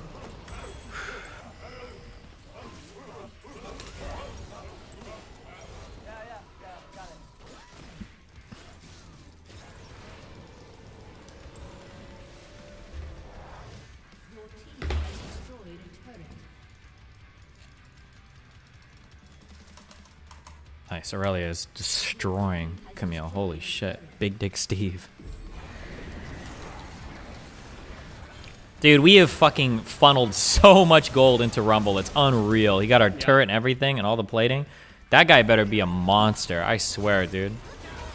And by monster, I mean feeds off his killing spree to fucking Callista. Okay. Whatever. Can you help me with this? Shield me? Yeah. W me? All that good shit. Oh my god, dude. Yeah, I don't think that should happen. What, Aurelia? Win lane? Not a Camille. Aurelia is pretty good.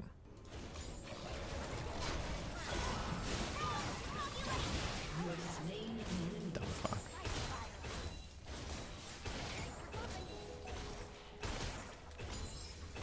She was out of the bush too. If she would have been in the bush, I would have no idea. That's so sloppy.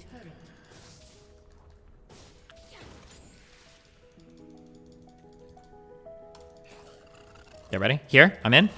Oh my god.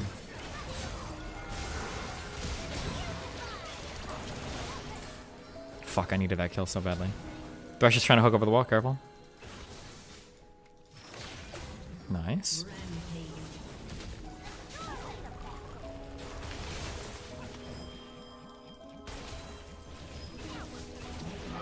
Okay, these guys are beyond triggered. Holy shit.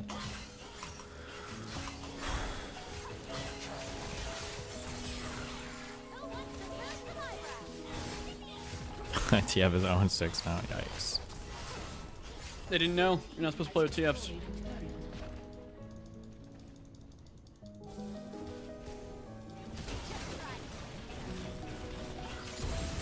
W?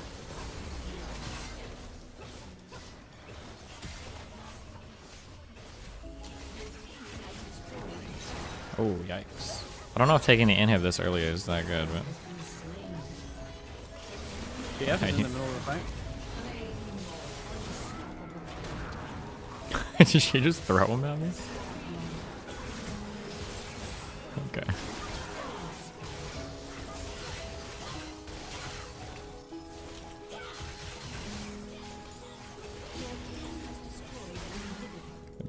We can't end this game, can we? I don't think we can now. God, we do a lot of damage to turrets. What the fuck? Okay, maybe they gave up. Thresh controls where to go? Oh, I thought the 80 carry. I thought Callista threw Thresh. Damn. Jesus. Okay, well, that was a... That was an interesting one.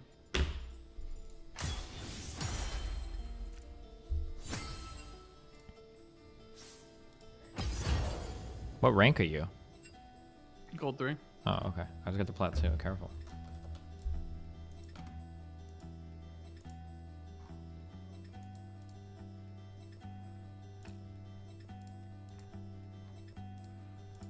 It's slack jaw, mealy mouth. I mumble when I'm round the house. I'm trying not to do no chores today. Crying in my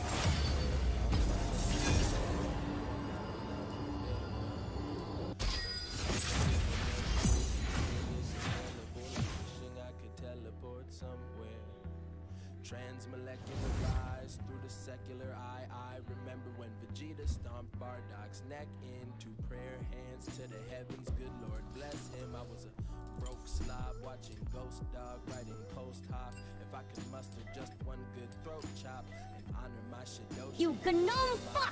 Death touch, I've been Spock, I've been clutch, been socks, I'm butthurt, impervious pervert with niggerish fervor, crashing Linux server.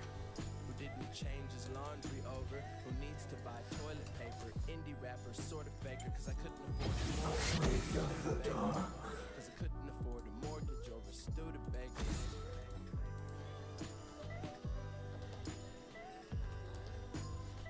Oh shit! I gotta talk and like.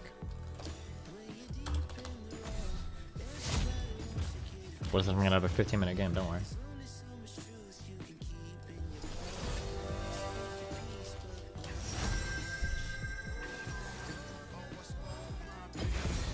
Once a bandle gunner, always a bandle gunner.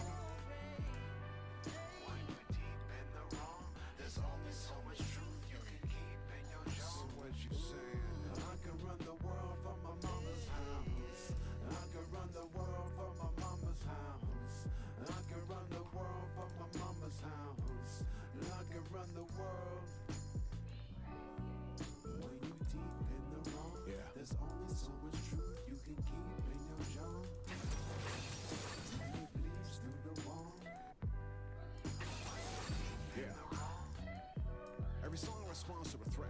Every laundered dollar is wet. But my mom's like a saunter on breath. My mom's like a part of the depth.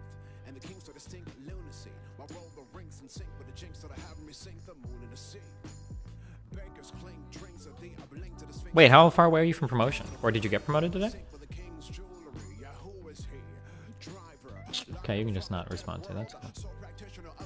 Oh fuck, I was muted. I'm close. I'm 91 LP. Okay. So I'm eating popcorn. Uh-huh. What kind of popcorn? Kettle corn? Yikes. Orville Redenbacher.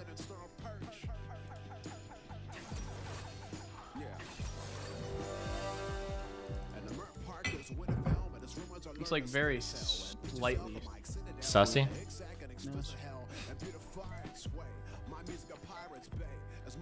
Chad, is train okay? What do you mean? I mean, I don't think anybody can afford to lose $400,000 in a day.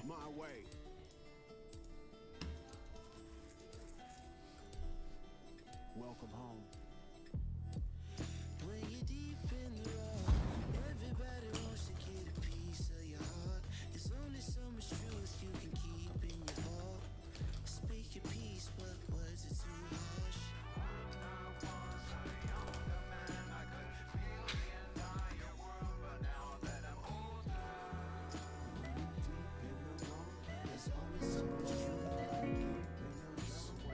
Instead of a sus new you got a sus bear. This game feels Spardman.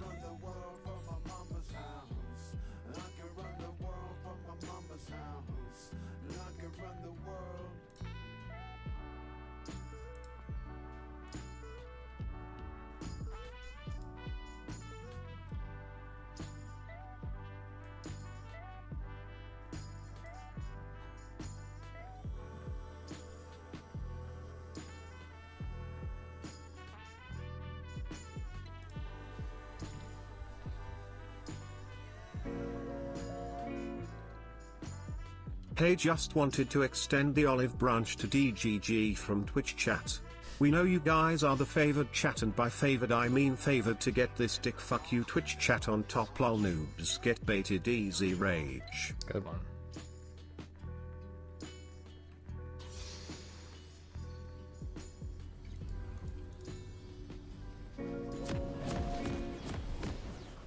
Sup Destiny. Ever thought about playing Rocket League? No.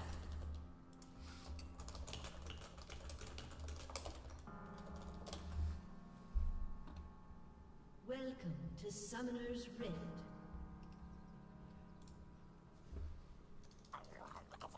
I'm going in, Moot. 30 seconds until minions spawn. Alright, I dropped a piece of popcorn for you.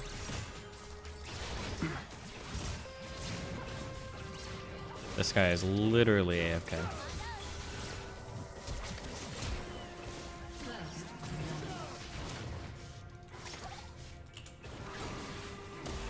I'm so good, dude. You see those 2 extra shots, Moot? No. Fuck. I don't think it's fair right now that I'm in these games, Moot. It's not fair to the enemy team. Okay, I'm a fun destroyer. Ooh, we're basically smurfing right now. Oh my god, 3-0. There's not even going to be a Twitch chat in like a month, you short-sighted fucks. Potentially true. Also ye wins. Among Us. Go help that guy. Thanks. Fuck him. Are you serious? Those losers help their jungle. God. I feel bad. Did Olaf get anything from that? Nope, just 3 assists. Yikes.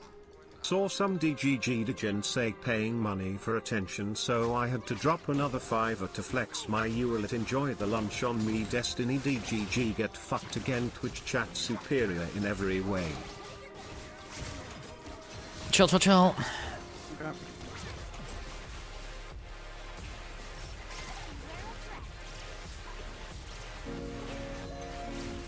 Can you auto for level 2? That feel when YouTube chat will be on top of Twitch chat. Omega lol. We're not gonna get it. They're gonna have it. Careful. I'm on the guy.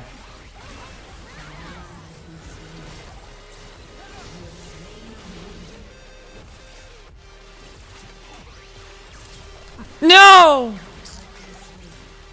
Oh man. It's okay.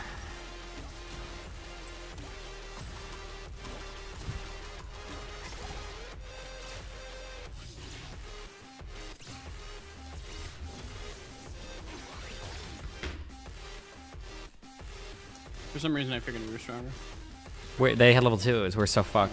Well, the 1 and 2 difference in bot lane is like 2 different spells because 2 people are hitting it.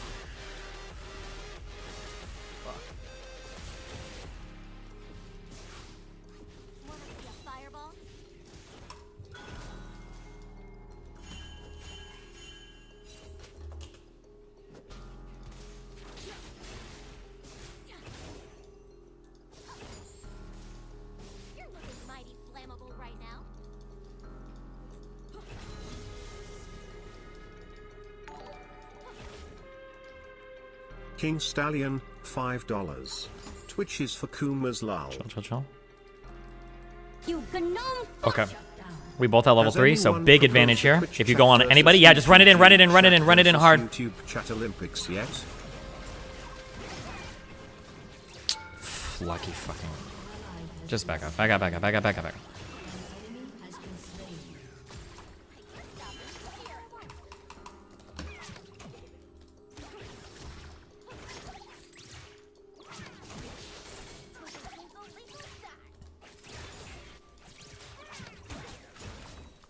You can go up and. Oh.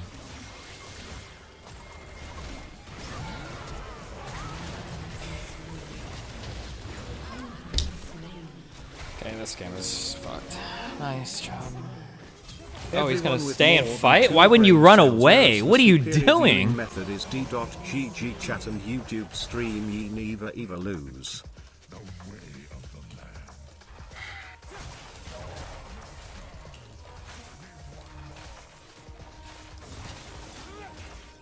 At least our guy's counter jungling, so.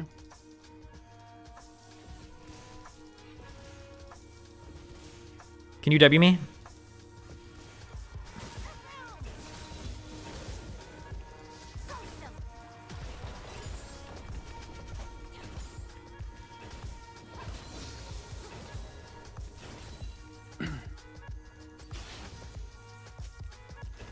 I'll reset for Infernal. God, what a fucking moron. We could just do it.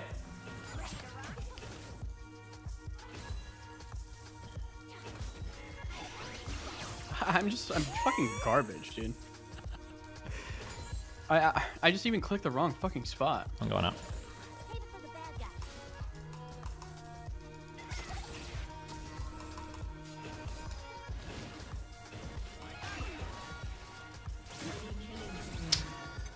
I don't know. Going mid, we're going mid?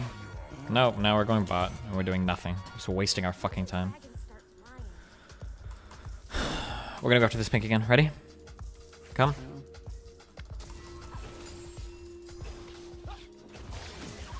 I'm going on Jinx.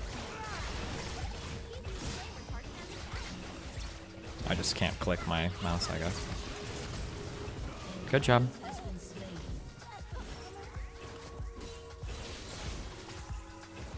Oh fuck, can we help him?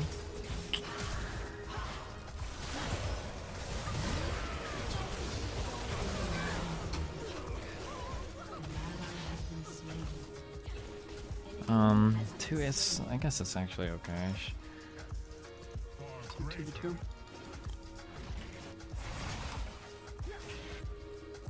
This is a dragon. Hello.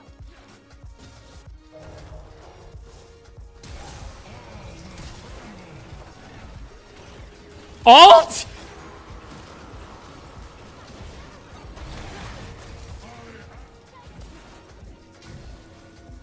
Okay, you got it. Oh, yes, yes. Oh my god, please, yes. Oh, God. Yes. Secure for the bot lane. Fuck it, dude. Go for a triple.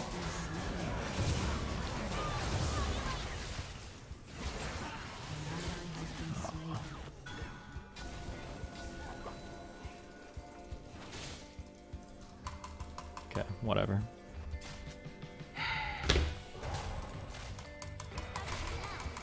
So much gold.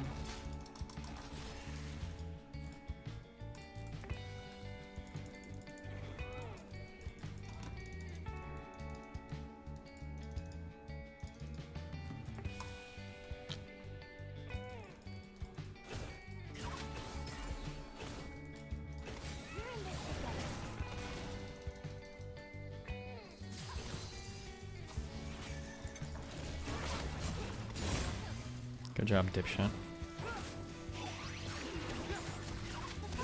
Really, dude? Oh, you should have. Oh, well. No. Never mind. Yeah. Jinx traps and all this dumb shit. 6 seconds. I'm like, you can just go actually if you hit anyone. Ever. Fuck it. You know me.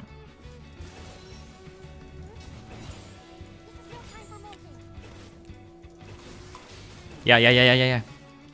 Yep. Run it as hard as you can. Oh my god. Just run if you can. I don't know how the junglers have any CS or anything in our games when they can sit like for 12 fucking hours like on our side of the jungle. It's like unbelievable, dude. These guys should have like no gold. I can't believe he's still there. Like, holy fuck. How long has this guy been sitting down here like fucking emptying his fucking asshole all over the jungle? It's unbelievable, dude. If you're interested, you should look into the audit in Maricopa County funded by the state senate being conducted by shady private firms. I live here and there's been a lot of buzz about it this week. Is she just inting to you? Yeah, okay. And we lose fucking Infernal. God.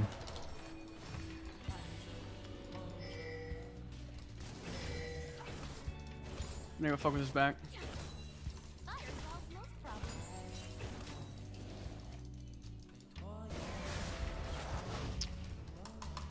Can you go meme spot? Well, you're pretty low. And he's probably still down here, because why wouldn't he be? Killing this.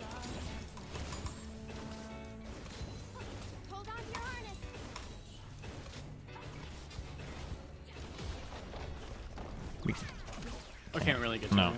Yeah. I'm just backing up. I'm backing up. I'm going out. Ugh, I need like 60 gold for my big item. I'm gonna try to meme. On Rakan, you're gonna have to W him, okay? Ready? Go! He's trying to ult me. He got it. No.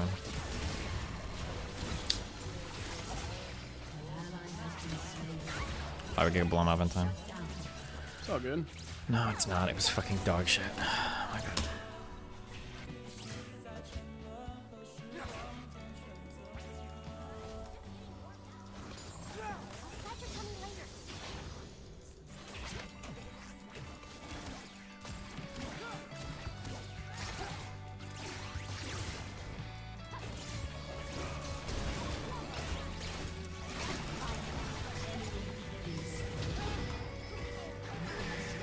Oh, he's not.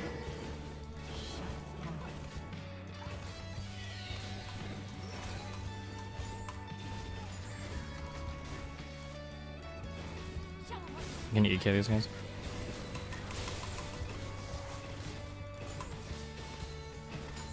One more play it, and then I'm getting out.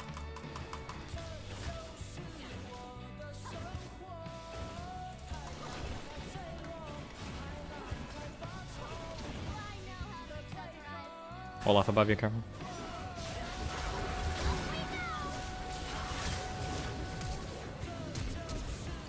Jesus. think you got it though. Nice.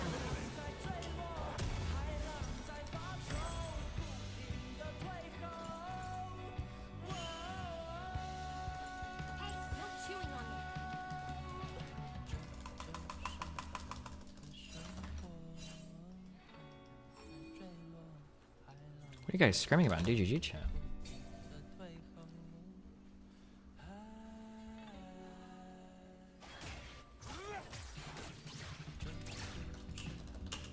You gnome fuck!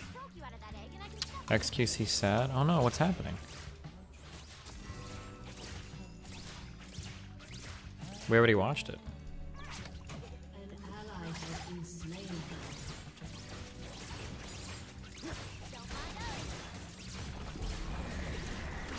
He lost a debate to his girlfriend. I don't have ult. Oh fuck, I jumped. Oh my god, we're gone.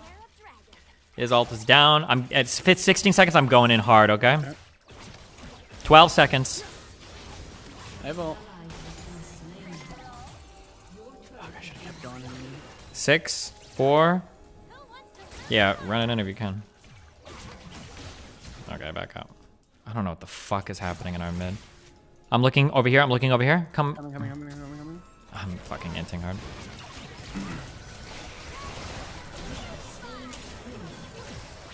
Oh, I thought I could jump it. Whatever, doesn't matter. Okay. We gotta. I feel like somebody's coming for us. Yeah, probably. We've lost 2 turrets mid before 14 minutes. Standard.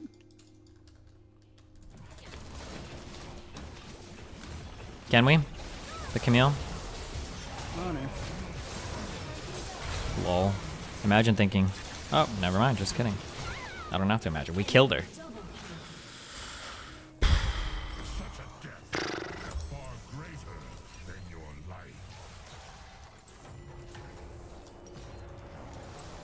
We need to farm that bot lane. We need to kill him, like, one more double kill. 100 times, yeah. One more double kill, and then we can do shit.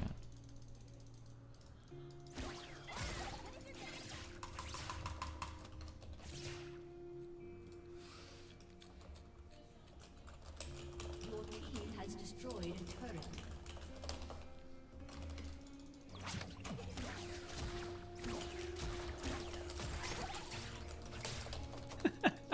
What? This GTA shit is just very soy right now. What's race right now? The GTA stuff. Oh. Dragon. Yeah.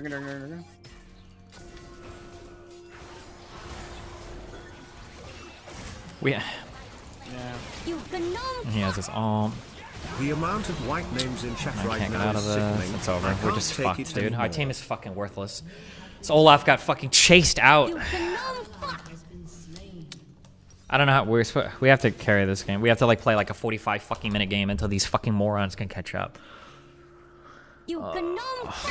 3-7 top, 1-3 jung, 2-4 mid. Okay. With this guy ganking our lane like 4 times too. It's unreal. You gnome fuck. Is that our Camille from last game? I'm not sure. You gnome fuck.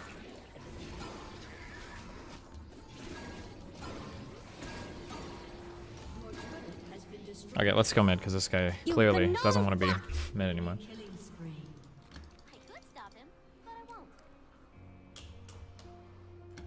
Distracted. Inting.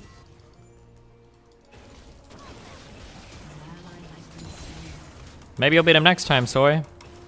Let's go for our red. Wait, did you vote? I voted yes. Soy, me too. Careful, there's like, we're gonna die. There's Camille's over here. She was pretty low. Okay, I'm leaving this shit. Here.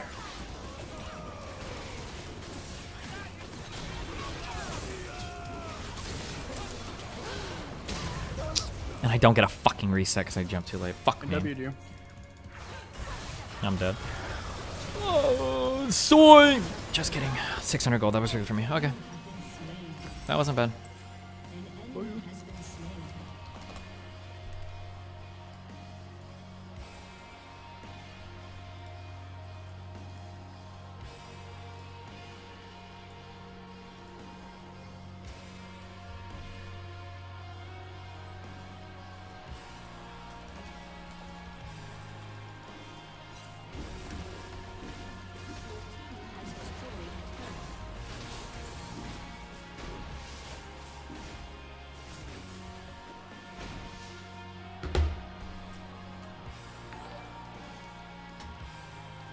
Sigma NE, $5.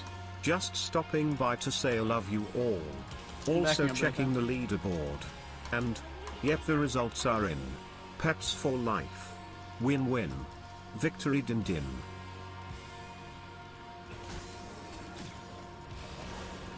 She's gonna jump over the wall. I'm ready to get fucked. Oh, no? Oh my god. Sick alt Malzahar! That was a Destiny team play. I can't believe she just did that. Holy shit. I can't go first. Who is pinging back? Oh. I pinged the wrong one. Here.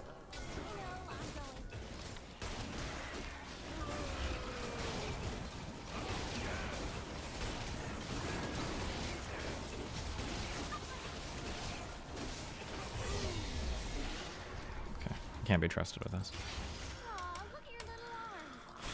Oh my god. How many people were bot? You gnome fuck! Wow, you're fucking good at lead. I'm gonna drop this. I think we can take this. Hide, stay hidden. You guys are so stupid. Whatever.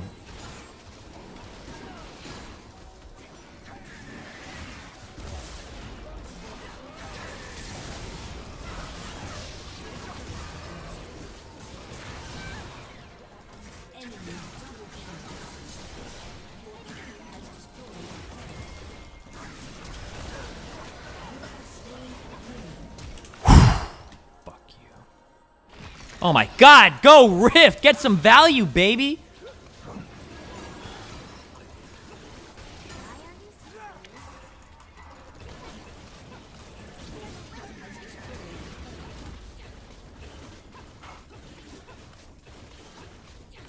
Oh my god, dude. Just fucking solo carry this fucking game. Oh, you said solo? Just kidding. Duo kill. Okay. We have top inhib, so free Drake, please.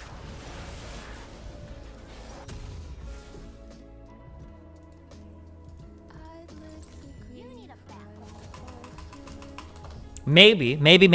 Okay, I'm getting a sight. Okay, Jade speaking through me. Okay, I'm looking at the cards. Maybe we do Drake. Maybe get 1 or 2 kills for free. And then maybe we do Baron. Okay, maybe. That's a lot of maybes. No, no, Jack, stay on Drake. Stay Drake, please. Among Us. They aren't contesting. You never know. They are.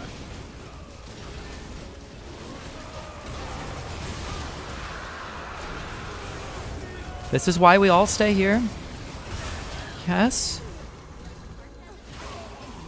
Oh, you do. Okay. See? That's why we all stay. It's 4v3 right now.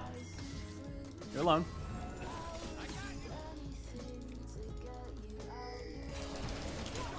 Oh my god, I just inted. Oh my god, I did not. No! Olaf, what are you doing? Oh.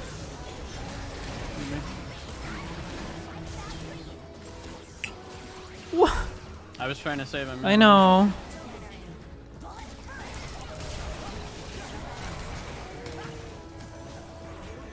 Dude. The Mad Bomber. Okay.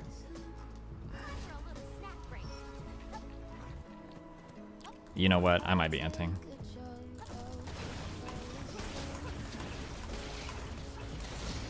Not yet.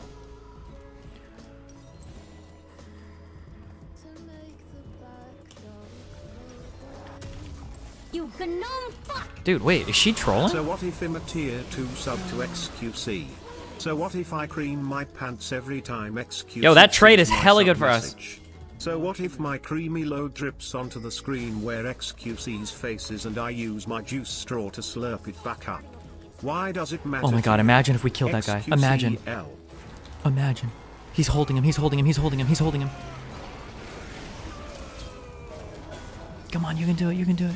Yeah, we got this, we got this. Okay, never mind. No, Baron. Olaf!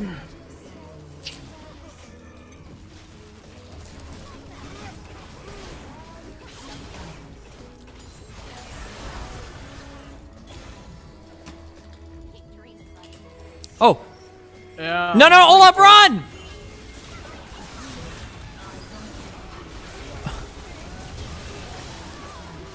Dude, the guy has 4 IQ. Like, he's such a fucking moron. He's like, Olaf is actually solo losing us the game. Like, 95% of this guy's decisions are fucking dog shit. I don't know how. Thank God for Jax somehow comes in. God. Thank Jax. Fuck him. He's a dumb fuck.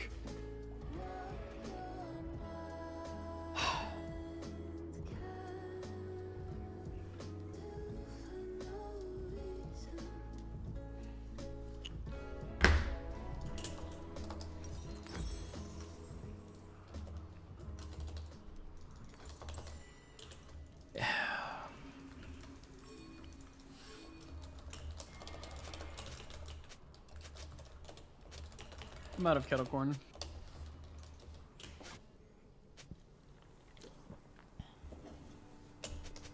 Look, imagine if we killed that Rakan. Do you know what would happen? A W. Jump. I ult away. I'm so fast.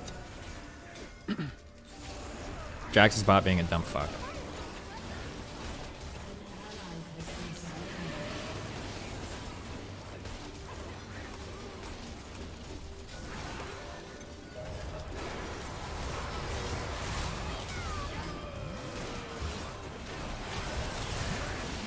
Oh my god, dude, I think maybe.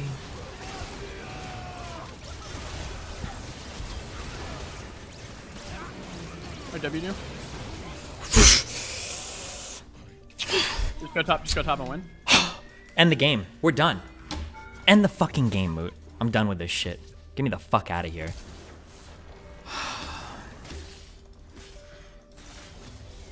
You have to kill the inhib.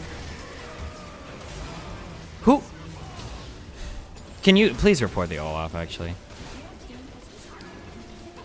We're not gonna end, actually. We don't have the minions for it now.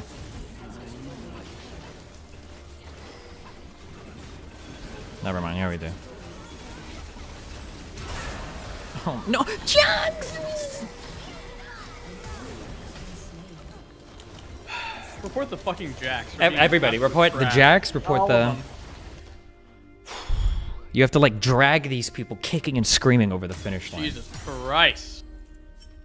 Okay, well, I got promoted. 4-12 Jax, 4-8 Olaf. Unbelievable, dude. These guys are elo terrorists. Okay, I need to go do my talk. It doesn't feel like it, but somehow I think we were very up today. I think we only lost 2. I think we won like 4, 5, 5 6? or 6. Yeah, let me look. 4, 5. Yeah, we were 6 and 2 today.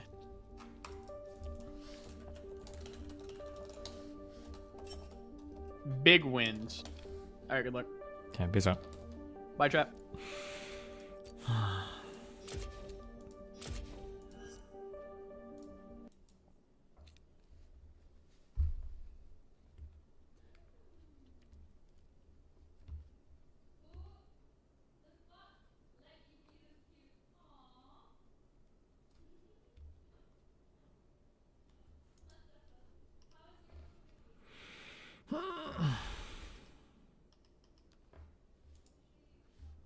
You know, they say trauma really changes people. Caleb Basai, $4.99. Gosh, I thought I was past Google all this when I Cyber moved Ninjas here. Arizona. I wanted a fresh start, really, but it's like your past nightmares keep coming back to haunt you and stuff. Okay, well, you know, I can tell all of that to the therapist. You know, they... Nice.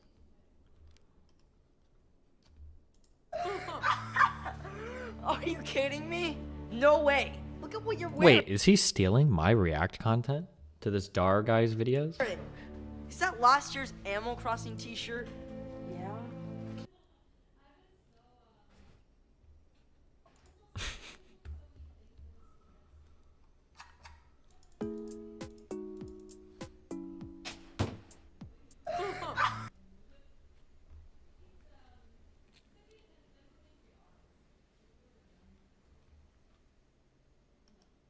Oh my god. Oh no. Talk like you wanted to talk. You wanted me to unmute? I'm unmuted. Are we going to go talk like you wanted to talk?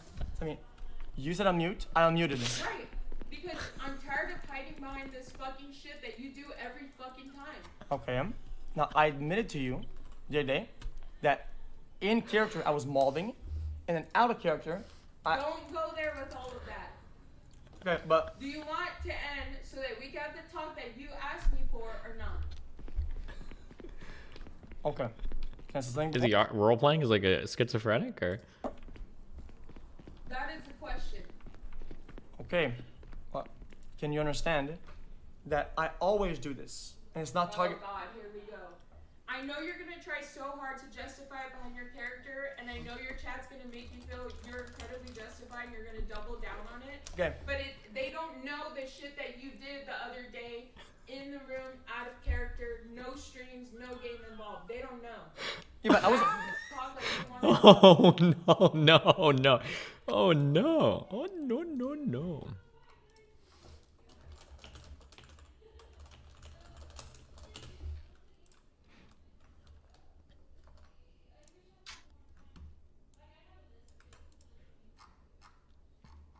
Hello?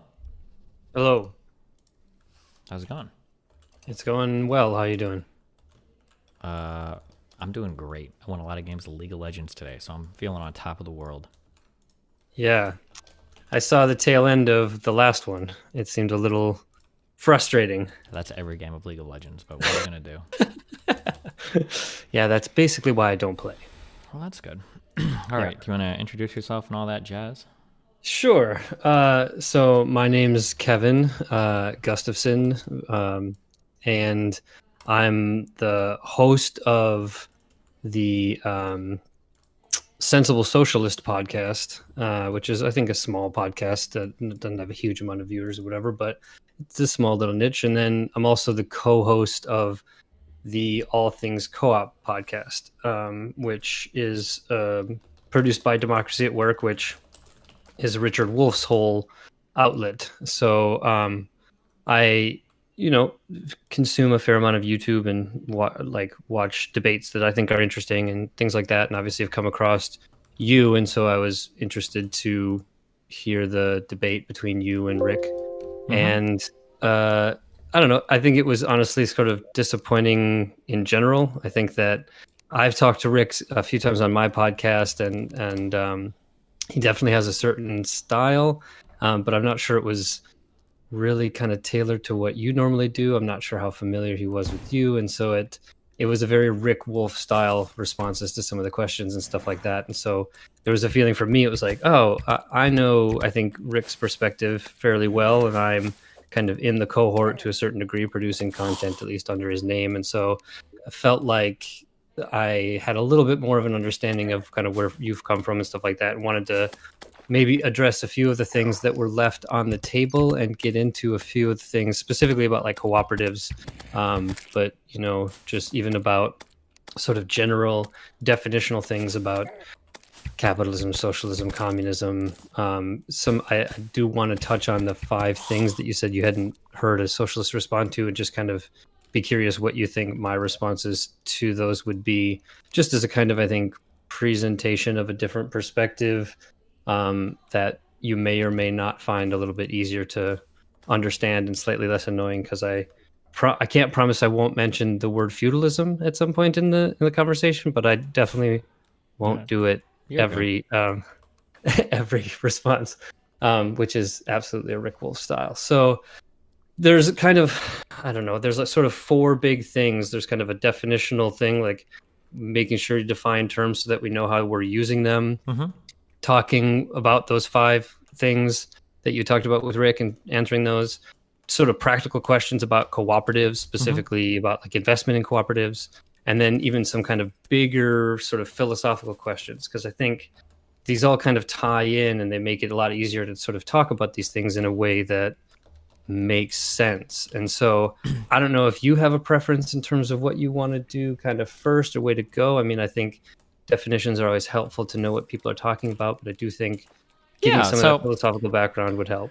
So real quick, just so that we can understand kind of like my purpose for definitions. So definitions are generally important because they make it so that we're having like a meaningful conversation. So whatever you're saying is responding to whatever I'm saying, and then we can engage with each other's ideas. But the reason why I usually push socialist for definitions a little bit more though, is because I noticed that a lot of them use a lot of these definitions in a very aggressive manner. And so if people are going to be like very big on attacking each other over labels, then I want to be very clear on what those labels mean. Yeah. So that was one of the big things with Richard Wolff, because we really didn't talk about anything. But like, so for instance, like in one of Richard Wolff's videos, it was a Gravel University one. It's like he uses phrases like American style capitalism, like stuff like that. And a lot of socialists will just offhandedly say things like fuck capitalists or fuck liberals in general. And it's like, okay, well, what do you mean when you say like capitalist or socialist or whatever? And then when I run into somebody like Wolf, and it feels like their definition of socialism completely tracks with like liberalism, it's a little bit frustrating then that there's like so much aggression online towards liberals when at the very least Richard Wolff seems to be totally okay with liberals, assuming they're okay with like big government intervention. So that's the only reason why I push a little bit harder on socialists for definitions, or anybody really with a definition. If somebody's going to attack somebody with a definition, then I want to be really clear that we know what we're talking about. I've had like fascists will try to say things like, oh well, I think that Biden is a fascist. You know, it's like, oh well, that's interesting. Well, if you're going to use that to attack Biden, I really need to know what you mean by that then, because that's going to be really important to this conversation. But okay, go for it. Yeah. No, I completely agree with you. I think that, and I actually found it, again, very Rick Wolff style to talk about like three different versions of socialism. Like he did write a whole book, Understanding Socialism, that kind of laid that out. So I think he was kind of hearkening back to that. But it is frustrating to say then like, okay, cool, there's like maybe these three definitions. Which one do you hold on to? And he did say the third one, to be fair. It was just frustrating because it felt like we were kind of bouncing between all three at different points depending on what argument we were talking about. But yeah. Yes. And I think that, I think Noam Chomsky said this and other people said this, but the words, sometimes words like capitalism and socialism have kind of been evacuated of meaning. That the meaning like is like context dependent or dependent on the person you're talking to. You'll find as many definitions of socialism as you will socialists. And so I think it becomes very difficult to try to nail down some kind of like quote unquote textbook definition or something like that. It is really important to make sure with each individual person you talk to that you know what it is they're talking about. So if you want to start there, we can start there. Yeah, and I agree with what you're saying there 100%. But then at that point, I think I just echo like, did you watch Krugman talk to Richard Wolff? I would just echo Krugman's statement there. Then, like, why call yourself a socialist? Like, just use like liberal, because like socialist has so much baggage, and it does like have within it some truly abhorrent ideologies that Richard Wolff himself, I would hope, would like disavow. And like, why would you spend so much time like trying to find it? When you're just like, oh yeah, like I'm like in favor of like more government intervention. Like I'm a very left-leaning Democrat. Like just say that, and you don't lose like 80% of the people like right off the bat by calling yourself a socialist. Like it feels like unnecessarily like instigatory, or I don't know if that's a word, but like you're trying to instigate like out of that. Yeah. I mean, so for me, the reason that I kind of still use the word socialism and communism is to try to, in some ways, resurrect what I think are the actual defensible meanings of this against this like history of it being used for a lot of different things. I think there's been a lot of propaganda, including even from Rick. I mean, I think some of what Rick is doing is essentially propagandizing in a way of trying to like package very complex, nuanced, and large philosophical traditions into like bite-sized pieces, which is extremely difficult. It's why, like Chomsky obviously has a difficult time with concision, because these aren't easy things to talk about in very concise manners. And I think that kind of caught him up even in your discussion. Sure. So, and I understand what you're saying there. I totally disagree, but we'll get to that in our conversation. I've noticed that I get into a lot of conversations with some people who try to say like, oh, well, it's just really complicated. And that's why I try to explain. I don't think that, at least in my conversation with Wolf, I don't think anything we were talking about was really that complicated. I don't think anything like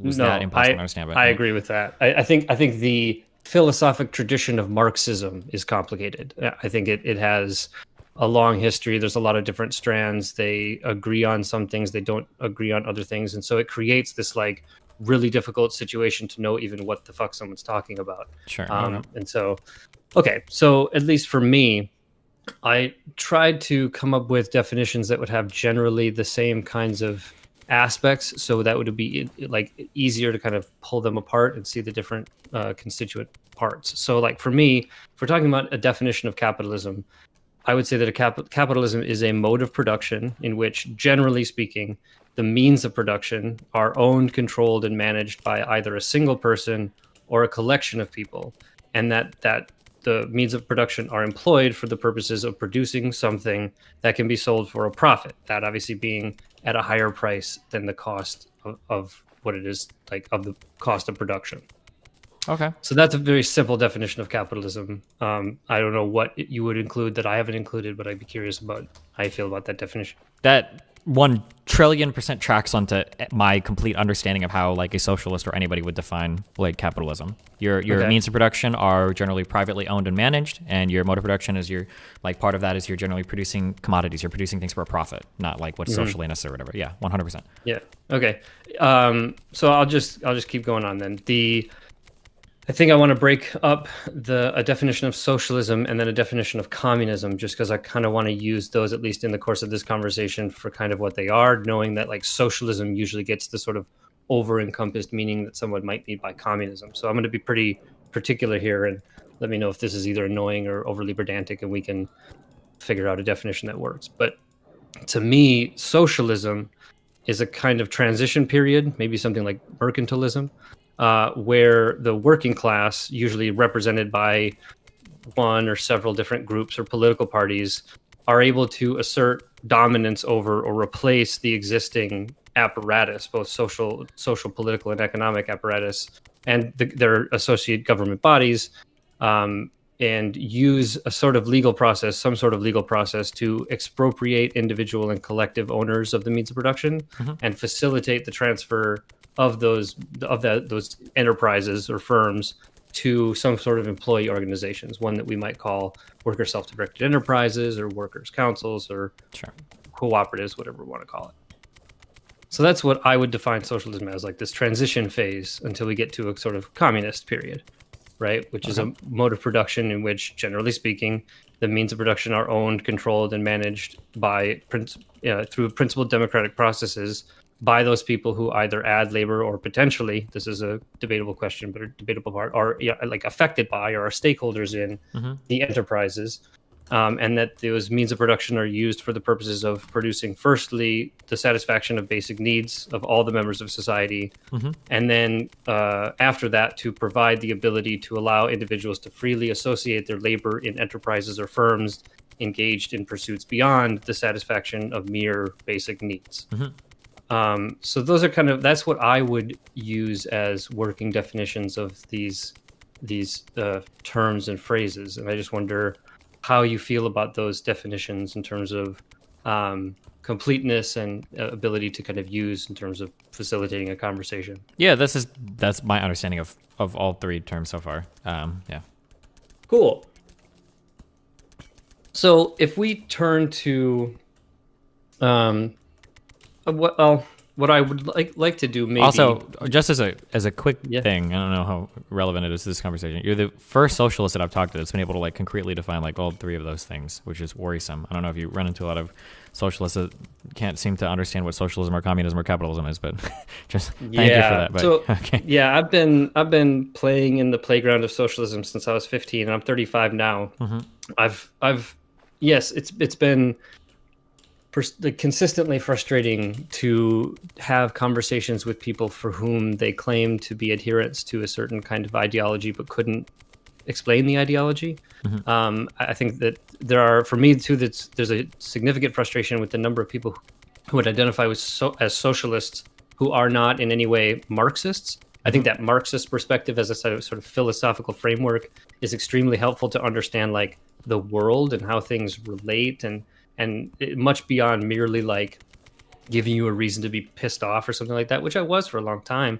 But like, I think it's really a useful philosophical framework that if you have and understand, yes, you might get a kind of political or social or economic ideology that comes out of that. But in many ways, you just get a perspective on the world that I think is super useful that many socialists don't, I think, genuinely have. And it's difficult. I mean, the guy wrote, 150 years ago in a very European continental style, so it's like it's kind of inaccessible in a lot of ways. And so that's like part of to be like shamelessly self-promoting. That's part of the reasons I'm doing the podcast that I'm doing, is to like try to talk about these ideas without getting like too much into the ridiculous nitty-gritty and not being like super dogmatic, but in a way that's just like able to be understood. And I think it's possible, but I agree with you. I think a lot of people, especially frankly on the online left, are not exceptionally good at like putting arguments together. And I think I'm lucky in the fact that I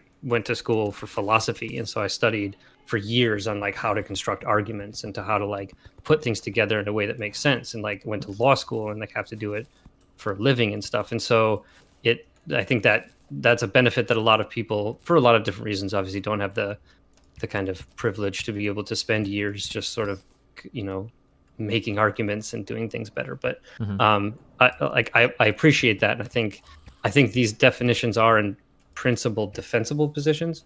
So it'd be interesting where we disagree on them. But I think it would be helpful for me. I know that I've heard enough of you saying like your perspective. You said this in your opening when you were talking to Rick, was when you think about economics, you don't see it in a moralistic framework sort of at all. Like I'm not sure if you see it as value free or how you kind of understand or would be able to equate one sort of economic system compared to another. Like what if there aren't values, or if we're not sneaking in values, which I don't want to claim that you're doing, what is it that you would use to judge one kind of economic system over a different economic system in terms of just evaluating them? So for I consider like a lot of economics descriptive.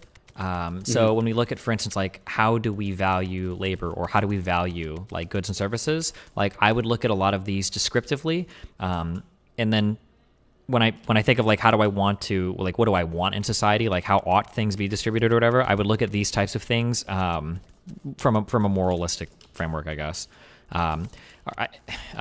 Okay, so what is your philosophy background? I mean, I studied mostly 19th century German philosophy. Whoa, so what does that mean? Are we talking like Kant Hegel, shit? Marx, Nietzsche? Okay. Into like Kierkegaard, and so sort Gotcha. of Hegelian philosophy mostly. Okay, so then I think technically then if we're like super philosophy bro, and I think technically what I just said doesn't really make sense, because you're going to have some normative claim. For instance, when you tell me how do you evaluate what's a good economic system, well, technically you can't argue that like this is better than this without introducing some aspect of morality, right? Sure. Yeah. Okay. Some value claim. Sure, for sure, I understand that. So okay, so if we're gonna get that deep into it, so the value claim that I look at is more just like what like is the most efficient way. Have you ever heard of the term like a Pareto efficiency? I might be pronouncing that incorrectly. Sure. Yeah. Yep. Yeah. So like what is like the most efficient way to allocate like capital in society in such a way that we like maximize the efficiency of our economy is basically kind of what I look at for any economic system. I realize that type of allocation is probably going to lead to a lot of inequalities. And then for anything that exists that I don't like, so like say you've got people that work and can't afford healthcare or housing, those things you would seek to alleviate with government policy. That's like the mode of analysis, I guess I would say, I take when it comes to like economies and governments. Yeah. So do you not accept that there's this kind of notion of political economy, that you really can't sort of separate politics and economics in a nice kind of clean way? No, I definitely acknowledge that. It'll just depend on the type of conversation we're having. So, for instance, if you wanted to debate me on morality, I probably wouldn't say that like I believe much in like a minimum wage. If you want to debate me on like the efficient allocation of goods and services in society or whatever, I probably wouldn't agree with minimum wage. But if you want to talk about like should the Democrats push for a minimum wage in the United States for $15 an hour, yeah, of course, because the political capital is really important. I think that people probably feel better with a $15 an hour minimum wage for a whole bunch of reasons that might not make economic sense, but might make sense in other ways, if that makes sense. So I do agree that people don't divorce all of these things intrinsically. Yeah. So in some ways, would you be of the mind that the sort of government policy is in most times useful for either directing or cleaning up what the economic system doesn't inherently provide? Yes. Okay. So I mean that obviously that's standard sort of liberalism, right? The idea that there's a recognition that there are things like market failures and perverse incentives and all those kinds of things, and that you accept those because of the ability to be efficient and deliver, I would say, commodities and services to a sufficient degree that you would be willing to accept the sort of problems of capitalism, so long as you have a working government that would be able to alleviate as much as possible those problems. Exactly. Okay. So there's a lot of questions, I guess, in terms of why is it possible in your view that you could come up with an economic cure for some of the problems that we see in capitalism, like market failures and perverse incentives? A market cure. So if we consider things like social wealth funds market cures, I think that like those things I'm kind of on board with for sure. There might be like, I just haven't seen them in practice, but there might be some level of like mandatory like worker distribution of profits or something maybe that I could be on board with. Like there's stuff like that. I say this a lot and nobody believes me, so whatever, but like I'm not really married to the idea of capitalism. Like I'm looking at like, well, what produces the best for the most people at the end of the day, kind of like a Rawlsian thing, and then that's generally what I go with. So like it is conceivable that somebody could say, well, okay, well, if workers owned all the means of productions, we lose like a little bit of efficiency. Sure, okay, Destiny, like it's not as efficient. However, like we don't need like 80% of our government programs now because the distribution of resources in society is so much more equitable that we can just like scrap so much. And like that creates like so many external positive effects. I was like, okay, yeah, fuck it. I'll take a little bit of a trade-off there if it really does lead to so many good outcomes. If that makes sense.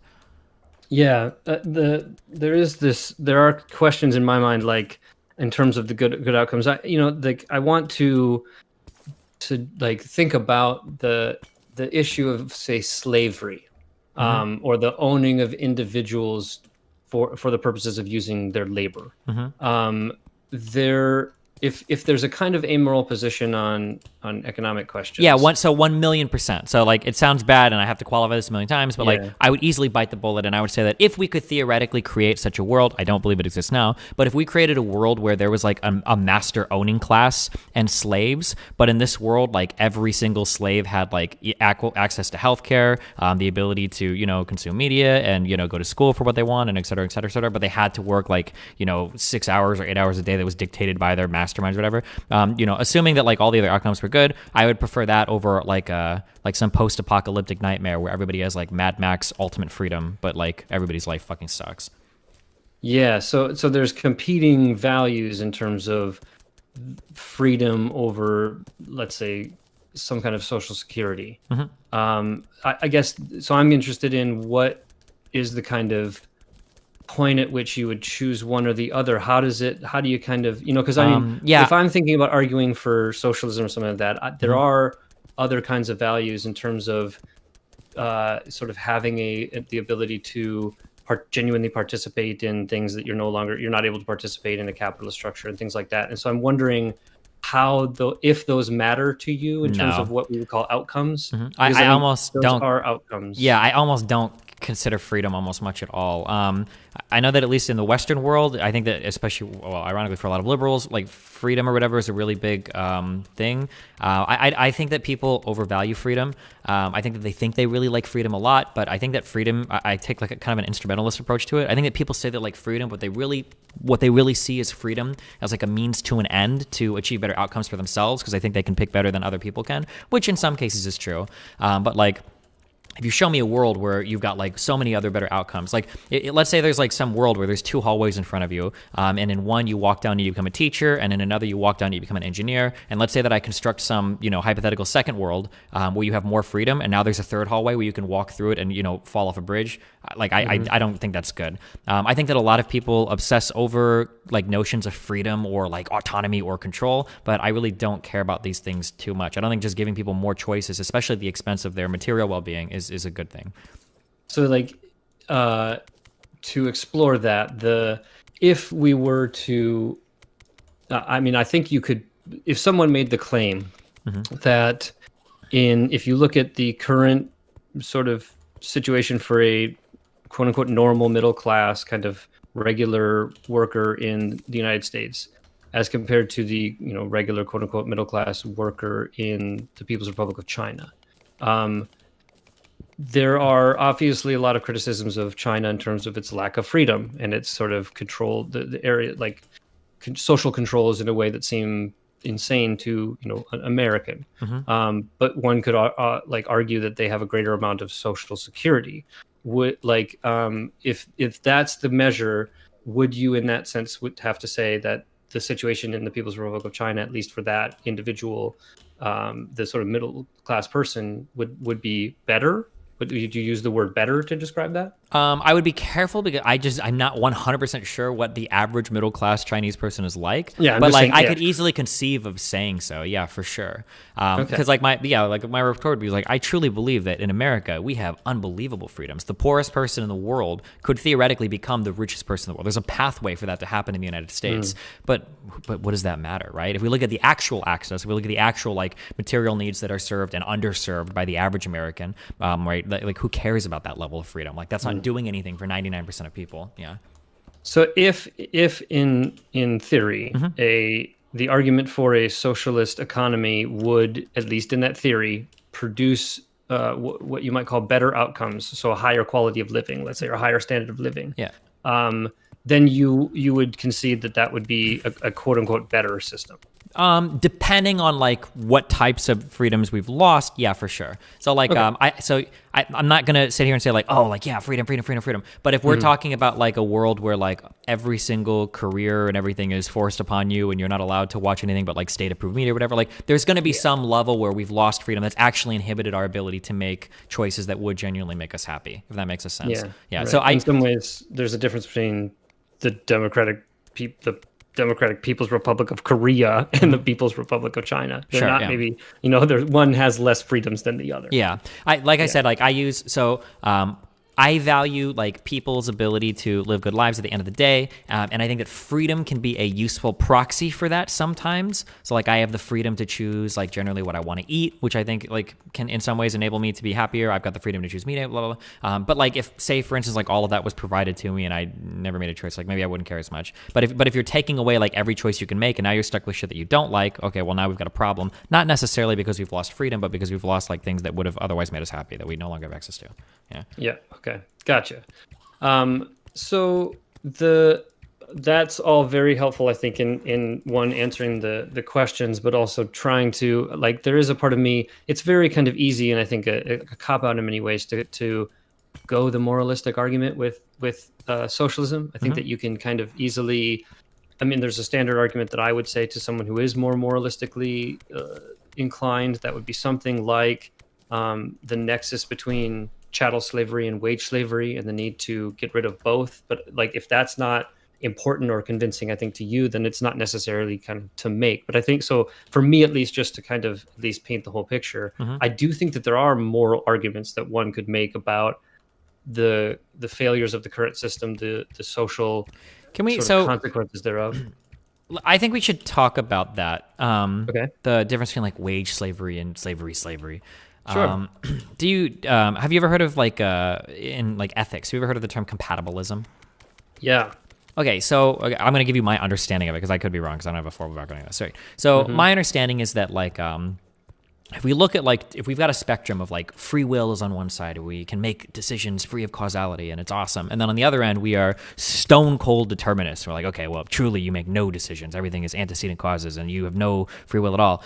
We have this area in the middle where we're like, okay, so maybe determinism might be real, but like in order to have like meaningful conversations about ethics or morality, we're going to kind of have to make the assumption that that like different choices mean different things. So like somebody holding a gun to your head is going to be a lot different than, you making a choice otherwise, even if we do believe determinism is real. That's kind of like my understanding of like what a compatibilist would say that we can talk about, right? Okay.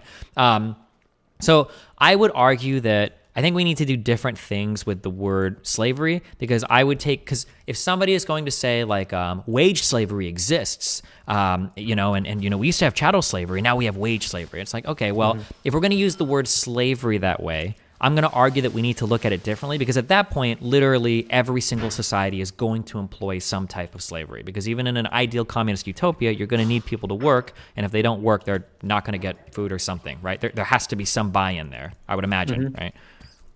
Yeah. I mean, well, I would be more just fine using bondage. Would that be better?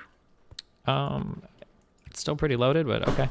Yeah. Okay. I mean, I'm intending to deload it. Yeah, sure. I understand. I guess I look at it as kind of like almost like a social contract kind of thing. Like if you, so this is how I justify paying taxes, even though you didn't consent to being in the state. It's like, it doesn't matter. In order for society to function, we need to have a buy-in to it. We need to pay taxes to keep everything running. You benefit from it whether you like it or not, and this is kind of your obligation. You need to work. You need to participate in society. Now, if we want to call that slavery, because if in a capitalist society you don't work, you don't get fed, fine, we can call it slavery. But in any type of society, communist or socialist, like people are gonna have to work, right? Like, yes, yeah, yep, yeah. I mean, I definitely think that I would not, consider myself a utopian. I mean, I definitely do not think that that a movement towards communism, as I defined it, would be free from error or free from the vicissitudes of human interactions. And I mean, I think that there's a lot of things that would orient the development of how something like this would happen. I think that's how you see what happened in the 20th century with some of these sort of experiments in trying to do this, and the consequences of they're just historically, socially, economically, and politically contingent. Sure. That you can't really divorce actual developments in the world from the way, like the world as it is. So it's not. I would shy away from even some kind of claim of utopianism. This is, for me at least, an attempt to figure out what are some of the problematic aspects of capitalism, and you can do that from a moral lens, or you could do that from a kind of strictly amoral lens, basically. But I think so if you're doing it from the moral lens, there are questions of sort of like autonomy and democracy and some of these value laden aspects of what it means to meaningfully participate in society and in culture and at the workplace, I think matter. Sure. But I think in for your case, if it is more about the kind of nuts and bolts of what are some of the economic issues that cause capitalism to have, in my view, insurmountable issues, what kind of system can we create that would fix those issues that are not resting on merely moral principles, but are resting on sound economic principles as well? Yeah, I mean, it would seem to be that, and it's hard to say because I don't know who does it, unless we point to Scandinavia, like some form of capitalism with very, very, very heavy government intervention, with some type of central bank pumping up the economy and everything. Seems to be. I mean, China. That's how I would define China as that. I mean, China's a little bit differently though, because China has a lot of the government kind of in a single mind runs a lot of the enterprise there. I guess as of the last 20, 30 years, they've opened up more to external investment, but the government is kind of the main owner of a lot of the capital in China, which I think is a bit different than. Sure. Yeah. I mean, it's definitely different. I do think, this might cause a disruption or whatever, but I don't care.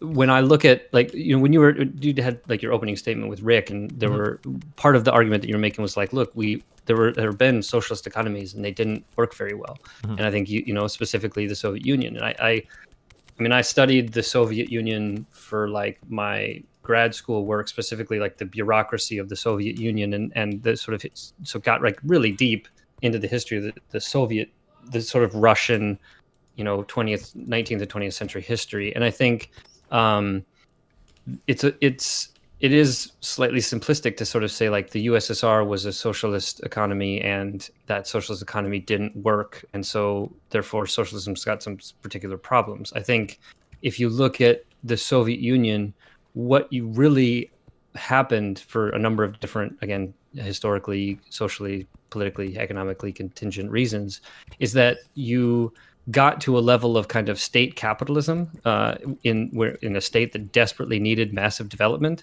and never moved beyond a sort of state version of capitalism. Because in my definition, if your means of production are owned, controlled, and managed by either a single person or a collection of people, that obviously can be a single owner of, like, you know, a gas station or something, and it could be of the single owner of a factory, or it could be a corporate, you know, ownership structure. And to be honest, I think when you look at how the actual economy was structured in the Soviet Union, you didn't have a lot, yet some, but you didn't have a lot of like worker participation in the management of enterprises. You definitely didn't have like worker control. That was pretty much party control. Yeah. And the state owned it. And so the state being essentially a collection of people, I think it fits under the definition of capitalism, at least that I gave, in the sense that I think would that agree. Same thing of, with even China. Yeah. Yeah. But I so think many even limitations thereof are limitations of that kind of state capitalist model. That's, I think, something that you could argue that a genuinely sort of communistic model, as I would say, or a socialistic model of genuinely giving sort of ownership and control rights to workers, and then the necessary structures to connect them, would ultimately produce better outcomes and a higher standard of living. It's possible. I just haven't seen it anywhere yet. So it's really hard to make that determination. And the big problem that I have is that I don't really have a problem. I don't have a problem suffering some economic harms to figure out if something works or not. So like one of the things that I've said in the past a lot is like, if people want to have like banks that give preferential loans to a whole bunch of people who want to start a co-op so that we can see if the model works, I think that stuff is fine. Like I would encourage that, because I think that like looking for more types of successful ways to run firms, I think is good, not only for like individual workers, but for like keeping the country successful and competitive. I think it's really important. The only problem that I have is that and if you've seen like the 5 questions I pose socialists, the problem that I have is that when people start saying that we have a massive onus to get to this other place, and in order to get there, we need to enact widespread violence, that's a problem. Because now we're saying we basically need to, we're like pushing for a violent revolution for something that we don't even know if it really works. And that seems like a lot more extreme to me. Yeah. Yes. Yeah. I think that there's a flippancy with which many, I would dare I say, younger comrades may speak about revolution, what that revolution means. I mean, obviously, there's lots of flippant talk about gulags and you know, guillotines and things like that. And I think some of that is, you know, all in good fun, and some of that is, frankly, highly problematic. And so I agree with you. I think so. I'll just like segue into these 5 things to kind of bring that to hone on, you know, on this, because I think that it was I'm surprised that nobody has given you a sufficient answer to some of these questions, because I think these are in some ways fairly straightforward. So I hope my answers will at least be digestible enough that at minimum, like at least somebody's tried to answer these. Sure. So, all right, here we go. So the first part is like getting to this violence question. What level of violence is acceptable to you to reach our socialist state? And so the very quick, you know, Twitter answer is, in principle, only the level of violence necessary to maintain the system. So that's obviously very loaded, right? So the amount of violence that is necessary to provide enough coercion to ensure that the state of things does not wholly break down into chaos will be, again, contingent on historical, political, social, and economic factors. And so it will, the threat to the current system will ebb and flow, and the level of sort of violence that is necessary to respond to it will obviously ebb and flow as well.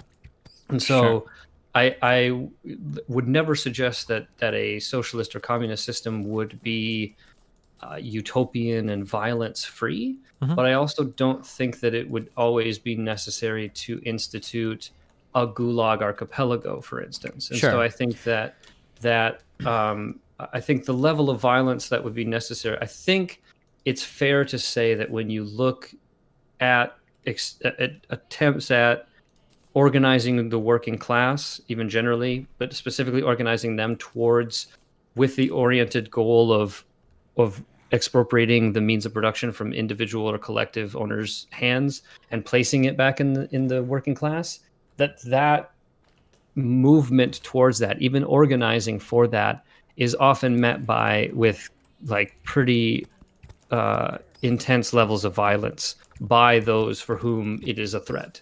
And so there's always been this tendency to respond. And so there's always been, I think, class war is often kind of under the surface and working on the level of policy and stuff like that. But it can also erupt into like legitimate combat. And so I think that what you've seen like throughout history is that it is rarely the socialists and communists who throw the first bomb or, you know, use the police force and their monopoly, you know, on the use of force to be able to engage in acts of violence. And so, like, for me, the level of violence is only that which is necessary, and only in terms of towards the process of whatever kind of revolutionary change we're talking about, only defensive. So only in like necessary to be able to defend the project as it's going against usually unreasonable, unlawful, and unjustifiable acts of violence, particularly by the state. Sure. So this is where, okay, so I'm gonna tell you my objectives ahead of time. So I won't trap you into like agreeing with any of these things, just so that this is kind of where my thought process goes for why this is so problematic for me. Then I'm going to give you answers that a lot of other lefties will give, and then I'll kind of say this is why I think that this kind of an answer is problematic. So firstly, in terms of what you say, like whatever level of violence is necessary to maintain the stability of the state, I would immediately concede that already exists today to some extent, right? That to maintain any state, there is some level of violence, even in a capitalist society or whatever, right? We would both agree with that, of course, right? Yep. Yeah, and it would be foolish to say otherwise. So my problem is that the way that lefties, Twitter historically, have argued is this notion that liberals are so hell-bent on maintaining the power and control that they have in society that they will, when the time comes, they will side with fascists in order to maintain the stability of society, that they will not give up any amount of power. So if we build on a couple of statements that a society that exists today is a violent one against people that are materially disadvantaged, and if we say that violence is currently maintained by a state, and that the state maintenance of that violence will be kept and will oppressively push back on any type of peaceful change in order to change it, right? Like, for instance, like I might ask, like, well, if socialism is so popular, why don't we just vote for it? And then any lefty will laugh at me and they'll go, oh, well, of course, capital interests won't allow it to happen that peacefully, right? If all of these things are true, and if I accept all of these things, that capitalism is an evil, oppressive force, materially disadvantages people, is defended with threat of violence, you know, et cetera, et cetera, et cetera, it feels like I've built up all the necessary justifications that I would need for like this preemptive form of violence. Like how not would be my question there. Like, let's say that I want to get my hatchet and my machete right now, and I'm going to go outside and start killing capitalists, right? Not that I would do this, as hypothetical, right? But like, it feels like we've laid out the necessary justifications to do that. Maybe under a certain understanding of like the legitimacy of the use of force or something, I would also find that problematic. I mean, I take it as a kind of axiomatic principle that violence is only really justified in defense, that offensive violence. In that sense, I agree with libertarians. I've at many times called myself a kind of libertarian socialist in the sense that I am obviously weary of the state maintaining the monopolies on different kinds of things that it does.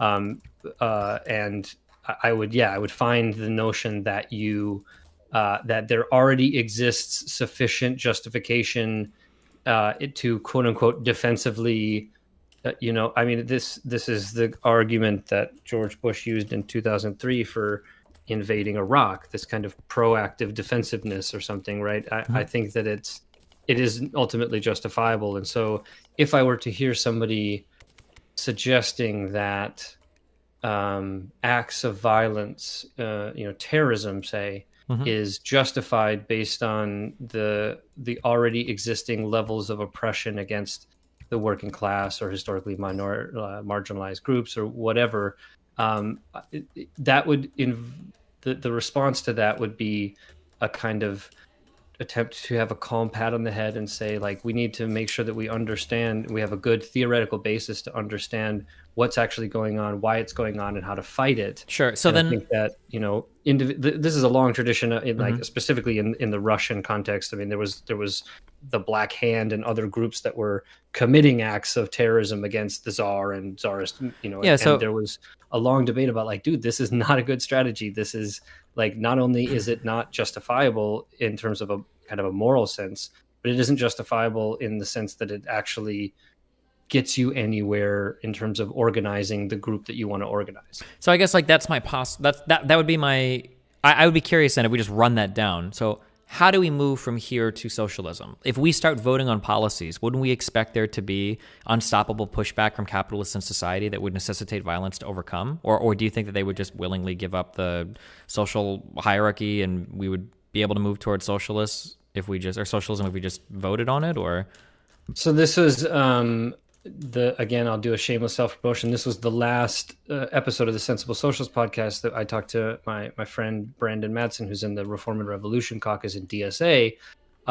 who we had a discussion on the like Leninism, whether or not it's really relevant today. Mhm. And I think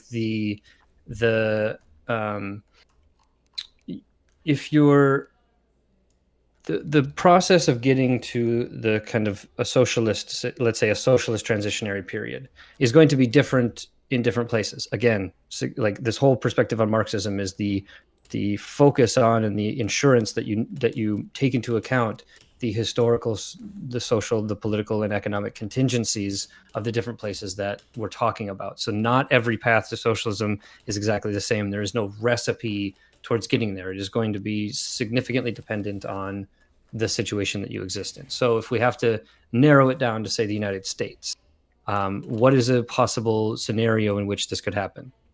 Well, let's take a legitimately realistic example. You have a large self-described socialist organization called the Democratic Socialists of America, who for a long time were a sort of left wing of the Democratic Party. But through their growth and a change in the kind of direct ideological direction, there was the desire to kind of create it as its own independent party that would be a kind of workers' party. And either it calls itself the Workers' Party or the Democratic Socialists of America, it doesn't really matter. Mhm. But that you engage in this kind of political party. This political party is not like a political party that we see in something like the Democratic Party, but it is a very comprehensive, holistic, more European style social democratic party with different kinds of clubs and different committees and different things that do a lot of different things aside from just getting people elected, which is basically the whole goal of the Democratic and Republican parties, is to collect a bunch of money and to get individuals of that party elected. Mhm. So you have this organization that is doing a lot of different things. And so it is simultaneously vying for the already existing levers of political power in terms of elections and trying to get elected to Congress and even potentially presidencies and governors and things like that. It's also doing important groundwork in terms of connecting mutual aid organizations and providing a kind of level of actual on the ground help to people who really need it, such that those people who are seeing the consequences of the failures of both, I think, the consequences of capitalism and the failure of particularly the United States to alleviate things that other places have done through social democratic programs, you'd fill this kind of gap and you'd get a group, you'd organize people towards this perspective. Sure. So you also then engage in a policy of expanding and making sure that there is actually the kind of future firms that you want to see. So you invest a lot in helping to create cooperatives, networks of cooperatives, you create these like center anchor institutions and then cooperatives that serve that anchor institution. So you develop this kind of like alternative economy in a sense that is founded on a different principle in terms of who owns, controls, and manages the means of production. Sure. And you kind of do that within the context to the degree that you can within the current paradigm. And you do as much as you can in that, hopefully growing that as a way of getting revenue, but also, being able to grow and being able to provide people on the ground experiences in actually running, managing, figuring out some of the problems that exist with co-ops and doing all of this kind of exploratory work that's necessary. So this large organization is doing all of these different things, and it is in the course of doing so challenging the existing structures and those who benefit the most from them. And there will be differences in the approach in terms of the response to that. So there will be potentially consolidations of political groups in a way that would be unique, because you have this far left group that's entering the political sphere in the first time in like 100 years. You'd have different things that would ebb and flow in terms of what we would consider reactions to that. And some of them are going to be in the form of something like a police raid, in terms of maybe there's more charismatic, we should say, or even prone to violence groups that would do that. And so you're going to have different levels of response as you get more and more sort of power and influence. And I think the debate that I was having with my friend Brandon was that I envision a situation where you could more or less consolidate enough power and get enough people like military organizations and even police to be able to protect the people who are trying to institute socialism, in the sense of beginning the expropriation process and building up worker cooperatives to take over businesses. I think that you could, in principle, have that in a context where you could, through a long process of political consolidation and being open to bringing people in that you may not otherwise be, so open to if you're a more sort of cadre, small, traditional revolutionary kind of organization like you saw in Russia. And so I think you could, in principle, have a slower process of quote unquote evolutionary change that would at some point necessitate a break in which you would actually create the expropriation model, where you would say individuals no longer have, everyone's shares are no longer valid and all this, and that would be a kind of revolutionary change moment that could be super legalistically, but it could also be in the course of a conflict that results from a sufficient level of threat being met with a sufficient level of violence for those for whom the threat is too high to accept, and the engagement in hostilities, at which time one or the other would win. Historically, that has been the case. There's always been a kind of counter-revolution to any revolutionary push. And so it's not crazy to assume that that kind of process would happen. So when it comes to like the question of violence, again, it's a kind of defensive, only that which is necessary to maintain the gains that have happened. But that we should recognize that the late 19th century and early 20th century in the United States was a period of time in which Black people and workers were being mercilessly killed, and that this tendency towards violence is very much not necessarily something that either only exists or solely exists on a single side of this this economic question. It is obvious that both sides, given the sufficient means and motivation, will engage in incredible amounts of violence. Okay. Yeah, I mean, I don't think I disagree with a single thing you've said. Do you? I'm just curious. You use the phrase mutual aid. Do you find that most people use that phrase similarly to how you just used it?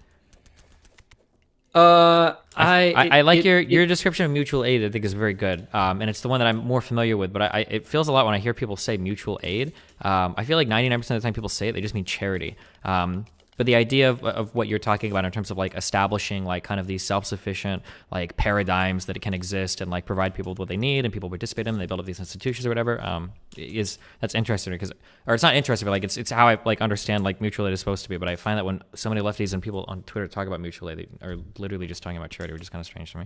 That's kind of like not really related to what you're saying right now. Twitter is not always the best place to get good, nuanced, and thoughtful discussions about important topics, and I think nowhere is that more true than discussions of leftist politics. I think that Twitter is where genuinely deep philosophical left ideas go to kind of die. And so that's frustrating because that's obviously where people are talking and that's where a lot of the discourse is happening. But I just it's organizing and there's little organizing that's being done on Twitter. Let's put it that way. Genuinely organizing people towards actual doing work. And even mutual aid is part charity, but it's mostly organizing. The point of engaging in some kind of project that's going to help people is so that they realize that somebody's going to help them.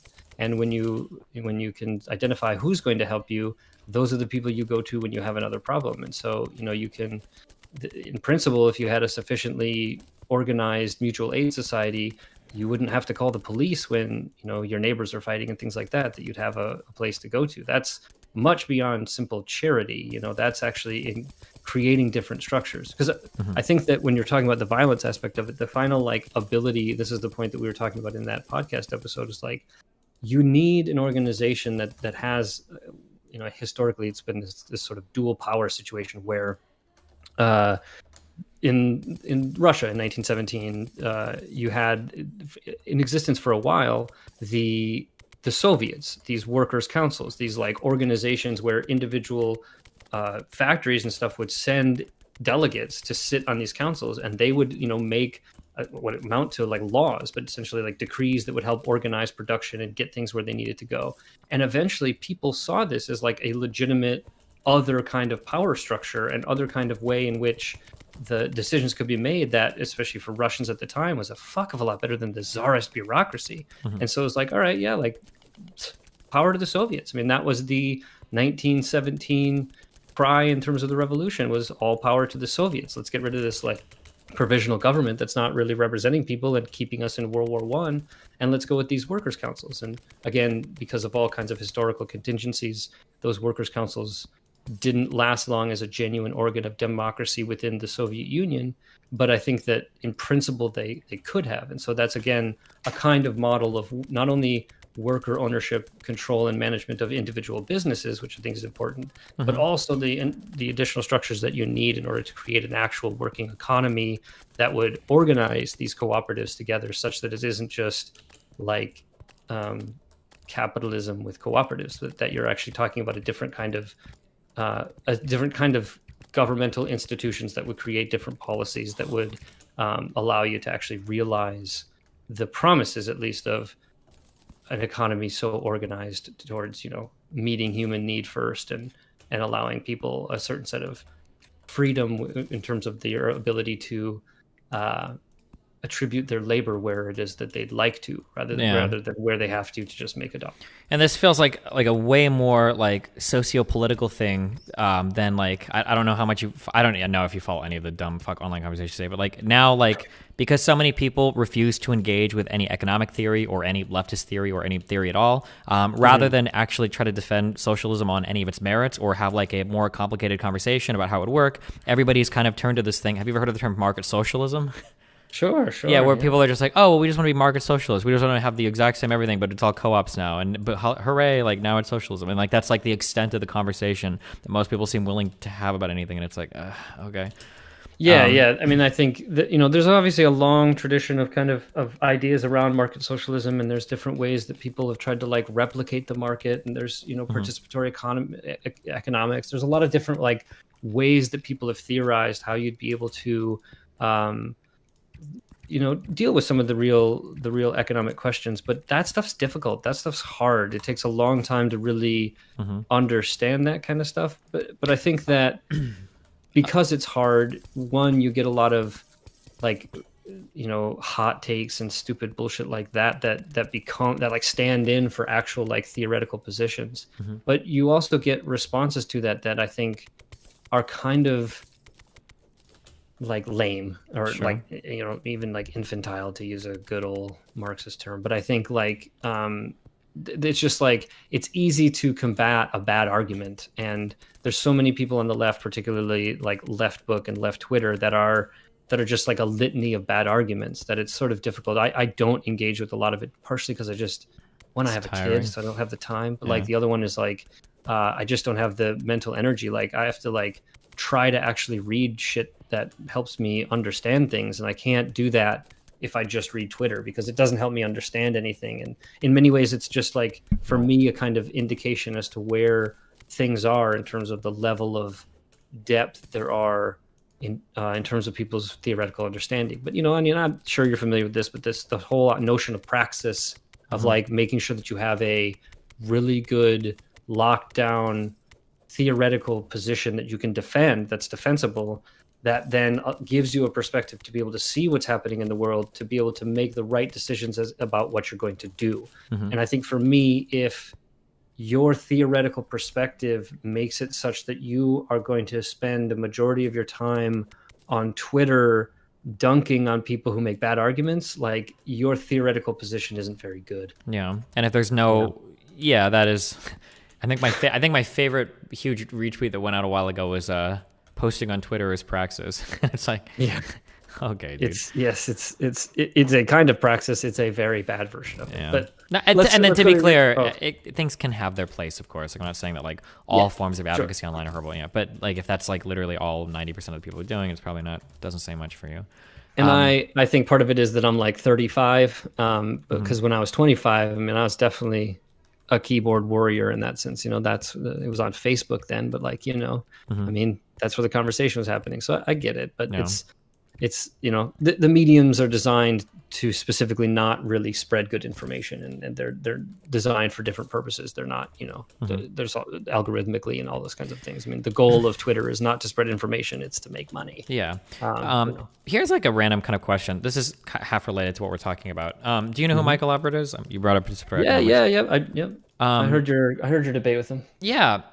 So this is a guy I disagree with so much what he said, but I super 1,000,000% respected that he's one of the few lefties I've talked to that not only does he have a position, he's tried to stake out like really hard positions. Like, this is how I redesign the whole economy. And I disagree with a lot, but you know, props for him for like trying to get something down on paper that we can talk about. He brought up something that I really agree with that I'd never thought much about before, and I'm curious how you feel about it. One of the things that Michael Albert brought up was that he actually doesn't feel like the average worker doesn't like the owner class. He says that the average worker really is has just no feeling about the owner class, but what they're most onerous about is actually the managerial class, I think is what he called them.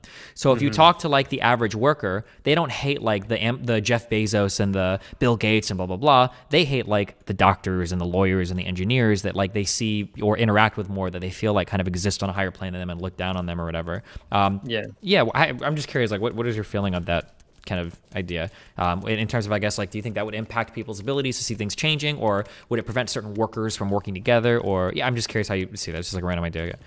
So in the sort of, you know, Marxist philosophical tradition, there's this whole notion of false consciousness in the sense of, you know, somebody sort of having a kind of identifiable class interest in terms of what their relationship is to production, which is what class describes. And just so everybody understands that, to be really clear, right? In a Marxist analysis, a lawyer and a janitor are part of the same class. Yes. So so long as that lawyer isn't a partner. Yeah, they don't like run the law firm. Yeah, because a lot of people, I see this mixed up a lot, where people kind of colloquially use class as like, oh, like middle class and lower class. So like a janitor and a lawyer, or a janitor and a doctor, these are two different classes of people. But in a Marxian sense, like we're talking the difference between like an owner of a firm versus like a worker. So labor is a particular class. The owners are a particular class. So like a small business owner earning $50,000 a year is part of like the owner class, and a doctor earning $500,000 a year is still considered part of like the labor class, whatever, right? Yeah, I mean, there's a situation where it can be paradoxical in the sense that you could have somebody who is still someone who sells their labor, but who sells their labor for more than a person who owns some means of production can use to generate enough profit. And so you have a situation where like a working class person actually generates more income than a member of the bourgeoisie. There's obviously then differences in terms of like there's a kind of high bourgeoisie, and then there's a kind of like, they call it the petty bourgeoisie, but the sort of people, you know, people who work at their own business and stuff like that, who are not just like buying other labor in order to generate surplus value and all that kind of stuff. And so the ultimate question about Michael Albert, like, have I thought about, what was it? Like, I guess like worker solidarity when workers can be so different from one another. Yeah. And so the false consciousness thing. So I do think that there's another, you know, great Italian communist, Antonio Gramsci, who's big even in the kind of postmodernist world, but he had this thesis of a cultural hegemony. And so when you have a ruling class in society, because the bourgeoisie is in general the ruling class, they're obviously more influential and powerful members of the bourgeoisie who are able to impact policy and things like that. But there is a kind of at least ruling class, and there is an ideology that they kind of hold. And this is a generally pro-capitalist. It can go kind of either sort of neoliberal capitalist, social democratic capitalist, or more like free market, small government kind of capitalist. But in general, this is a kind of perspective of that capitalism is a sort of, in some ways, just a self-justifying system, and so it doesn't take much to kind of accept. And so those people who are able to, in that system, succeed in terms of generating lots of wealth are often seen by participants in that system as the goal. That's what you want to do. You want to relieve yourself of the burdens of I would say the bonds of wage earning, and you want to move beyond that in a way that you don't have to, like, you see these people as not having to really work, having this luxurious lifestyle, not having to worry about money. And so I think that there's a lot of people who are envious, and not necessarily negatively envious, but like positively envious of people who have escaped and people who are able to do kind of whatever it is that they want with their time. And there's this, often you listen to like the fucking Kardashians or something. They never have jobs. They always have projects, right? Because like they don't need money. They spend money in order to engage in these projects. And I think that there's a lot of people like for whom like I just work all day and I don't like have the time to, or the wherewithal to even like engage in all of these different projects. Like that's just too much. So there's an enviousness of the people who are able to have escaped that and engage in this kind of thing. And I think that there's a lot of frustration about the people who actually maintain and prop up the system in the day-to-day interactions in that system. And that is the lawyers, the doctors, the what's called in the literature of sort of Marxism and otherwise this professional managerial class. And there's an attempt to kind of say that this group has a different relationship to production, that like lawyers relate to production differently than janitors. And I think because they're engaged in maintaining the kind of, again, in this Marxist analysis, the economics, the sort of mode of production of individual or collective owners owning the means of production to do so for profit is the kind of economic base in your society. And then there's this whole edifice that's built on top of it that are all like the norms and the quote unquote common sense and all of these kinds of like ideas that are just like built within the edifice that rests on this economic base. And so this cultural hegemony is basically accepted by almost everybody. And so there's a lot of people who I think don't think deeply about even the division of haves and have nots. Like either they're too busy trying to make by, or they've gotten themselves into a position where they think, this is like as good as I'm going to do. And it's not the word, like I'm not living in, like Lagos, Nigeria or something. And so like, I can rest comfortably enough with what I have. Could it be better? Could I design a better system? Maybe if I thought about it, but this is good enough. I think there's a lot of people who feel that way. I think there's a lot of people who, for whom the system feels there's this notion of capitalist realism that just like, this is the way that it is. There's no alternative. And the most that we can do is to try to sand the edges off of capitalism with some kind of social democracy. And so that's why you have like Medicare for all being super popular and Social Security being super popular and unemployment being super popular, because these are ways that you can, that you can sand off the sharp edges of capitalism. But I think that, I think that there's a lot of people for whom revolutionary change doesn't feel necessary. I would just say that I think that if those people were to experience working in a cooperative or having a bit more meaningful participation in their day-to-day life in terms of the things that affect them, I do think that those people would likely recognize that as a kind of improvement on their general quality of life, that is important to be sure that if you want to. Now, if you don't want to and you want to be disengaged, you should be allowed to do that. But if you want to participate, the barriers to entry on that participation should be low. And if they are low, I think that people would recognize how much better a system is that allows that kind of participation, both in the decisions that are made, but also in the individual like phenomenology of sitting in on a meeting that is not a boring business meeting that doesn't really affect you, that doesn't matter, but actually a meeting that's like about something that you care about, that you want to meaningfully participate in. I think that fundamentally is something different that would change people's mind. But life is tough, and there's lots of stuff going on, and there's lots to worry about. And I mean, I definitely know from the experience of having a kid, like that narrows down your focus to like pretty small. And so you got one or two like kids, and you got a job that you got to maintain and do a decent enough job because you don't want to get fired and lose your house and stuff like that. You're not going to be thinking about revolutionary struggle. You're going to be thinking about like what potential side hustle you could do to like alleviate some of the concerns about how you're going to pay the electricity bill and stuff like that. Sure. So I mean, I just think that there's something to be said about the fact that we're not in a situation like, I mean, if you look at 1917, you look at 1918 in Germany, or 1919 in Germany, you look at 59 in Cuba, you look at these times and periods in which you've seen revolutions sort of happen, even ones that I might call deeply problematic. They're happening in situations that are not ideal they're ideal for upheaval, but they're not ideal for genuine social, like long-lasting social change.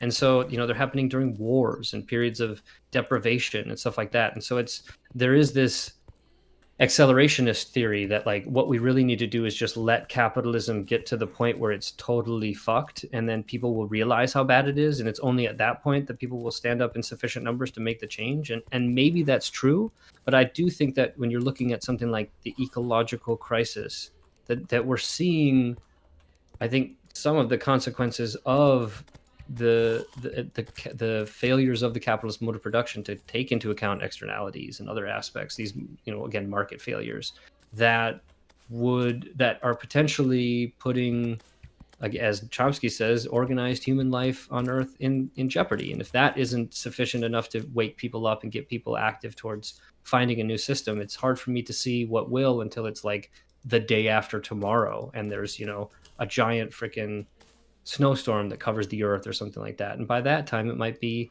too late. And so there's just this kind of like idealistic kid inside of me who's just trying to say, well, I need to do what I can to shake people awake now, because there's going to be a certain point where I'm not sure we have enough time. And I want to make sure that I think that I'm not the kind of person who would argue that we need to tear capitalism completely down. I think that, and I don't think Marx argued that either. I think that what you want to do is you want to use the best stuff that's come out of capitalism, the efficiency, even some of the divisions of labor, even the market in some ways. I like, and this, we can get to that and talking about some of the other things, but I don't totally think that you wouldn't need, or that you couldn't use a market in some really useful way to be able to deal with some calculation problems and things like that. And so I just think that you can be critical of capitalism, and you can be like in favor of socialism, and recognize that we're not talking about pulling the baby out with the bathwater, that we're really talking about the kind of improvement that capitalism was to, here it is, feudalism, that this proposed system could be to capitalism. And so there's a cheap way to say it is like, I don't want to get rid of Amazon. I think Amazon has done an incredible job being able to get commodities in front of people and deliver those commodities in a distributed way that's very efficient and very useful. I just want to make sure that how the decisions are being made there are made not by a group of people for whom the goal of their investment and participation is to realize the most for themselves, but to be able to do so in a socially responsible way that takes into account all of the different stakeholders, which for something like Amazon is essentially all of us. And so we should all be able in at least some kind of way to participate in the decisions. And I think that's going to, I would kind of stake my flag on the fact that I would bet that would ultimately produce better outcomes, especially long-term better outcomes in things like climate change and public health and a number of other areas. Okay. That was really long-winded. Yeah, no problem. So idealistically speaking, yeah, I guess I don't assuming the things happen that you say they would happen in the way they would happen, doesn't seem that bad. Do you want to go? I guess. I'm sorry. I guess I'm kind of curious. What do you want to run down that list of like? I think we already kind of did question 1. I guess for the other 4, I'm curious what you're. I'll do these. Try to do these quick. So how do we decide what businesses are possible if we disallow private capital investment? Yeah. So the answer to this question is obviously dependent on who you talk to. So like some people are just going to do that. What Rick talked about, the second definition, just say, look, a bunch of well-meaning government bureaucrats are going to like have these little councils and they're going to decide, and the government is going to distribute all the income. I think that's potentially problematic.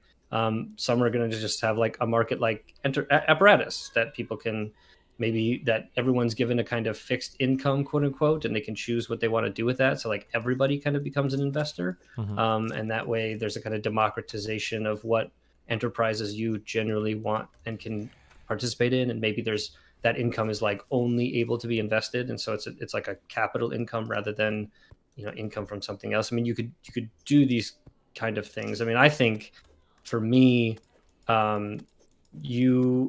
you could easily have a system in maybe this more communistic society where you could have these incubators these already existing cooperatives that many of them would be transferred from already existing businesses could serve as incubators for new cooperatives. These are kind of they would fuel the innovation and provide the investment, and this would be able to be done maintaining that kind of like participatory aspect where individuals in that cooperative can participate in the decision making in terms of where to provide the ultimate investment. And so there's a real world example of this in Montreal. They're called the EVA Cooperative, and Montreal in Quebec's got a lot of it's got a long cooperative history, and like it's only got like 1/5 the country's population, but it's got 1/3 of the co-ops. And so there's like this ecosystem of co-ops that already exist. And so while they were starting, they got like a $15,000 grant from a credit union that was just like wanting to help foster cooperatives. And obviously right now there's not like ample amounts of cooperatives to invest in. And so they found these people that had this idea and wanted to really help it. I think that's a microcosm of a situation that you could have in the macro, in which there are these like kind of large incubators, and maybe even something like what already exists as community development financial institutions who have a different, because this is going to involve a kind of change in terms of the rules, right? And so instead of investment being done for the purposes of extracting value or not necessarily extracting value, because I could see a situation going back to where I think debate really ran down between you and Rick, where you could have a situation where you could guarantee a kind of return to investors so long as the business remains viable. You could create a duty to that investor that they would be paid out in proper intervals and things like that. So you could have, private capital investment that didn't result in the ownership of voting shares. And so you could maintain the workers' ability to direct it, but you would also contain this duty that's owed to people who've invested capital to essentially return that capital either at its base rate or at some kind of interest rate, so that you're not necessarily dependent on a certain level of profit production, and then give it kind of dividends, but that you could assure a return essentially like a loan. So investment turns from like investing for the purposes of shares and potentially voting shares and voting rights into a kind of loan process that you would do, intelligently. You'd look at the different cooperatives and you'd see how they were running their businesses, and you might like a certain cooperative style better than others and things like that. And you could review bylaws. And like, I think one of the things you were worried about was the idea of like a cooperative potentially getting a large investment and then deciding that it was just going to distribute that investment and fold up. I think that you could easily either demand or only invest in cooperatives that had stipulated prohibitions against that, which I think you'd absolutely have in terms of if there was some kind of competition for this private capital investment. So I just think it's possible to be able to have private capital investment. I also think you could come up with a situation that would disallow private capital investment that would still have a legitimate mechanism for quote unquote deciding what businesses were possible. Someone would make a proposal and there would be a group that would decide this, essentially the legitimacy of that model. that's what we have now in terms of investors who do it or banks who give the loans, whatever.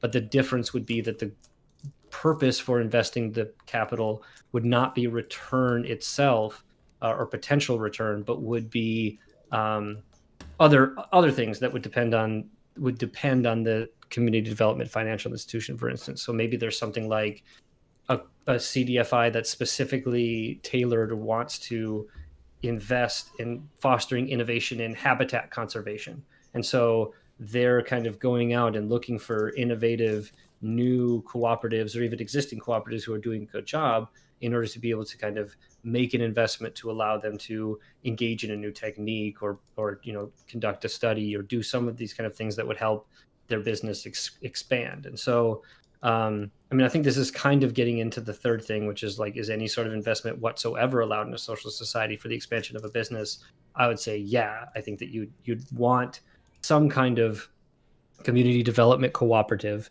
who would have the job of listening to proposals and deciding based on whatever mandate they have what projects to invest in, and they can do that through grants of just like giving out capital and saying here's a building, and here's the amount of money that you would need to purchase the machines, and go at it, see what you can do with it. And then or else they can do it in loans and say, hey, we're going to give you this, but like we want 5 or 6% back when over the course of a period. Like you could easily do that. So okay, so I'm not stopping you much. I kind of have, I don't know how you want to, I guess, advance this conversation. So like, I'm understanding your model. There's a lot of little problems I have with little things inside of it. I don't know if you want to go how much into the granular. I'm not trying to be hyper specific. There are just more kind of like general problems I see. So yeah, go ahead. I'm trying to think. Yeah, okay, I guess we'll just start this. Let me stipulate for this conversation, I don't expect anybody to come up with a replacement for the universe. So so I don't expect, if I'm like, well, what do you think should be the exact interest rate of a co-op bank loaning to this with with this type of business? So I'm not trying to be super hyper specific, right? Yep. I'm just trying to ask more like general, like theoretical questions. So like I've heard this is kind of a model that I've heard proposed a couple times. So this idea that you have like co-op banks that are doing the loans instead of like capital investment, and you've got to return some money back to the co-op bank or whatever, with interest. Mm-hmm. Do you think that you run into the problem to where if you're like, our goal is to create a co-op, and part of what we're trying to do is to get away from this owner model where people are just doing things for the sake of the business and not the workers. Do you think you run into a weird world where you've kind of shifted that owner class onto like basically the like credit co-ops? Does that make sense what I'm asking?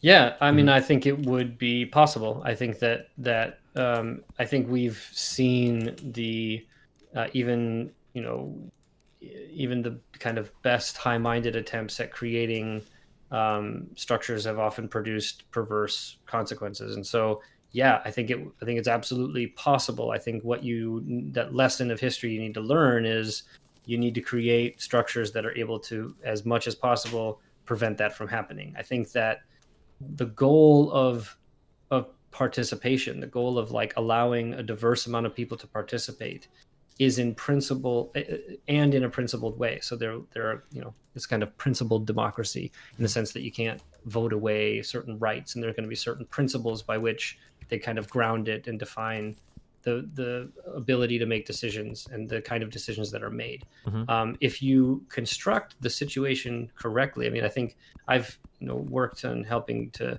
start several co-ops, and one of the biggest and most difficult parts is creating the bylaws and thinking about all of these different potential pitfalls and things you want to avoid and all this kind of stuff. But you can do it in a very proactive way that is able to try to at least think about the possibilities and ward against them. But there's also this notion that there's got to be flexibility in these organizations, and there's got to be the ability to say, like, this isn't working and we need to change this. And as long as you retain a kind of democratic participation principle, it is a kind of, again, axiomatic claim, I would say, for me, that the results thereof are going to be at least more socially oriented. I'll refrain from saying something like better, but they are at least going to be oriented in a way that is not simply for the purposes of maintaining power, like maybe we saw in the Soviet Union or Ducey in China, but more for the purposes of actually fulfilling the mandate that they have.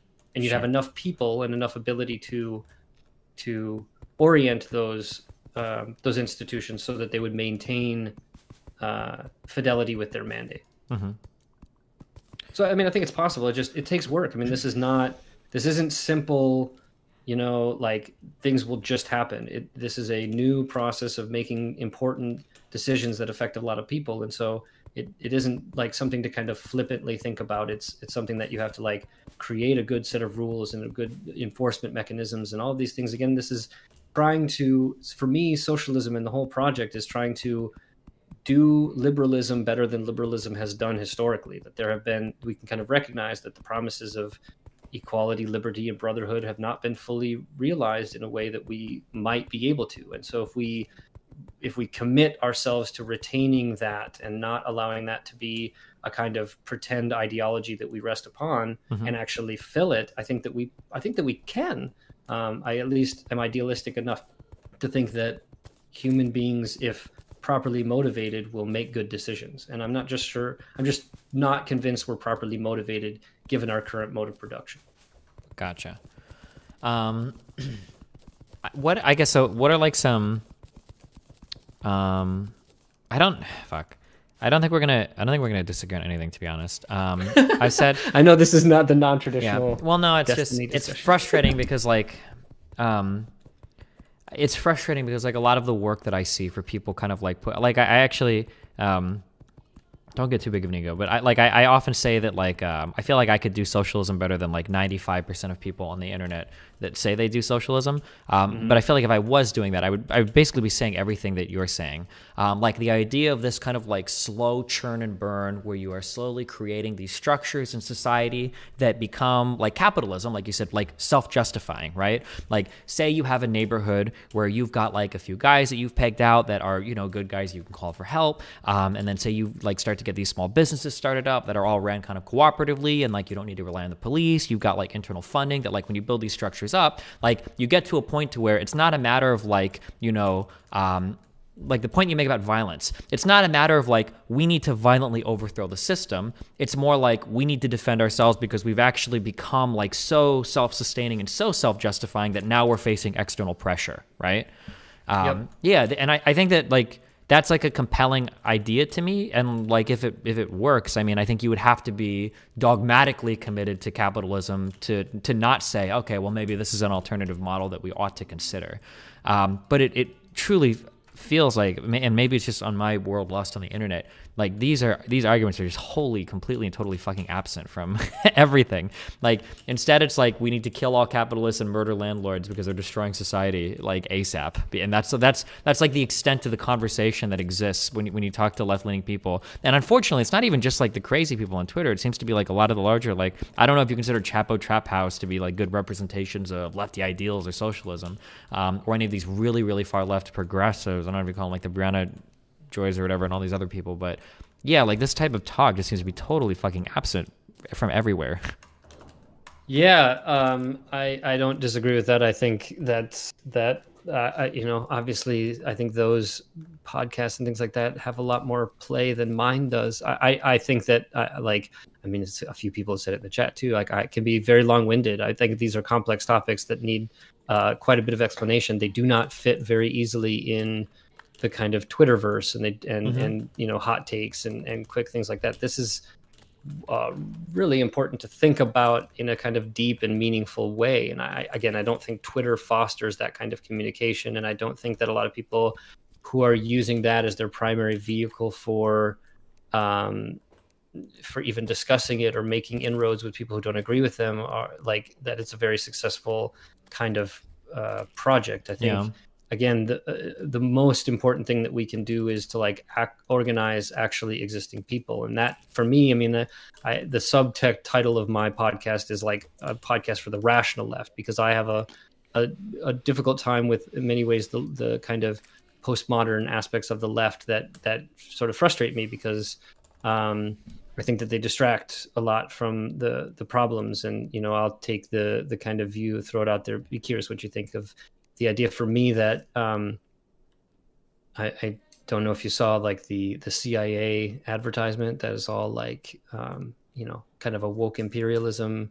Like, we employ women at the CIA, aren't we cool? Like, we don't do anything wrong.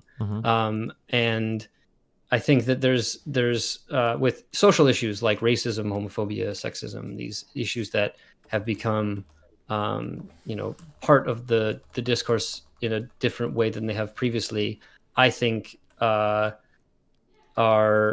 not going to be fixed, or are essentially not solvable under the current economic base that we rest on. That there's a fundamental sort of, again, class difference between people who own and people who work at businesses and in the means of production that help to sometimes create, sometimes overblow, sometimes I think exacerbate potential tribalist kind of divisions that we humans tend to do without much prodding. And so I think it is my view that something like racism will not be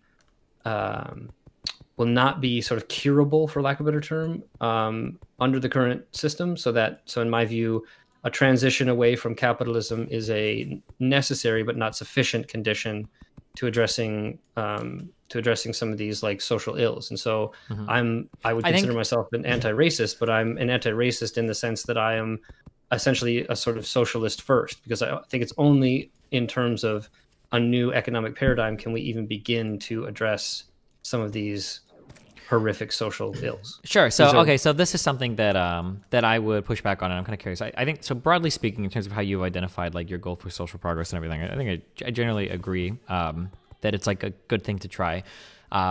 So something that this kind of comes with my amoral analysis with like what economic systems tend to do. So one thing that I like to look at a lot, I think, is racism, because this is a really common claim that I run into with a lot of people that will say like, oh, like capitalist systems embolden racists, or they empower racists. This is one of those like transactions where I kind of see capitalist systems as making no statements on racism, but rather they would just push whatever generates like greater profits. So I would view that at one point in time, I think that racism was very much like a money driver. Not just racism, all sorts of bigotry. Like, you don't want like gay people kissing in a TV show. You want to portray the nuclear family, Christian values, et cetera, et cetera, et cetera. And there was like a great like monetary reward for doing that. You had real financial incentive for that. But I would argue that like today, it's kind of moving, at least in mainstream culture, like pretty opposite to that, to where you have like huge financial incentives to not be racist, but to almost be anti-racist, so to push that as much as possible. And when I kind of look at like racism in society through that framework, right, where like if you're creating more woke shows, or if you've got more, I don't want to say woke, but more diverse casts, like you get bigger audiences, you make more money. Like, it's proven today, even if you hate black people and women, that just having a more diverse company, just period, even without any qualifications taken into account, like actually like confer real revenue advantages onto a firm of certain sizes. Like, this is something that's like pretty well documented. Like, just diversity for the sake of diversity seems to confer financial advantage on you. So if I look at like how capitalism functions there, and then if I were to also think, imagine if the United States would have been socialist, back in like the 1800s, like, could I imagine that like worker co-ops there would be like voting away, or that worker managed firms or worker run stuff would be voting away kind of like the white hierarchy in the world, especially when in the 1950s and 60s, you had labor unions fighting back so much against civil rights era legislation and stuff. Go talk about that. I'm curious. Yeah, I mean, well, so I think there is an inseparable tradition of kind of anti-racism and pro-feminism and things like that within the larger sort of Marxist movement. That I think that there is the notion that the project is mass liberation.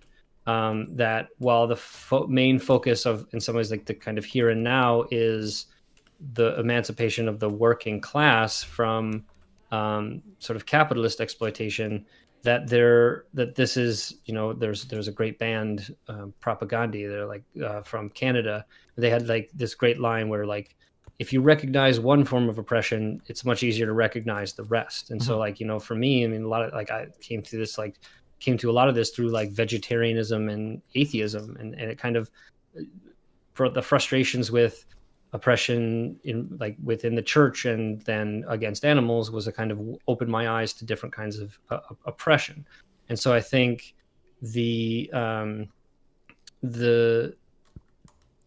I don't really I think that you would have, I'd like to think, and maybe an idealistic, like the idealist in me is saying this, that because there is a focus on the kind of general participation of everyone in these projects, there's a built-in anti-discrimination principle that is a genuine anti-discrimination principle. Like, you know, the current anti-discrimination structure reinforces what you might call structurally racist issues, right? So if you start from an unequal position and then you demand non-discrimination, there's like you have difficult time doing some kind of restorative justice process, because that will entail a kind of discrimination, right? So this is the issue with affirmative action that a lot of conservatives will critique, that, oh, this is like conferring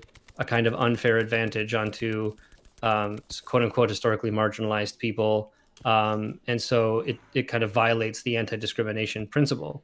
And so you have, I think within the larger project of creating a genuinely democratic society and institutions that are principally democratic, one of those principles is that you won't discriminate.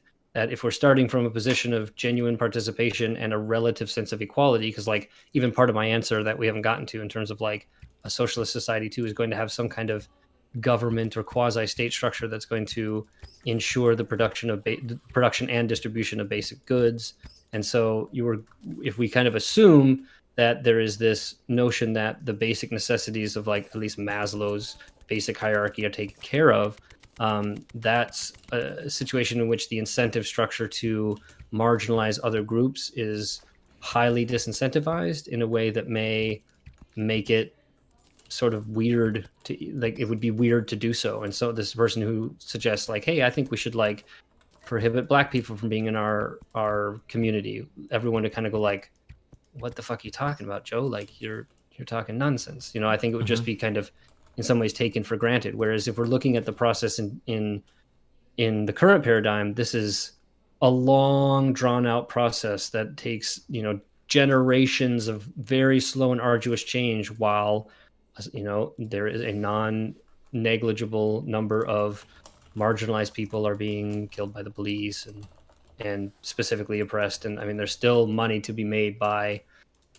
fostering tribalism and racial division and things like that are still highly useful for the companies. So there may be in some places a disincentive towards overt forms of kind of discrimination and racism.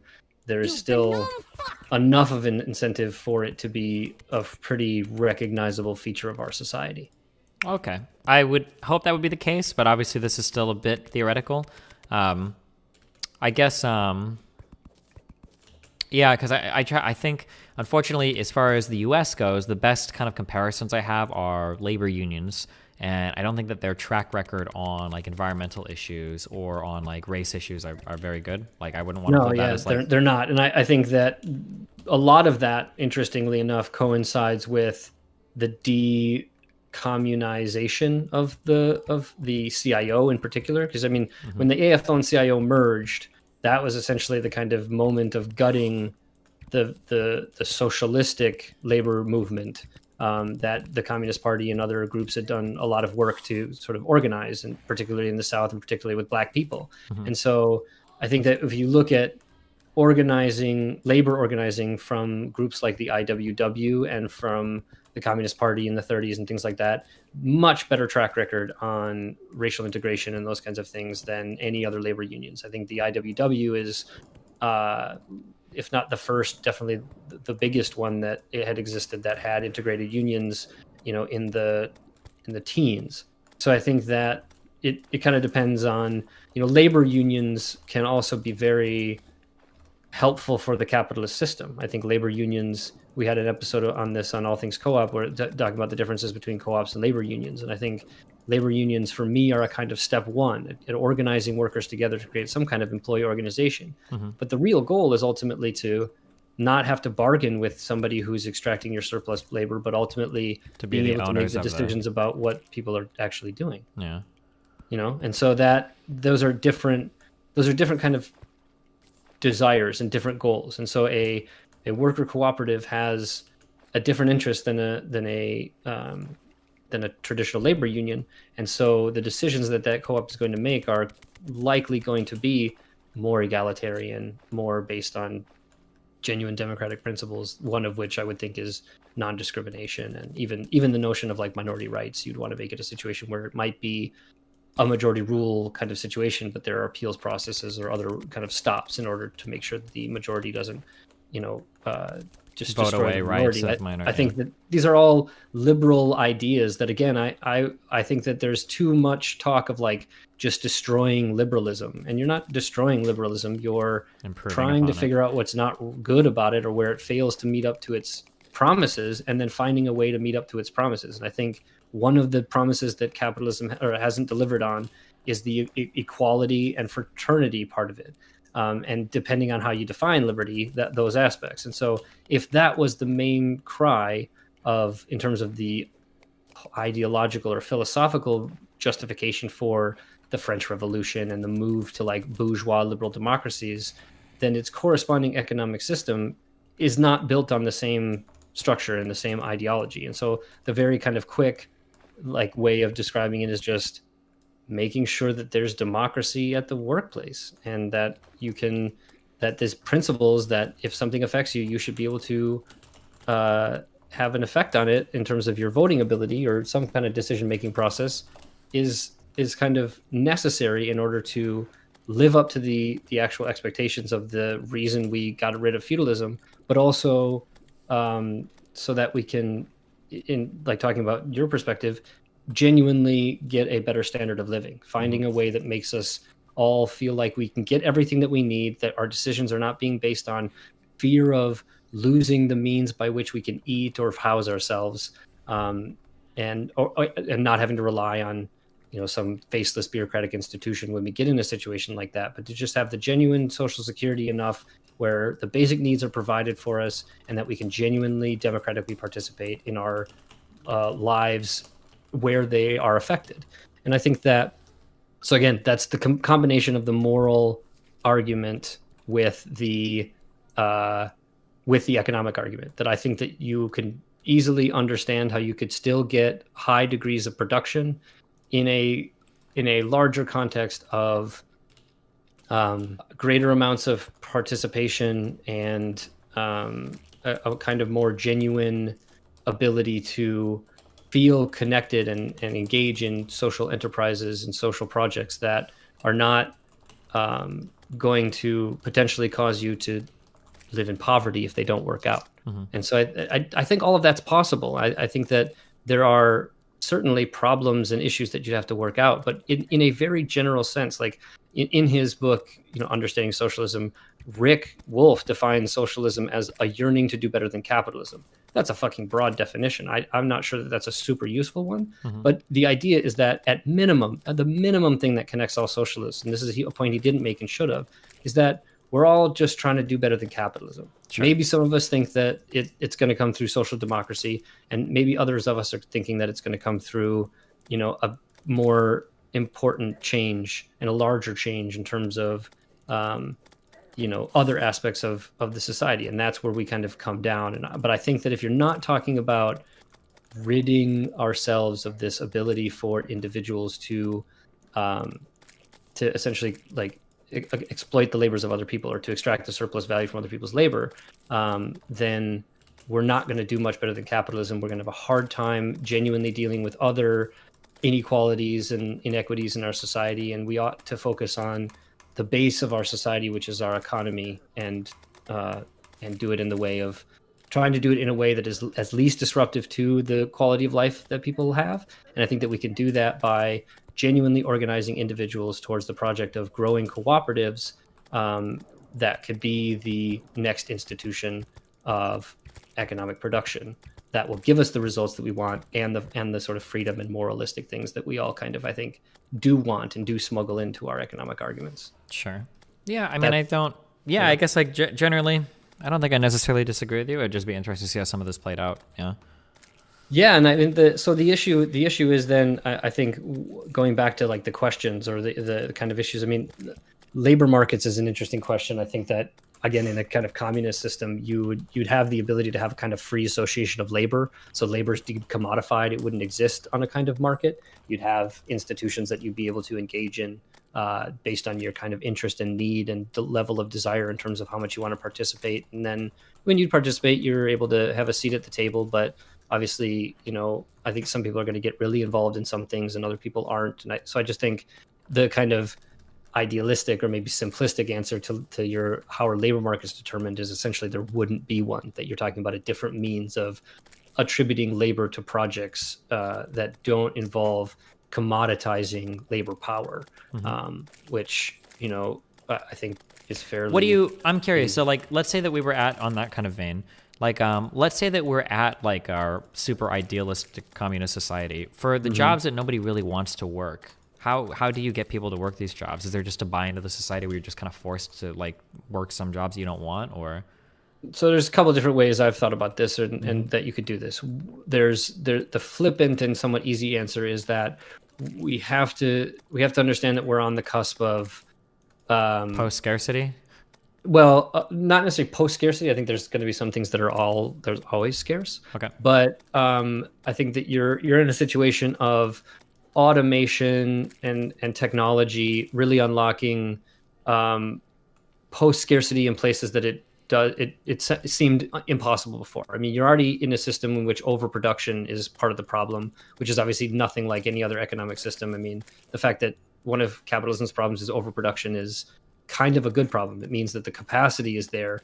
We just have to figure out the best ways to leverage that capacity to provide what it is that we want our economy to do. And I think if you and I agree that the goal of the economy is to create the highest quality of life that we possibly can, then I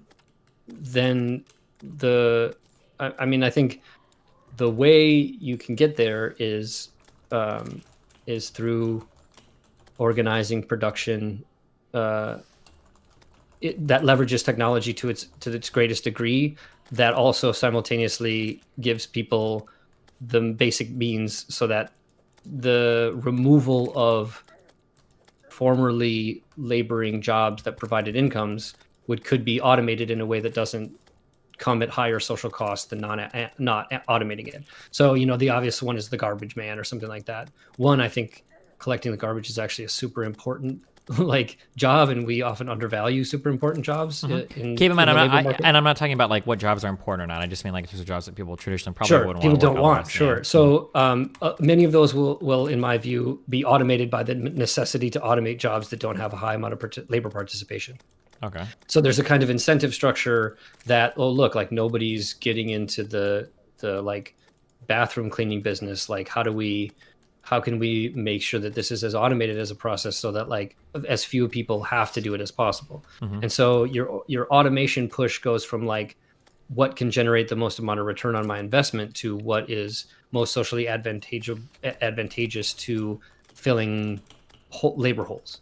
And you can do that, I think, fairly effectively, leveraging technology, especially, I mean, we can do base simulations of the fucking universe and stuff on supercomputers and stuff like that. So as the technology in terms of being able to decipher inputs and outputs come to kind of market conditions, in terms of trying to find price values and thinking about investments and judging demand and these kinds of things that are, again, traditional things that I think you are familiar with and have argued for, and in a way that I think you could use, because I still want to harken back to my definitions of capitalism and socialism being modes of production and not necessarily modes of distribution, because I think the distribution mechanism, I'm fairly flexible. I don't really care that much about the distribution mechanism. I think we could do a kind of whatever works kind of system. And I think every other mode of production's had markets. And so I think markets fill some kind of role, but I think that obviously regulated, controlled, efficient markets are the kind of ones that we want to create, not ones that minimize the perverse incentives and create a system that allows for people to participate and even get some of the value from the labor that they do in the luxury market, but still know that they're going to have their basic needs met, and so that this participation in the luxury market is kind of for fun, but just the way you enhance your individual standard of living by engaging in the kinds of individualized commodity consumption that you want to do. Sure. Yeah. Okay. Yeah, I understand what you mean. So the question for me, I guess, as I know that I think I've presented some of these in a way that's different than a lot of other people, and maybe there's some like nuance and things that it isn't just like let's grab the guillotine and eat the rich or whatever. But there's a question for me of like, how can I get Destiny to be a socialist? And I think the things I would be curious to hear are just sort of like, based on the way that I presented it, is the biggest critique that we just don't have sufficient data to see if it would work, or is there some kind of theoretical issue that you think is non-overcomable, or what would be the thing that would keep you from diving down the rabbit hole of Marxism in a way that you'd read the Grundrisse or some kind of thing to get a little bit more familiar with the deeper aspects of this idea, more so than Twitter. Yeah, I mean, I think that I think that basically all I'm looking for when it comes to a lot of economic stuff or stuff like this is basically just more empirical claims. I think that if these types of things were popping up and they were actually started to be pretty successful, I think I would just immediately hop on board. Like, okay, yeah, there's a model that we need to push for more in the future. And then once certain models have become more kind of field tested or battle tested or proven, then you just kind of incrementally push for more and more and more. And I think that's more or less kind of what I would be on board with. Yeah.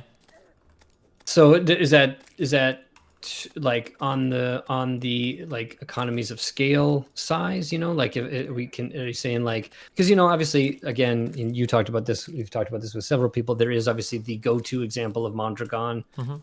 There are existing cooperatives, and there are think tanks like the Democracy at Work Institute and the Democracy Collaborative, who do studies and do kind of pretty social science rigorous examinations of how co-ops do in terms of whatever different kinds of KPIs and stuff like that, and they're kind of doing that empirical work, and so I'm wondering kind of if we're already getting examples that this is working, at least even some ways on the small scale, is it just a kind of, I want to see a Walmart level cooperative and I want to see it exist before I'm on board? I mean, I'm already on board with what works. So, for instance, it's just pushing things more and more to the next step. So, right now, I'm familiar with the idea that co-ops in some sectors seem to work pretty well, but there are some challenges for co-ops, some pretty big challenges. One being raising capital is it just it's a really, really, really big deal for a lot of co-ops. And then something I'd be interested in is, I wonder if we had for at least some while, preferential loans for people starting co-ops, right? Run that experiment for a while, see how that goes, see if we get more and more, see if co-ops work better in some sectors or, don't in other sectors, or if they've got access to more capital. When that stuff starts happening more and more, I think that would be cool, basically. Are you familiar with Kirsten Gillibrand's Main Street Employment Ownership Act? No, why? What's that? So they tacked it onto a defense spending bill, but it had pretty high levels of bipartisan support, which basically all it really did was task the SBA with creating a kind of some loan designation for co-ops or something. Well, it specifically said that it was designed. It was supposed to basically you have the SBA understand co-ops and facilitate greater amounts of investment or loans and guarantees and things like that to employee-owned businesses. So this is, of course, employee stock ownership programs and worker cooperatives and even consumer cooperatives. And so that like sounds like a good, like that's like for a lot of us in the co-op community, it's like, oh right, fuck yeah, like this is cool, like this is something that like is really on board. The problem was that the SBA got it, and it like they didn't their loans demand a single source of guarantee. So the rules are set up so that like if you have a diversified ownership structure in terms of the cooperative, and there's not like a single designee that can be sort of responsible be like the from the guarantor. SBA perspective, they won't give the loan. And so like the SBA was just so unfamiliar with the cooperative structure that it couldn't even implement the one piece of federal legislation that there's been. And so although right I now, imagine, to be fair to the SBA, that type of guaranteeing of a loan must be a fucking nightmare. Because like I'm trying to imagine that, like, let's say for instance you have a co-op of 10 employees, and let's say they default on that loan. How do you even begin to extract your defaulted people? Like, let's say for instance, like I can think of like 5 challenges immediately. So let's say that you've got varying levels of net worth to each of them. Do you go after each of them for equally like the same amount of money, or is it proportional to their wealth, or is it equally the same amount of exile, equal share in the business? What if like 2 of them can't afford it and 2 have to declare bankruptcy, but the other 8 don't have to declare bankruptcy? Do you shift the burden onto the other 8, or are 2 just allowed out of it? Or like there's like, yeah, like I can imagine the challenge, not to say that the SBA shouldn't try to figure out something, but that sounds like it would be, I'm trying to imagine if you give a loan to the co-op, how do you recover your money if it doesn't work out? Yeah, I mean, well, to me, there's a kind of similarity in terms of it's not exactly the same, but we've dealt with collective ownership of businesses. Like we have structures that are able to do that. You know, I mean, the corporation itself is essentially a model to do this, and so I think that there are, like, I totally agree with you that given this state of things right now, there are serious challenges to that need sufficient energy to figure out. Sure. Also, the issue real is that quick, the current paradigm is one that doesn't incentivize that sufficiently. Yeah, I understand that, but real quick, so in terms of like businesses are able to do that right now, kind of, but really what we're talking about is startup capital. Startup capital usually comes in the form of like, I own part of your company, like I have equity, like ownership equity, or it comes in the form of loans that are personally guaranteed, right? So like a lot of people will take out a loan against like their house to try to start a business or something, right? Even if corporations have similar capital raising things, the guarantor, I think of the loan, the guarantor, is going to be more clearly defined because you don't have 10 people splitting kind of like the loan or whatever it's going to be. Yeah. It's perfectly possible, though, for the SBA in consultation with a cooperative that would be applying for a loan to essentially discuss with the cooperative different bylaw modifications that would, if it doesn't already allow it, to have an already existing structure for how to handle these kinds of things. I mean, so the process of creating bylaws for a cooperative is significantly different than it is for like a traditional business, because you're thinking about all of these different things and you're involving a number of different people, and it isn't just like somebody sitting down and saying like, I own this business and I'm going to be the one that's in control of it and I'm going to take all the risk and that's how it's going to be. So like there's this huge discussion aspect of like, what is the structure of our cooperative even like? How do we distribute dividends? Are we going to give people wage? Like all of these kinds of like important questions. And so it isn't impossible for the SBA to say, look, in order to get an SBA loan or a loan guarantee or whatever, you have to have in your bylaw provisions that, you know, an explanation that is sufficient for the SBA in terms of what happens when an SBA type of loan is defaulted on. And so that would necessitate the cooperative to have a general assembly meeting or have some kind of, you know, board meeting that would discuss that. And if they approved it, the SBA would give the loan. And if not, the SBA doesn't have to. And so these are, so like, I agree with you that there are problems. They're not insurmountable. They're just tough. Yeah, sure.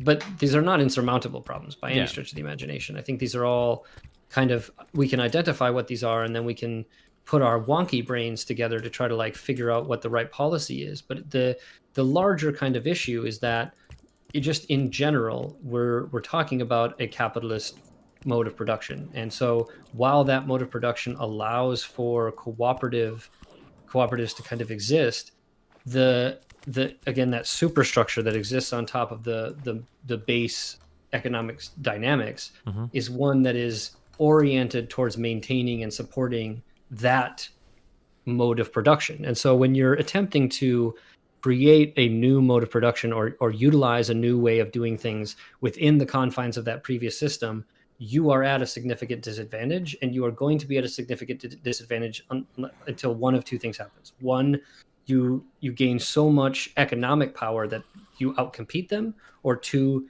you gain so much political power that you can change the rules to orient it towards your mode of production. And I think that the smart approach, or the way that you really think about an ultimate like revolution to get us towards an economy that is geared towards cooperative ownership of the means of production, is going to be both of those together. You won't be able to do just one. So you can't just do co-ops. You can't just like, I'm just a co-op dude, I don't care about socialism or politics. Mhm. And you can't be like, all I care about is politics and revolution, and that's what I care about. Like, you need to do both. And if you don't do both, then to me the project is sort of doomed from the beginning, because again, none of these problems are insurmountable. They just take Some thought. necessary political will. Sure. And so that's why, to me, like, the questions of like, where do you organize and how do you organize and do all this kind of stuff is much more nuanced and difficult than like, I'm going to go on Twitter and say fuck the rich. Mhm. It's about like looking at the current existing political parties and the political dynamics and saying, what can I do in, right now? And I think for me, one of the reasons I put my weight towards cooperatives is because it's something we can do right now. This is allowed in the sort of capitalist system, and we should take advantage as much as we can, move the levers as much as we can, but we're not going to unless we can gain sufficient political clout, and we're never going to do that without engaging with a political party. And I think that that's probably DSA. And so for me, that's it's like I have this podcast and I'm trying to organize within DSA to move us away from being the left wing of the capitalist Democratic Party and towards being a genuinely like socialist party that wants to help co-ops and change laws that are able to grow co-ops so that we can grow that society and that we can gain elected office and we can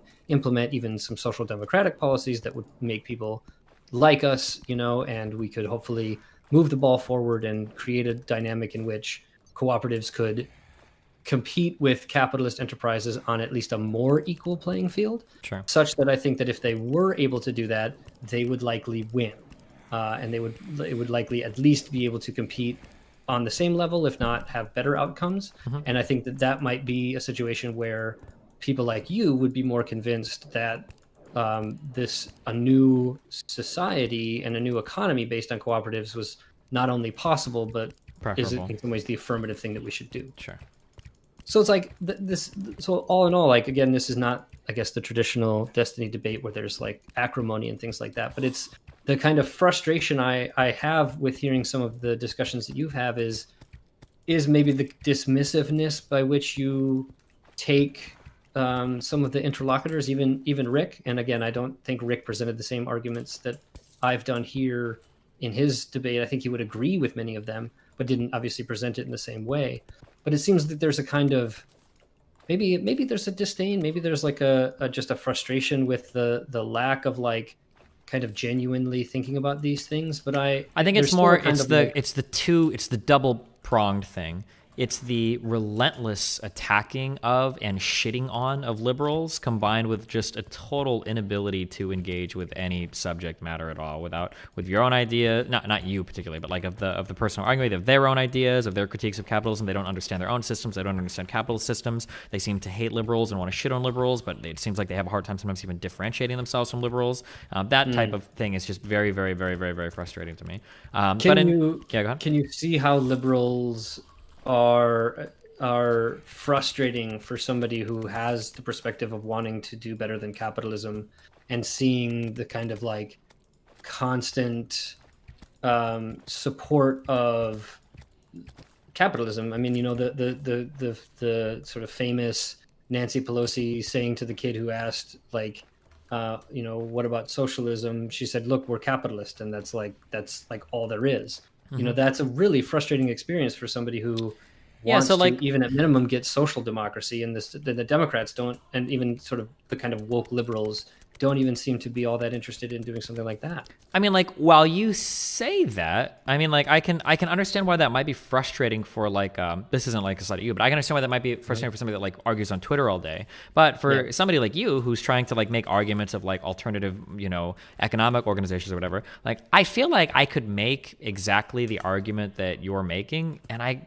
feel like I could convince, like, my mom, who's a diehard, like, Trump supporter, very hates socialism, like, she was, like, Air Force, comes from Cuba, like, very much anti a lot of that stuff. I feel like I could make all the arguments that you did, and she'd be like, oh yeah, this all sounds like great ideas. I would just never use the word socialist. Not to say that, like, you should avoid it, but, like, I just, like, the only time I could ever see, like, if I was making the types of arguments that you make, the only time I could ever see, like, a capitalist, like, frustrating me is if I was really intent on destroying that idea that, like, capitalism is anything. Like, if I was just relentlessly shitting or attacking on capitalists and they were pushing back, like, oh, well, fuck you guys. Like, yeah, then I'd be frustrated. But, like, if I was trying to make these arguments, you know, that, like, hey, like, wouldn't it be cool, like, just because, you know, you're in a certain spot of society, maybe we shouldn't have to work, like, super shit jobs. We have, like, literally zero control over our workplace. And, like, haven't you had, like, a really shit boss before that seems like they almost, like, get a kick out of, like, telling you what to do and stuff? Like, I feel like these are arguments that I could, like, deliver to people in ways that I would never even invoke the socialist word. And I don't know if they would ever interpret it as such, because it would just come off as, like, kind of ideas or values where it's like, yeah, I think this would be kind of cool.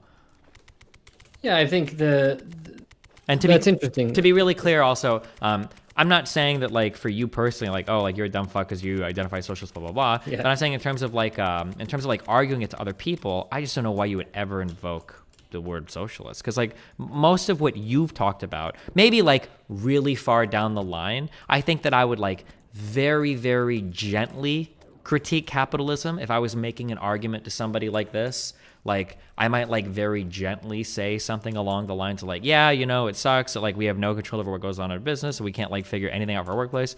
But I mean, like, hey, like, I guess if you don't have the money to start a business, you're kind of fucked, right? You know, like, and I think most people would agree with that. And that's kind of like a very gentle critique of capitalism. It's an attack on the owner class, really, but, like, in a kind of an American friendly way. Yeah, I think that, I feel like you could get most of those critiques across without ever being like, oh, just so you know, capitalists and liberals, you know, all get the wall, fuck you guys, and socialists rock, you know, which is like 99% of the Twitter arguments I see, not what you've presented me with today. That's the kind of tribalist version of all of this, you know, and it's got a long and rich tradition that has, I think, done a lot more damage than it's you know, done good.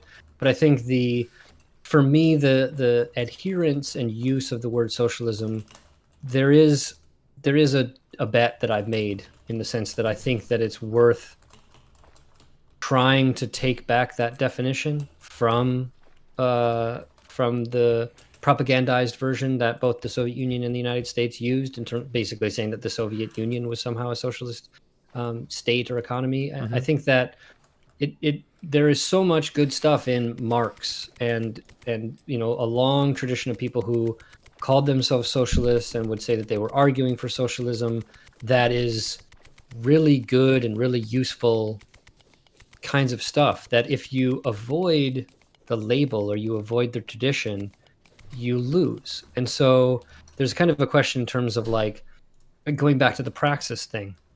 You need to be able to have a theoretical approach that allows you to like make the right practical decisions to be able to make headway. And I think taking the position that, like, people have been propagandized to believe that, like, everything socialism is bad, and you have to do all of this work at the outset to, like, kind of deprogram people, which is, I think, what Rick Wolf was trying to actually do, was to try to say, like, look, like, there's so many bullshit definitions of socialism, and there's, like, a lot of different ones, and so, like, of course it depends on who you ask. But I think there is a long and good tradition in socialism that is still worth keeping. But I agree that it's an uphill battle. But it isn't an uphill battle because the truth of the matter is that these things were, like, really horrible or representative of a failure of, like, ideology. It is really, like, I make the quip a lot of times that the only way to truly understand what happened in the Soviet Union is from a Marxist perspective. That, like, if you don't take a Marxist perspective, it doesn't make any sense why it didn't work, and you'll do something like it was just the ideas of socialism that made it fail. It's like similar to the kind of argument that like you can explain Middle Eastern terrorism by appeals to the like ideology of Islamism or something. It's like, or the ideas of Islam. It's like, well, that's part of it, but it's not the full explanation. And so I think that like there's a value there, and I think we would lose something if we didn't come back to that tradition, particularly the kind of Marxist approach. And I think that this is not what we were talking about, because I was more focusing on the nuts and bolts of like you know, some of the economic questions and talking about cooperatives and stuff. But I think Marxism is a bigger tradition than the economic part of it.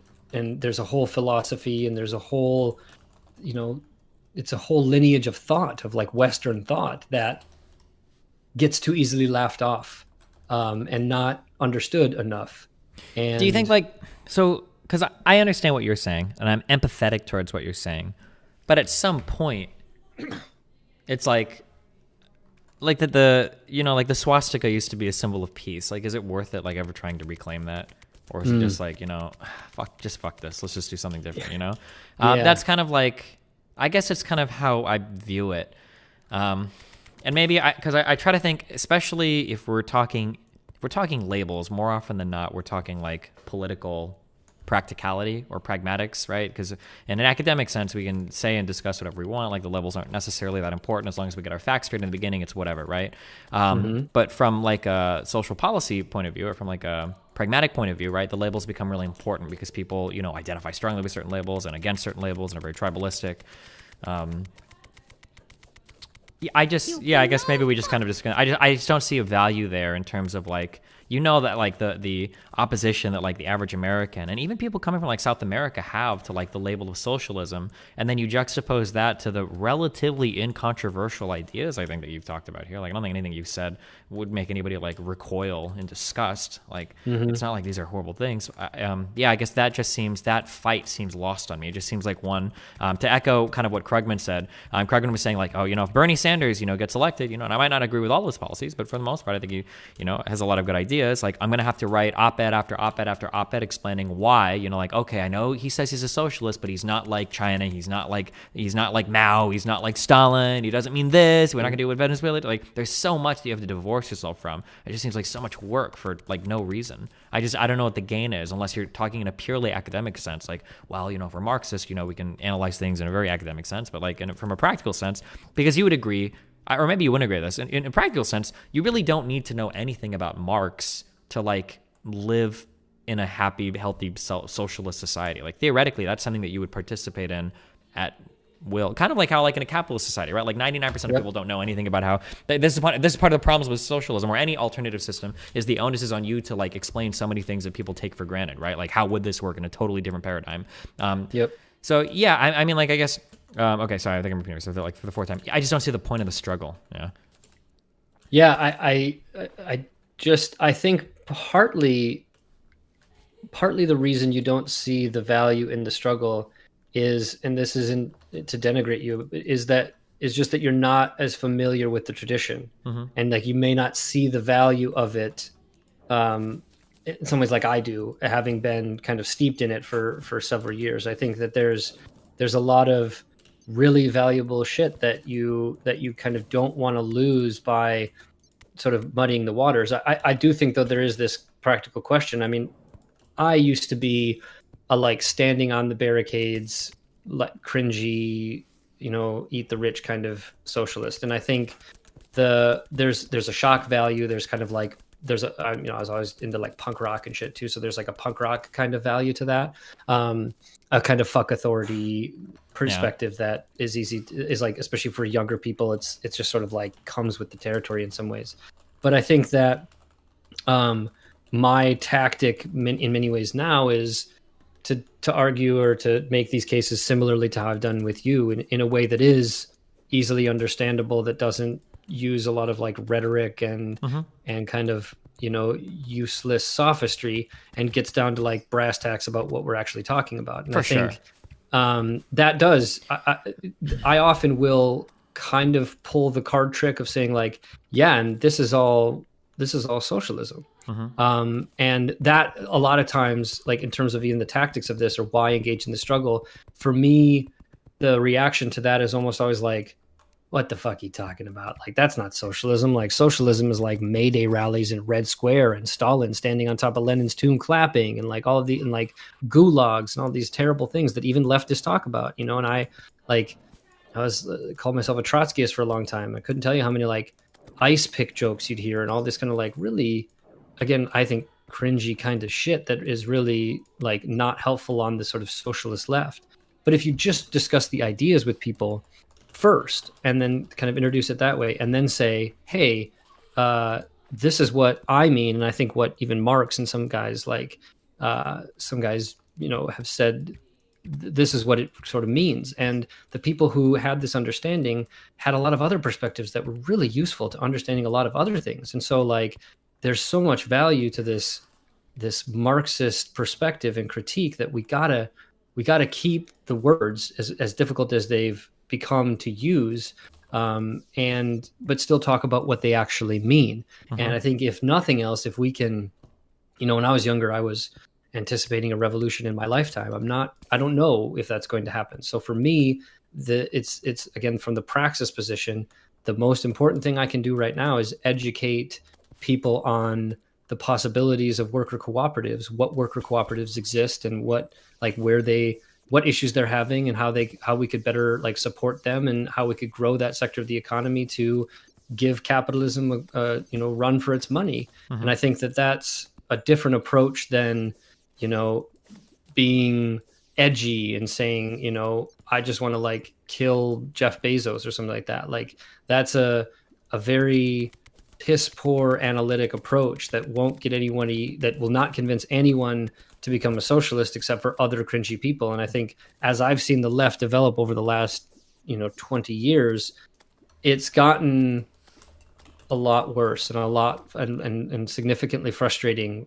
If you want to have interesting, nuanced discussions, then you often can't have them because the situations are, the ideologies are so siloed, or there's a huge issue of like splits and shit that happen on the left that cause like acrimony within the left and all of these kind of like really frustrating things that I find annoying. But there's still enough in this process and enough in this tradition that is worth fighting the good fight towards like still calling it socialism. And I think that what's frustrating to hear from you is that somebody who talks to people a lot and talks to a lot of different people and who is not dumb and knows what the labor theory of value is and some of these other issues and can present like legitimate questions about policy approaches and things like that, is dealing with people who poorly represent the ideas. And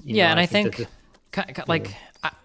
this is gonna sound really circle jerky or whatever. Like the entire world was full of people like me or whatever that like want to sit down and have like these really nerdy, geeky policy conversations and academic debates on philosophy and fucking economics and all that shit. Then I would be more amenable to you. I'm curious, like, have you ever tried to have like conversations with like super normal, like middle-aged Americans about these types of ideas though? Because it just, or worse yet, normal conservatives? Because it feels like, I feel like for a conservative, I think I could get them on board with a lot of what we're talking about. But as soon as I were to utter the word socialism, like it's game over. Like at that point, they're lost on everything. I could say that like bosses shouldn't be able to rape their workers, and they'd be like, well, I don't know if they privately own the firm. Maybe they're like, they would go like, as soon as you introduce the word socialism, they're like, they're gone. They're like, their brain is completely empty. Do you ever talk to, or and I know you don't do like a debate show, but do you ever talk to people that are a little bit less kind of like academic minded and more just like on the ground, like maybe independent / conservative type people or whatever, and kind of talk to them about these types of ideas? Yeah, I have had the opportunity to do that partially because of the like because I don't shy away from socialism and the socialist labels, right? So like I have a shirt on right now that says socialism is democracy in the workplace.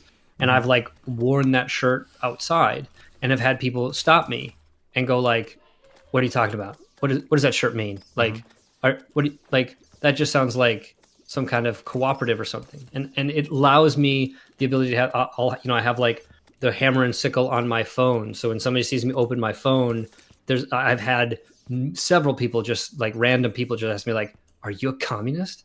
And they do it and they have that like exasperated, like, what, like, could it possibly be? And so it gives you this sense of saying this opportunity to educate, in the sense of saying, yeah, I am, and I'm not this, like, because again, I think people have a caricature similar to you in your mind of like what a socialist talks like, and I'm not saying that it's necessarily an untrue caricature. I think it's a true caricature in the sense that like there are a lot of people who sound like that and talk like that, but I have had the conversation where it's a lot of like, are you a communist? And the immediate response I'll always have is, well, it depends on what you mean by communism.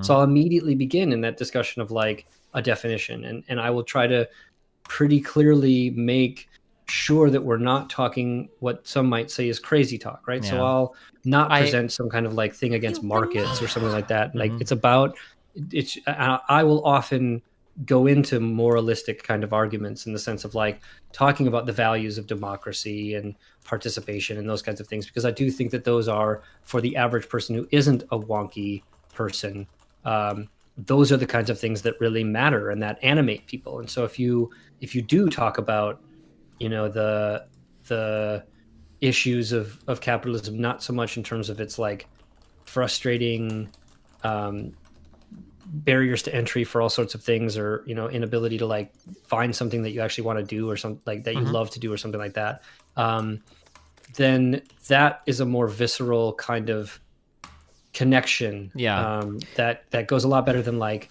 what should the SBA do about funding cooperatives? I'm sympathetic and empathetic and all the pathetics to your, well, that's, I mean, not pathetic. I was going to say, are you sure you're pathetic? To your arguments. I understand what you're saying. I guess it's just like, there are certain labels. I guess this is actually like a totally independent argument from the social thing. There are just so many labels sometimes that get just so fucked. Like I'm like, fuck this, I'm not even going to try. Like, like I can think of a few, I guess, in my example, like, especially like 10 years ago, it's not so much today anymore, but like, I don't know if I would, like 5 years ago, I would never publicly like describe myself or introduce myself as like an atheist, right? If you spend any amount of time online, maybe for easy to understand, because oh my god, like that was a very, very, very fucking edgy kind of community. And even if I was and still am like very much an atheist, I don't want anything to do with like 90% of people that are calling themselves atheists. Or even like more recently, I would never identify as a PC gamer, because like I do play most of my games on PC, but oh my god, people that are like, I only play PC, like they're cringe. Or even like the gamer label in and of itself, like I would never, like on my Tinder profile, whatever, I don't put like gamer, like I just don't, because holy fuck, that label is fucked. I guess I don't know how much we're necessarily not connecting on the socialism things, more so maybe just like a different philosophical idea of like, and also my background might be really poisoned here too, because of like everything I've done online. Like for me, labels have become like just a big confusing point, where as soon as somebody applies a label to somebody, usually labels are only used to attack people. Generally, if I'm identified as something, it's because people want to shit on me. So like somebody might call me like a neoliberal and then say that I want to like invade and destroy Vietnam, or they might call me like a socialist because they think I want to like kill all capitalists, or like depending on who I'm talking to. So like I guess maybe just because of my online history with them, and even I guess to some extent in real life, like my association with labels is usually really negative. As soon as somebody introduces themselves as a label, they've got to spend more time saying what they aren't rather than what they are. Like, ugh, yeah. I think that's just related to the fact that there's an exacerbation of an already existing short attention span that I think a lot of us have, and we're all dealing with like a number of different problems, and I think it's in some ways like this is like something I've been doing for a long time, so it's sort of like in my nature. You have a sort of job that kind of gives you the freedom to be able to do this, and so I think that for a lot of people, labels are quick. Quick kind of easy ways to regurgitate something. And I mean, even you and I in this discussion wanted to make sure that we provided some labels. I mean, they are useful to make sure that like you know what you're talking about. But I do agree that like if someone called you a neoliberal, it would necessitate what they meant by neoliberal, right? Because like that obviously is another word that is have such an elastic definition that it can apply to just about everything. But if you created a, I think David Harvey has a good definition of sort of neoliberalism. It would depend on, then we could make a kind of educated review of your adherence to certain sort of philosophical positions within the Washington Consensus or something like that, right? Sure. You could do that, but that's hard. Yeah, That and then takes like time, 95% of people thought. that will attack me with the label neoliberal don't even know like what the Washington Consensus is. So it's like, okay. So it's like if I get called neoliberal, depending on who it is, it's either like a really big compliment because like, oh, he's like he's not a socialist and he wants a big welfare state and he's like kind of based on his like foreign politics. And then other people say like, oh, he's a neoliberal. He wants to like roast Vietnam to the ground. He hates poor people. It's like. And yeah, I see that use with basically every not every liberal, every label just gets, I don't know. Maybe So, again, it might be my position online. They're just so abused and ugh. It seems maybe ironic of me to ask, given the fact that you're like saying that you don't like labels, but like, if there was, I'll put it this way so that you don't have to do a label, but if there was a social democratic party in the United States, so let's say there was like a Labour Party and a Lib Dem party and a Conservative Party like there is in the UK, and you had the ability to vote for what one might call a kind of traditional classic liberal or even neoliberal party like the Lib Dems, or a more kind of progressive labor-oriented political party, which one would you vote for? I feel like I would solidly line up with what most people consider to be like soc dems across like Scandinavia. So like Sweden's like Social Democrat Party, which I think is their largest party. I think I would like pretty accurately line up with them. I don't think I would line up necessarily with most like far left labor parties. Although I probably agree more with them than any of like the right parties. But yeah, I think I would be like I think like I'm most accurately probably described as a soc dem, but I have a bit more controversial takes on foreign policy things, so that's where some people call me neoliberal. But yeah, I think I'd probably largely line up there, like kind of like center left in most European places, or at least in Scandinavia. When you said controversial positions on foreign policy, that would make you not considered a social democrat? So it's hard to say, but at least in the U.S. and at least on Twitter, most people see. I think you can be a social democrat and still have kind of takes on foreign policy, but I've seen a lot recently, especially online, that if you're a social democrat, it means that you are 100% like almost like an isolationist when it comes to foreign policy. Like America needs to pull back every single military base. We need zero military presence anywhere around the world. Nothing anywhere. Nothing with Israel. Nothing with literally any country ever. We need to move on. So if like, and sometimes that becomes like the testing ground for like a lot of soc dems in terms of like if you're imperialist scum or not. So, but I think that's kind of like a one-dimensional view of foreign policy. So I don't subscribe to that.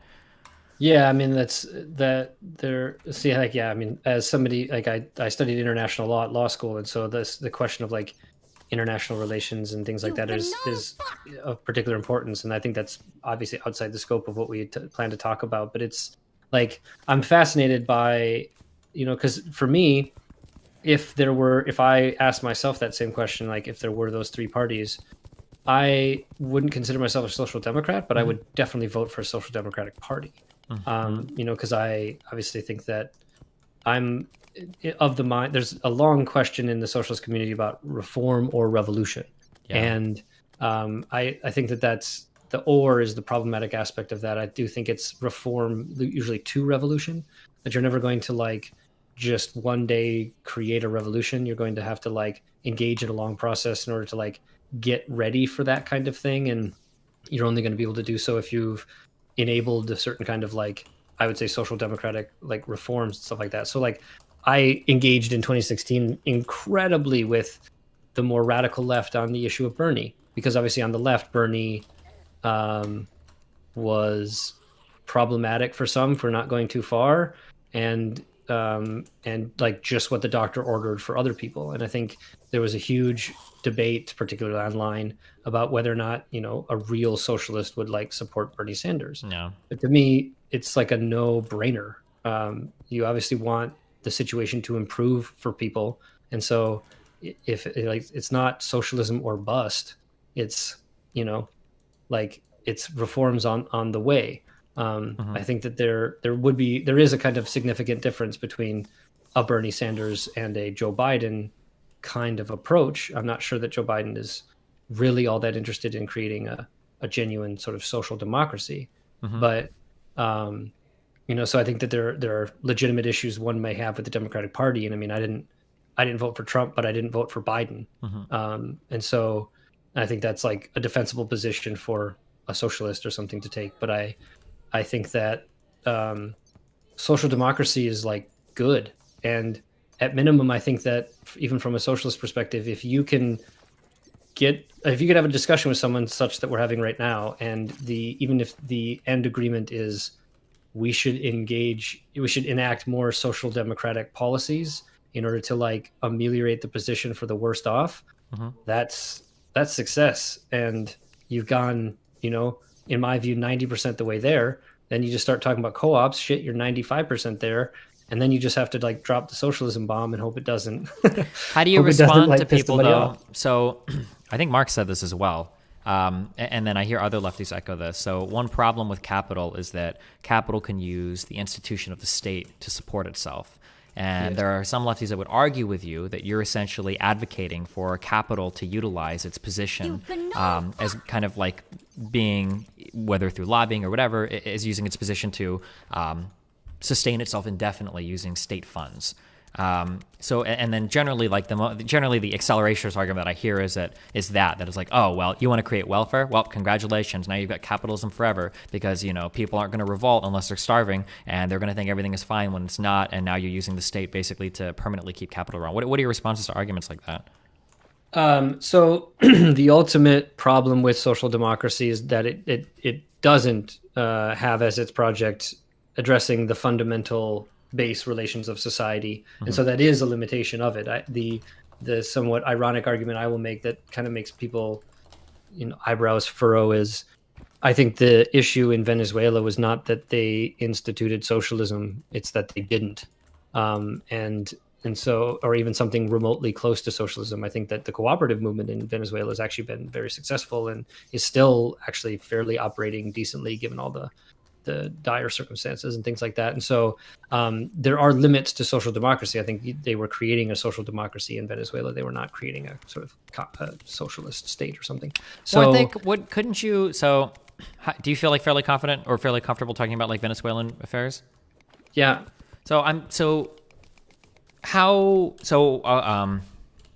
It felt to me like Venezuela thought they could move in that direction.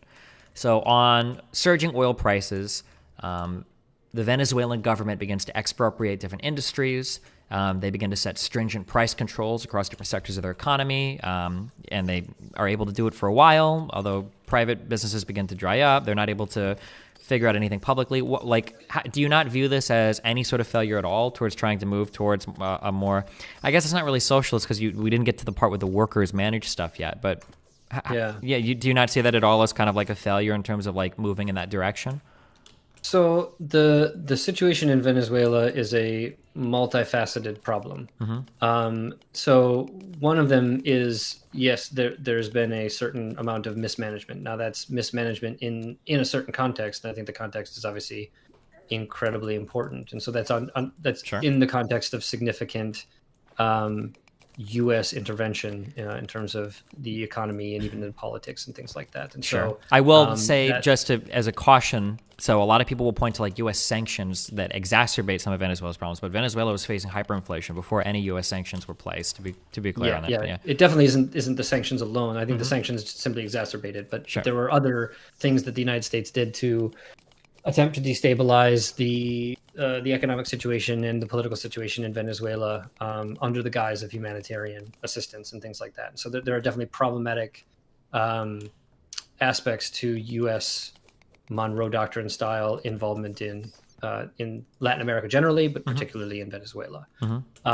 So when Chavez gets elected, the idea is very clearly social democracy. It is using not only oil revenues but natural resource revenues, let's say, to fund investments in social projects that had been underfunded basically since independence. Okay. And so it engages in these different missions that build housing and build schools and provide low cost or no cost housing, schools, food, other kinds of social welfare programs that are, in terms of alleviating dire poverty and dealing with literacy and education, extremely successful. Like they were able to do the things that they set out to do.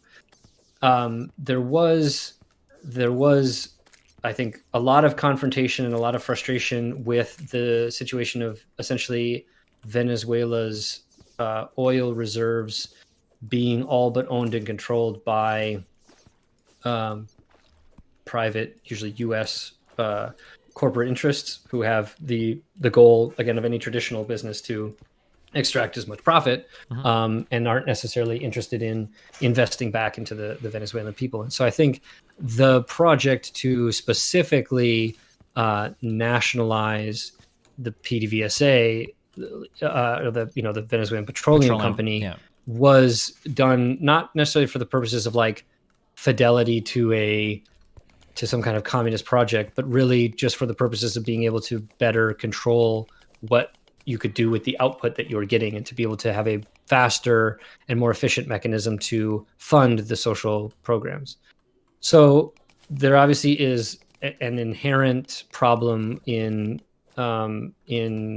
economies that are focused on one or a few commodities and production of that can use the ups and downs of the market to be able to fund this or that project or fill coffers or do whatever. Now you can do what Norway has done and create a sovereign wealth fund that then, is able to hopefully outlast the oil crisis and stuff like that. But of course, in the situation of Norway, you have a friendly face in terms of the United States, who isn't interested in either hindering or all but destroying your economy for the purposes of political realignment inside of it. And so you have all of these decisions taken, I think, for purposes that are completely understandable and not necessarily like super ideological, but then are subject to the dual prong of kind of mismanagement due to, I would say, corruption and other perverse incentives. Because again, you're not talking about a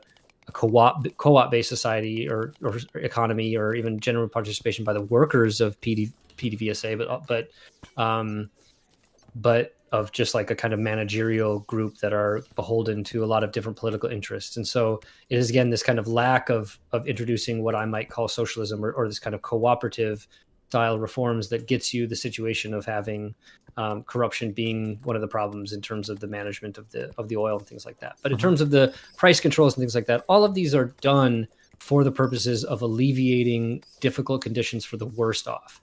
And there was the idea that they would be able to more or less indefinitely cover the cost of doing so via this incredibly lucrative product. And obviously, the advancements in other kinds of energy, the disinvestment from particularly Venezuelan production of oil, oil booms and busts, have significantly hindered the process of being able to do that. So at the same time, you have significant meddling in, again, the political process, which these political and economic processes in Venezuela, at least, but I would argue in the rest of the world, are not easily disconnected. And so this political infiltration and funding of an opposition that is, I would say, at least partially fascistic in nature and very much related and like tied to the Venezuelan Catholic Church in a problematic way, and a lot of different things. You just have a situation that is a kind of perfect storm that will create economic hardships for the worst off. And you approach this from the United States perspective with the imposition of sanctions and the desire to have a coup against the kind of resultant attempt to have this anti-counter revolution in the form of the state. You're going to get what we saw in Venezuela, which are human rights violations and an attempt to, again, back to our violence conversation, I think attempt to kind of thread a needle to say what is the level of violence necessary to actually maintain the system against enemies from without and within. And I think that you can be critical of Venezuela's, what crackdown there was. I think all things considered, it was fairly light. That is not to say that there were not human rights abuses, and those should be understood and talked about soberly and things like that. But it is definitely in no way a kind of totalitarian dictatorship. There are definitely shortages and issues, but those projects that Chavez and then Maduro afterwards had put in place are still very much in place. They are still what is getting the social funding.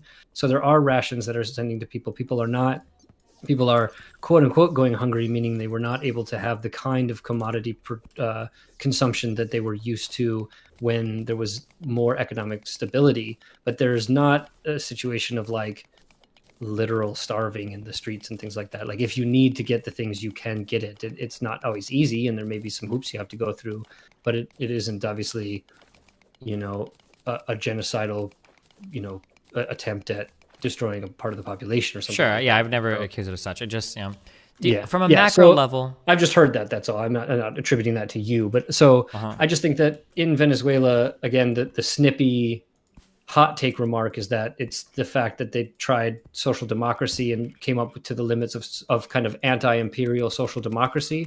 Again, where Norway doesn't have the issue of anti-imperialist, but they are a social democracy with a kind of mainstay commodity. And so the fact that you're using the rhetoric that you did, pissing off the empire, engaging in potentially problematic uses of your lucrative commodity to fund programs that may not ultimately be successful, and then having to deal with the actual reality of being the subject of an imperial project from the United States, just all comes together to create the situation that there is in Venezuela. And so, so I don't think it's as simplistic as saying, like, again, that like it's mismanagement alone that's causing these kind of problems. It's a confluence of factors that are, again, taking that Marxist position, historically, socially, politically, and economically contingent to the situation in Venezuela. And so, again, it's not as simple as saying Venezuela is an example of how socialism doesn't work. Sure. I guess it always comes down to how much do you attribute each of these problems to. I don't necessarily agree that there's a lot of background stuff, especially from the U.S., that might hamper their, I guess, ability to succeed as a country. I guess my kind of understanding, though, was that irrespective of U.S. involvement in factors that might have caused some level of instability, that the country seemed to be like doing pretty well or be pretty successful. It was up until they started to expropriate some of these companies and run them on their own. And then up until they started to get a little bit more aggressive with these things like the price controls and everything, that's when they started to run into major problems that, and it's not like the U.S. ramped all of this up in when a lot of this instability started. But I guess it's hard to say, I guess it was for me, like how much is attributable from one thing to the other.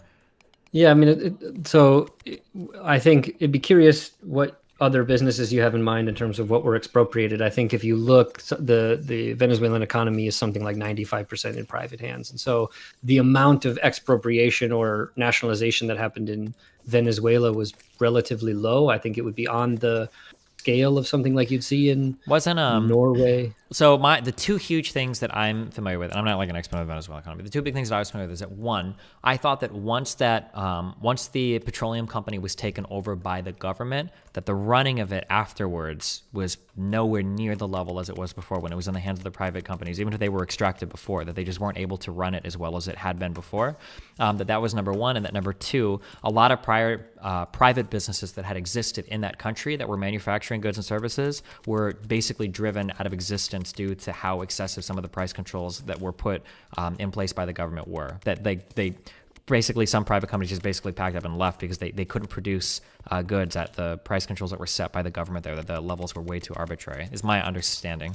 Okay, yeah. So the thing there would be there is, I think, a qualitative difference between the process of expropriation and nationalization and a situation of attempting to socially engineer a situation and producing disincentives for traditional private capitalist organizations. And so I agree. I don't necessarily think that all of the decisions that were made by the Chavez and then Maduro governments were necessarily perfectly rational or even necessarily designed to support these traditional sort of capitalist enterprises. I think in many ways there probably was a kind of fuck them, we don't need them like idea that may have a lot of downstream effects that they hadn't considered.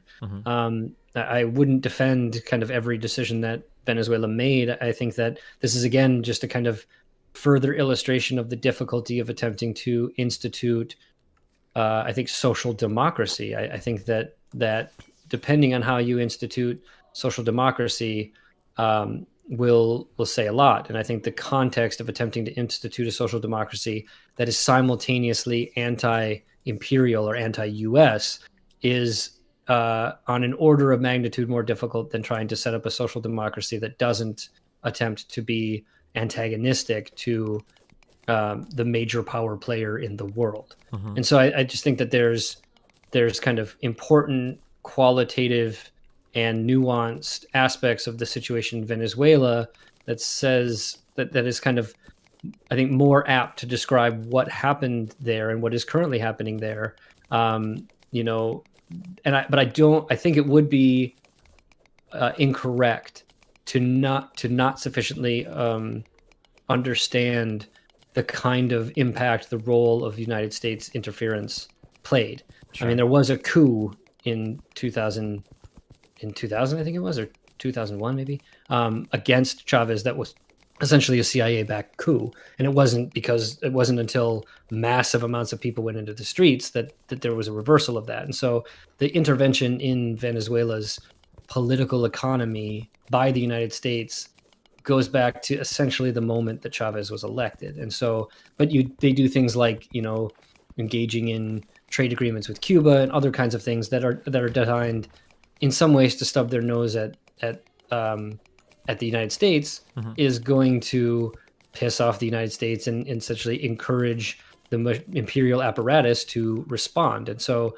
I don't know if they didn't adequately predict that was going to happen, or maybe they thought they'd be able to weather it a little bit easier because they didn't anticipate the kind of fairly precipitous fall in oil prices that occurred. But I think that, I mean, it's just a situation where I'm not an expert on this, but again, too, just because of the little bits and pieces that I'm aware of, like the fall in oil prices didn't coincide with the crisis either, right? The oil prices had, I think, already begun to fall. It just exacerbated it. Like it just made it way worse. Like there were definitely problems already cracking, and then you could potentially fill some of those cracks by different policy, you know. But when the dam, you know, implodes, then you're fucked. You know, you can't, like, you're gonna have to pick up the pieces. And again, when you have an elephant on your back, picking up the pieces becomes a lot harder than, you know, the creation of social democracies in Europe were funded and basically in some ways by the Marshall Plan and other projects by the United States in a way that is the exact opposite situation that's happening in Venezuela. You have the attempt to create social democracy with the imperial elephant on your back, rather than being afforded the opportunity to create a social democracy with support from the economic powerhouse in the world. Yeah, sure. You know, so I think that's just a fundamentally different kind of situation, which is why the social democracies of Europe can be somewhat more stable. Of course, they've had their issues too, which is, again, I just think the kind of underlying critique of social democracy is just social democracy is going to make the conditions a lot better for almost everybody, but it is unable to deal with the fundamental contradictions in the economy and the fundamental problems. So it will go into periods of crisis, and it will have all the economic and social consequences thereof, and it will still engage in either imperial or kind of war making projects that add to instability in the world generally. And so it isn't until you're going to find a way to address these issues that you're going to rid yourself of all of the sort of dirty past of the thing that allowed capitalism to exist in the first place, which was the sort of primitive accumulation of capital via the project of colonization. And so, you know, it's like part of it too is like you can abstract a lot of things, and you can talk abstractly about these like different systems and stuff like that too. But it is really important to understand the actual development of something like capitalism, something like that, in the context in which it actually existed, which I think Marx said in the manifesto, maybe, that it's essentially dripping with blood, you know? And so while it has all of these revolutionary characteristics of doing away with old feudal ties and stuff like that, it isn't as if it isn't, you know, without its blemishes and without its serious problems, namely the cost of the industrialization project that kind of goes along with it, which I think interestingly, connecting it back to your discussion with Rick and other people, is that you, I think, make an important differentiation between quote unquote socialist development in the USSR, China, and the process of industrialization. I think that that's an important differentiation. And I don't know if you've heard of it or anything. There's a thinker from Yugoslavia, Milovan Žilas, and he was a high-ranking member of like the Yugoslav Communist Party and a partisan and all that kind of stuff. But he had this critique that essentially, if you look at the project of the Soviet Union and China and these other quote-unquote socialist projects, what they've really done is just done this kind of state capitalist version and created a new class, which was this like bureaucratic managerial class that sits on top of the workers and decides for the workers what to do. Very much the kind of role of either the managerial class in capitalism or capitalists themselves. And so there's this like creation of a new class that really just fostered a kind of development model. And so you can see Yugoslavia and the Soviet Union and Vietnam and China as this unique industrialization and development project that is highly orchestrated by the state and through usually some kind of body like the Communist Party or something like that, which is different than the industrialization process of, say, Germany or the United States. And whereas that process takes 150 or 200 years and still kills, millions of people and displaces people and has all kinds of ecological disasters, does so in a longer period of time. And so it seems less crazy. But you do something like the Soviet Union where you essentially industrialize within a generation, and the costs of doing so are essentially the same, but the time in which you pay those costs is significantly shorter. And so, and obviously the context in which you're paying I don't know. I don't know. And all that kind of stuff. I don't know if I would agree with in terms of like the cost being the same there, especially not for China, definitely not. And I don't necessarily think for Russia either. I don't think that capitalist economies in the West, I could be wrong, but I don't think they were facing famines anywhere near on the level that Russia was, as it was like rushing to industrialize. And I think that some of the famines that they experienced were kind of a result of that, like that massive rush to industrialization, that there was a lot of like mismanagement there. And I know that we can argue that like, there are a lot of other contexts surrounding this. I think that like mismanagement of firms and the inability to adapt to things is one of the strengths of the capitalist models. That I mentioned this in my opening statement to Wolf. A lot of people make fun of the capitalist boom bust cycle, but I mean, like, one of the strengths of capitalism is that it can adapt so much quicker than kind of like government bureaucracy to problems. And I think I would take issue with not to say that like Russia is like the best representation of socialism or anything, but the idea that like the costs were the exact same between like the U.S. or the Soviet Union in their rush to industrialization. It feels like Russia paid made a bigger bargain with the devil to get there, I think, than a lot of Western states did. Yeah, I mean, that's fair. Especially having studied Russian history, there's almost nothing that Russia has done that it hasn't paid for with significant amounts of blood. So there is a kind of Russian tradition of paying higher costs than are maybe necessary. And I agree. I think it's not that there weren't famines during the period of capitalist development. They were maybe localized in a way that wasn't the case in the Soviet Union or something like that. There's also again, there is also the dynamic of the project in the Soviet Union sort of being fairly consistently under attack. And so there's this like necessity to do things quicker, and even problematically that you might not do if you weren't sort of either actually under attack or fearful that you're imminently under attack. And so I think that definitely oriented the project of both the Soviet Union and China and Cuba and Russia and Vietnam, Cuba and Vietnam and even North Korea and other places, that this dynamic of the counter-revolutionary reaction to specifically socialist revolutions highly degenerates even what you could possibly see was the best of those projects. And so I think that it is fair to say that there was a kind of potentially extra burden paid by the Soviets and the Chinese, both because of the quickness of the process, the difficulty of the process, but also the decisions that were made. It's important to understand that many of those decisions were made for at least understandable reasons. I think there's an important difference between what's understandable and what's justifiable. But I do think that the justification for some of the decisions made in the Soviet Union are harder to find, but the understandability of them are easier. Like if you Sure. understand what happened, you can understand why you'd even do a purge. Like, it doesn't ultimately make sense from the 2020 perspective of like history, and you can see that it destroyed the initial, like, most revolutionary and most advanced sort of layer of the Communist Party, which could have hopefully reoriented it away from this bureaucratic degeneration that it went into. But I think that there ultimately was, you were going to run into significant problems in the process of industrialization, and many of those were either exacerbated by the international dynamics of imperial competition or the internal dynamics of a degenerating, like, revolutionary process. Sure. All right. Yeah. So I mean, these things are difficult, and I think that's why, again, this, like, you can't really totally understand what happened in the Soviet Union or in China or something like that without this Marxist perspective. Because if you're looking at the kind of class dynamics and the social, political, historical, and contingency of all of these kinds of things, it makes it much easier to kind of understand that it isn't just socialism bad because of Venezuela, but it's like, what is going on in Venezuela that gives us the ability to understand our own situation and understand what might be some of the pitfalls of something that we'd like to do. Because I'd like to see a mass housing project that would be able to cure homelessness in the United States. But how we do that is an important question. And do we want to follow a Venezuelan model? I don't necessarily think so, but there are things that we can learn from it, and kind of this tendency to kind of poo-poo the whole project in this wide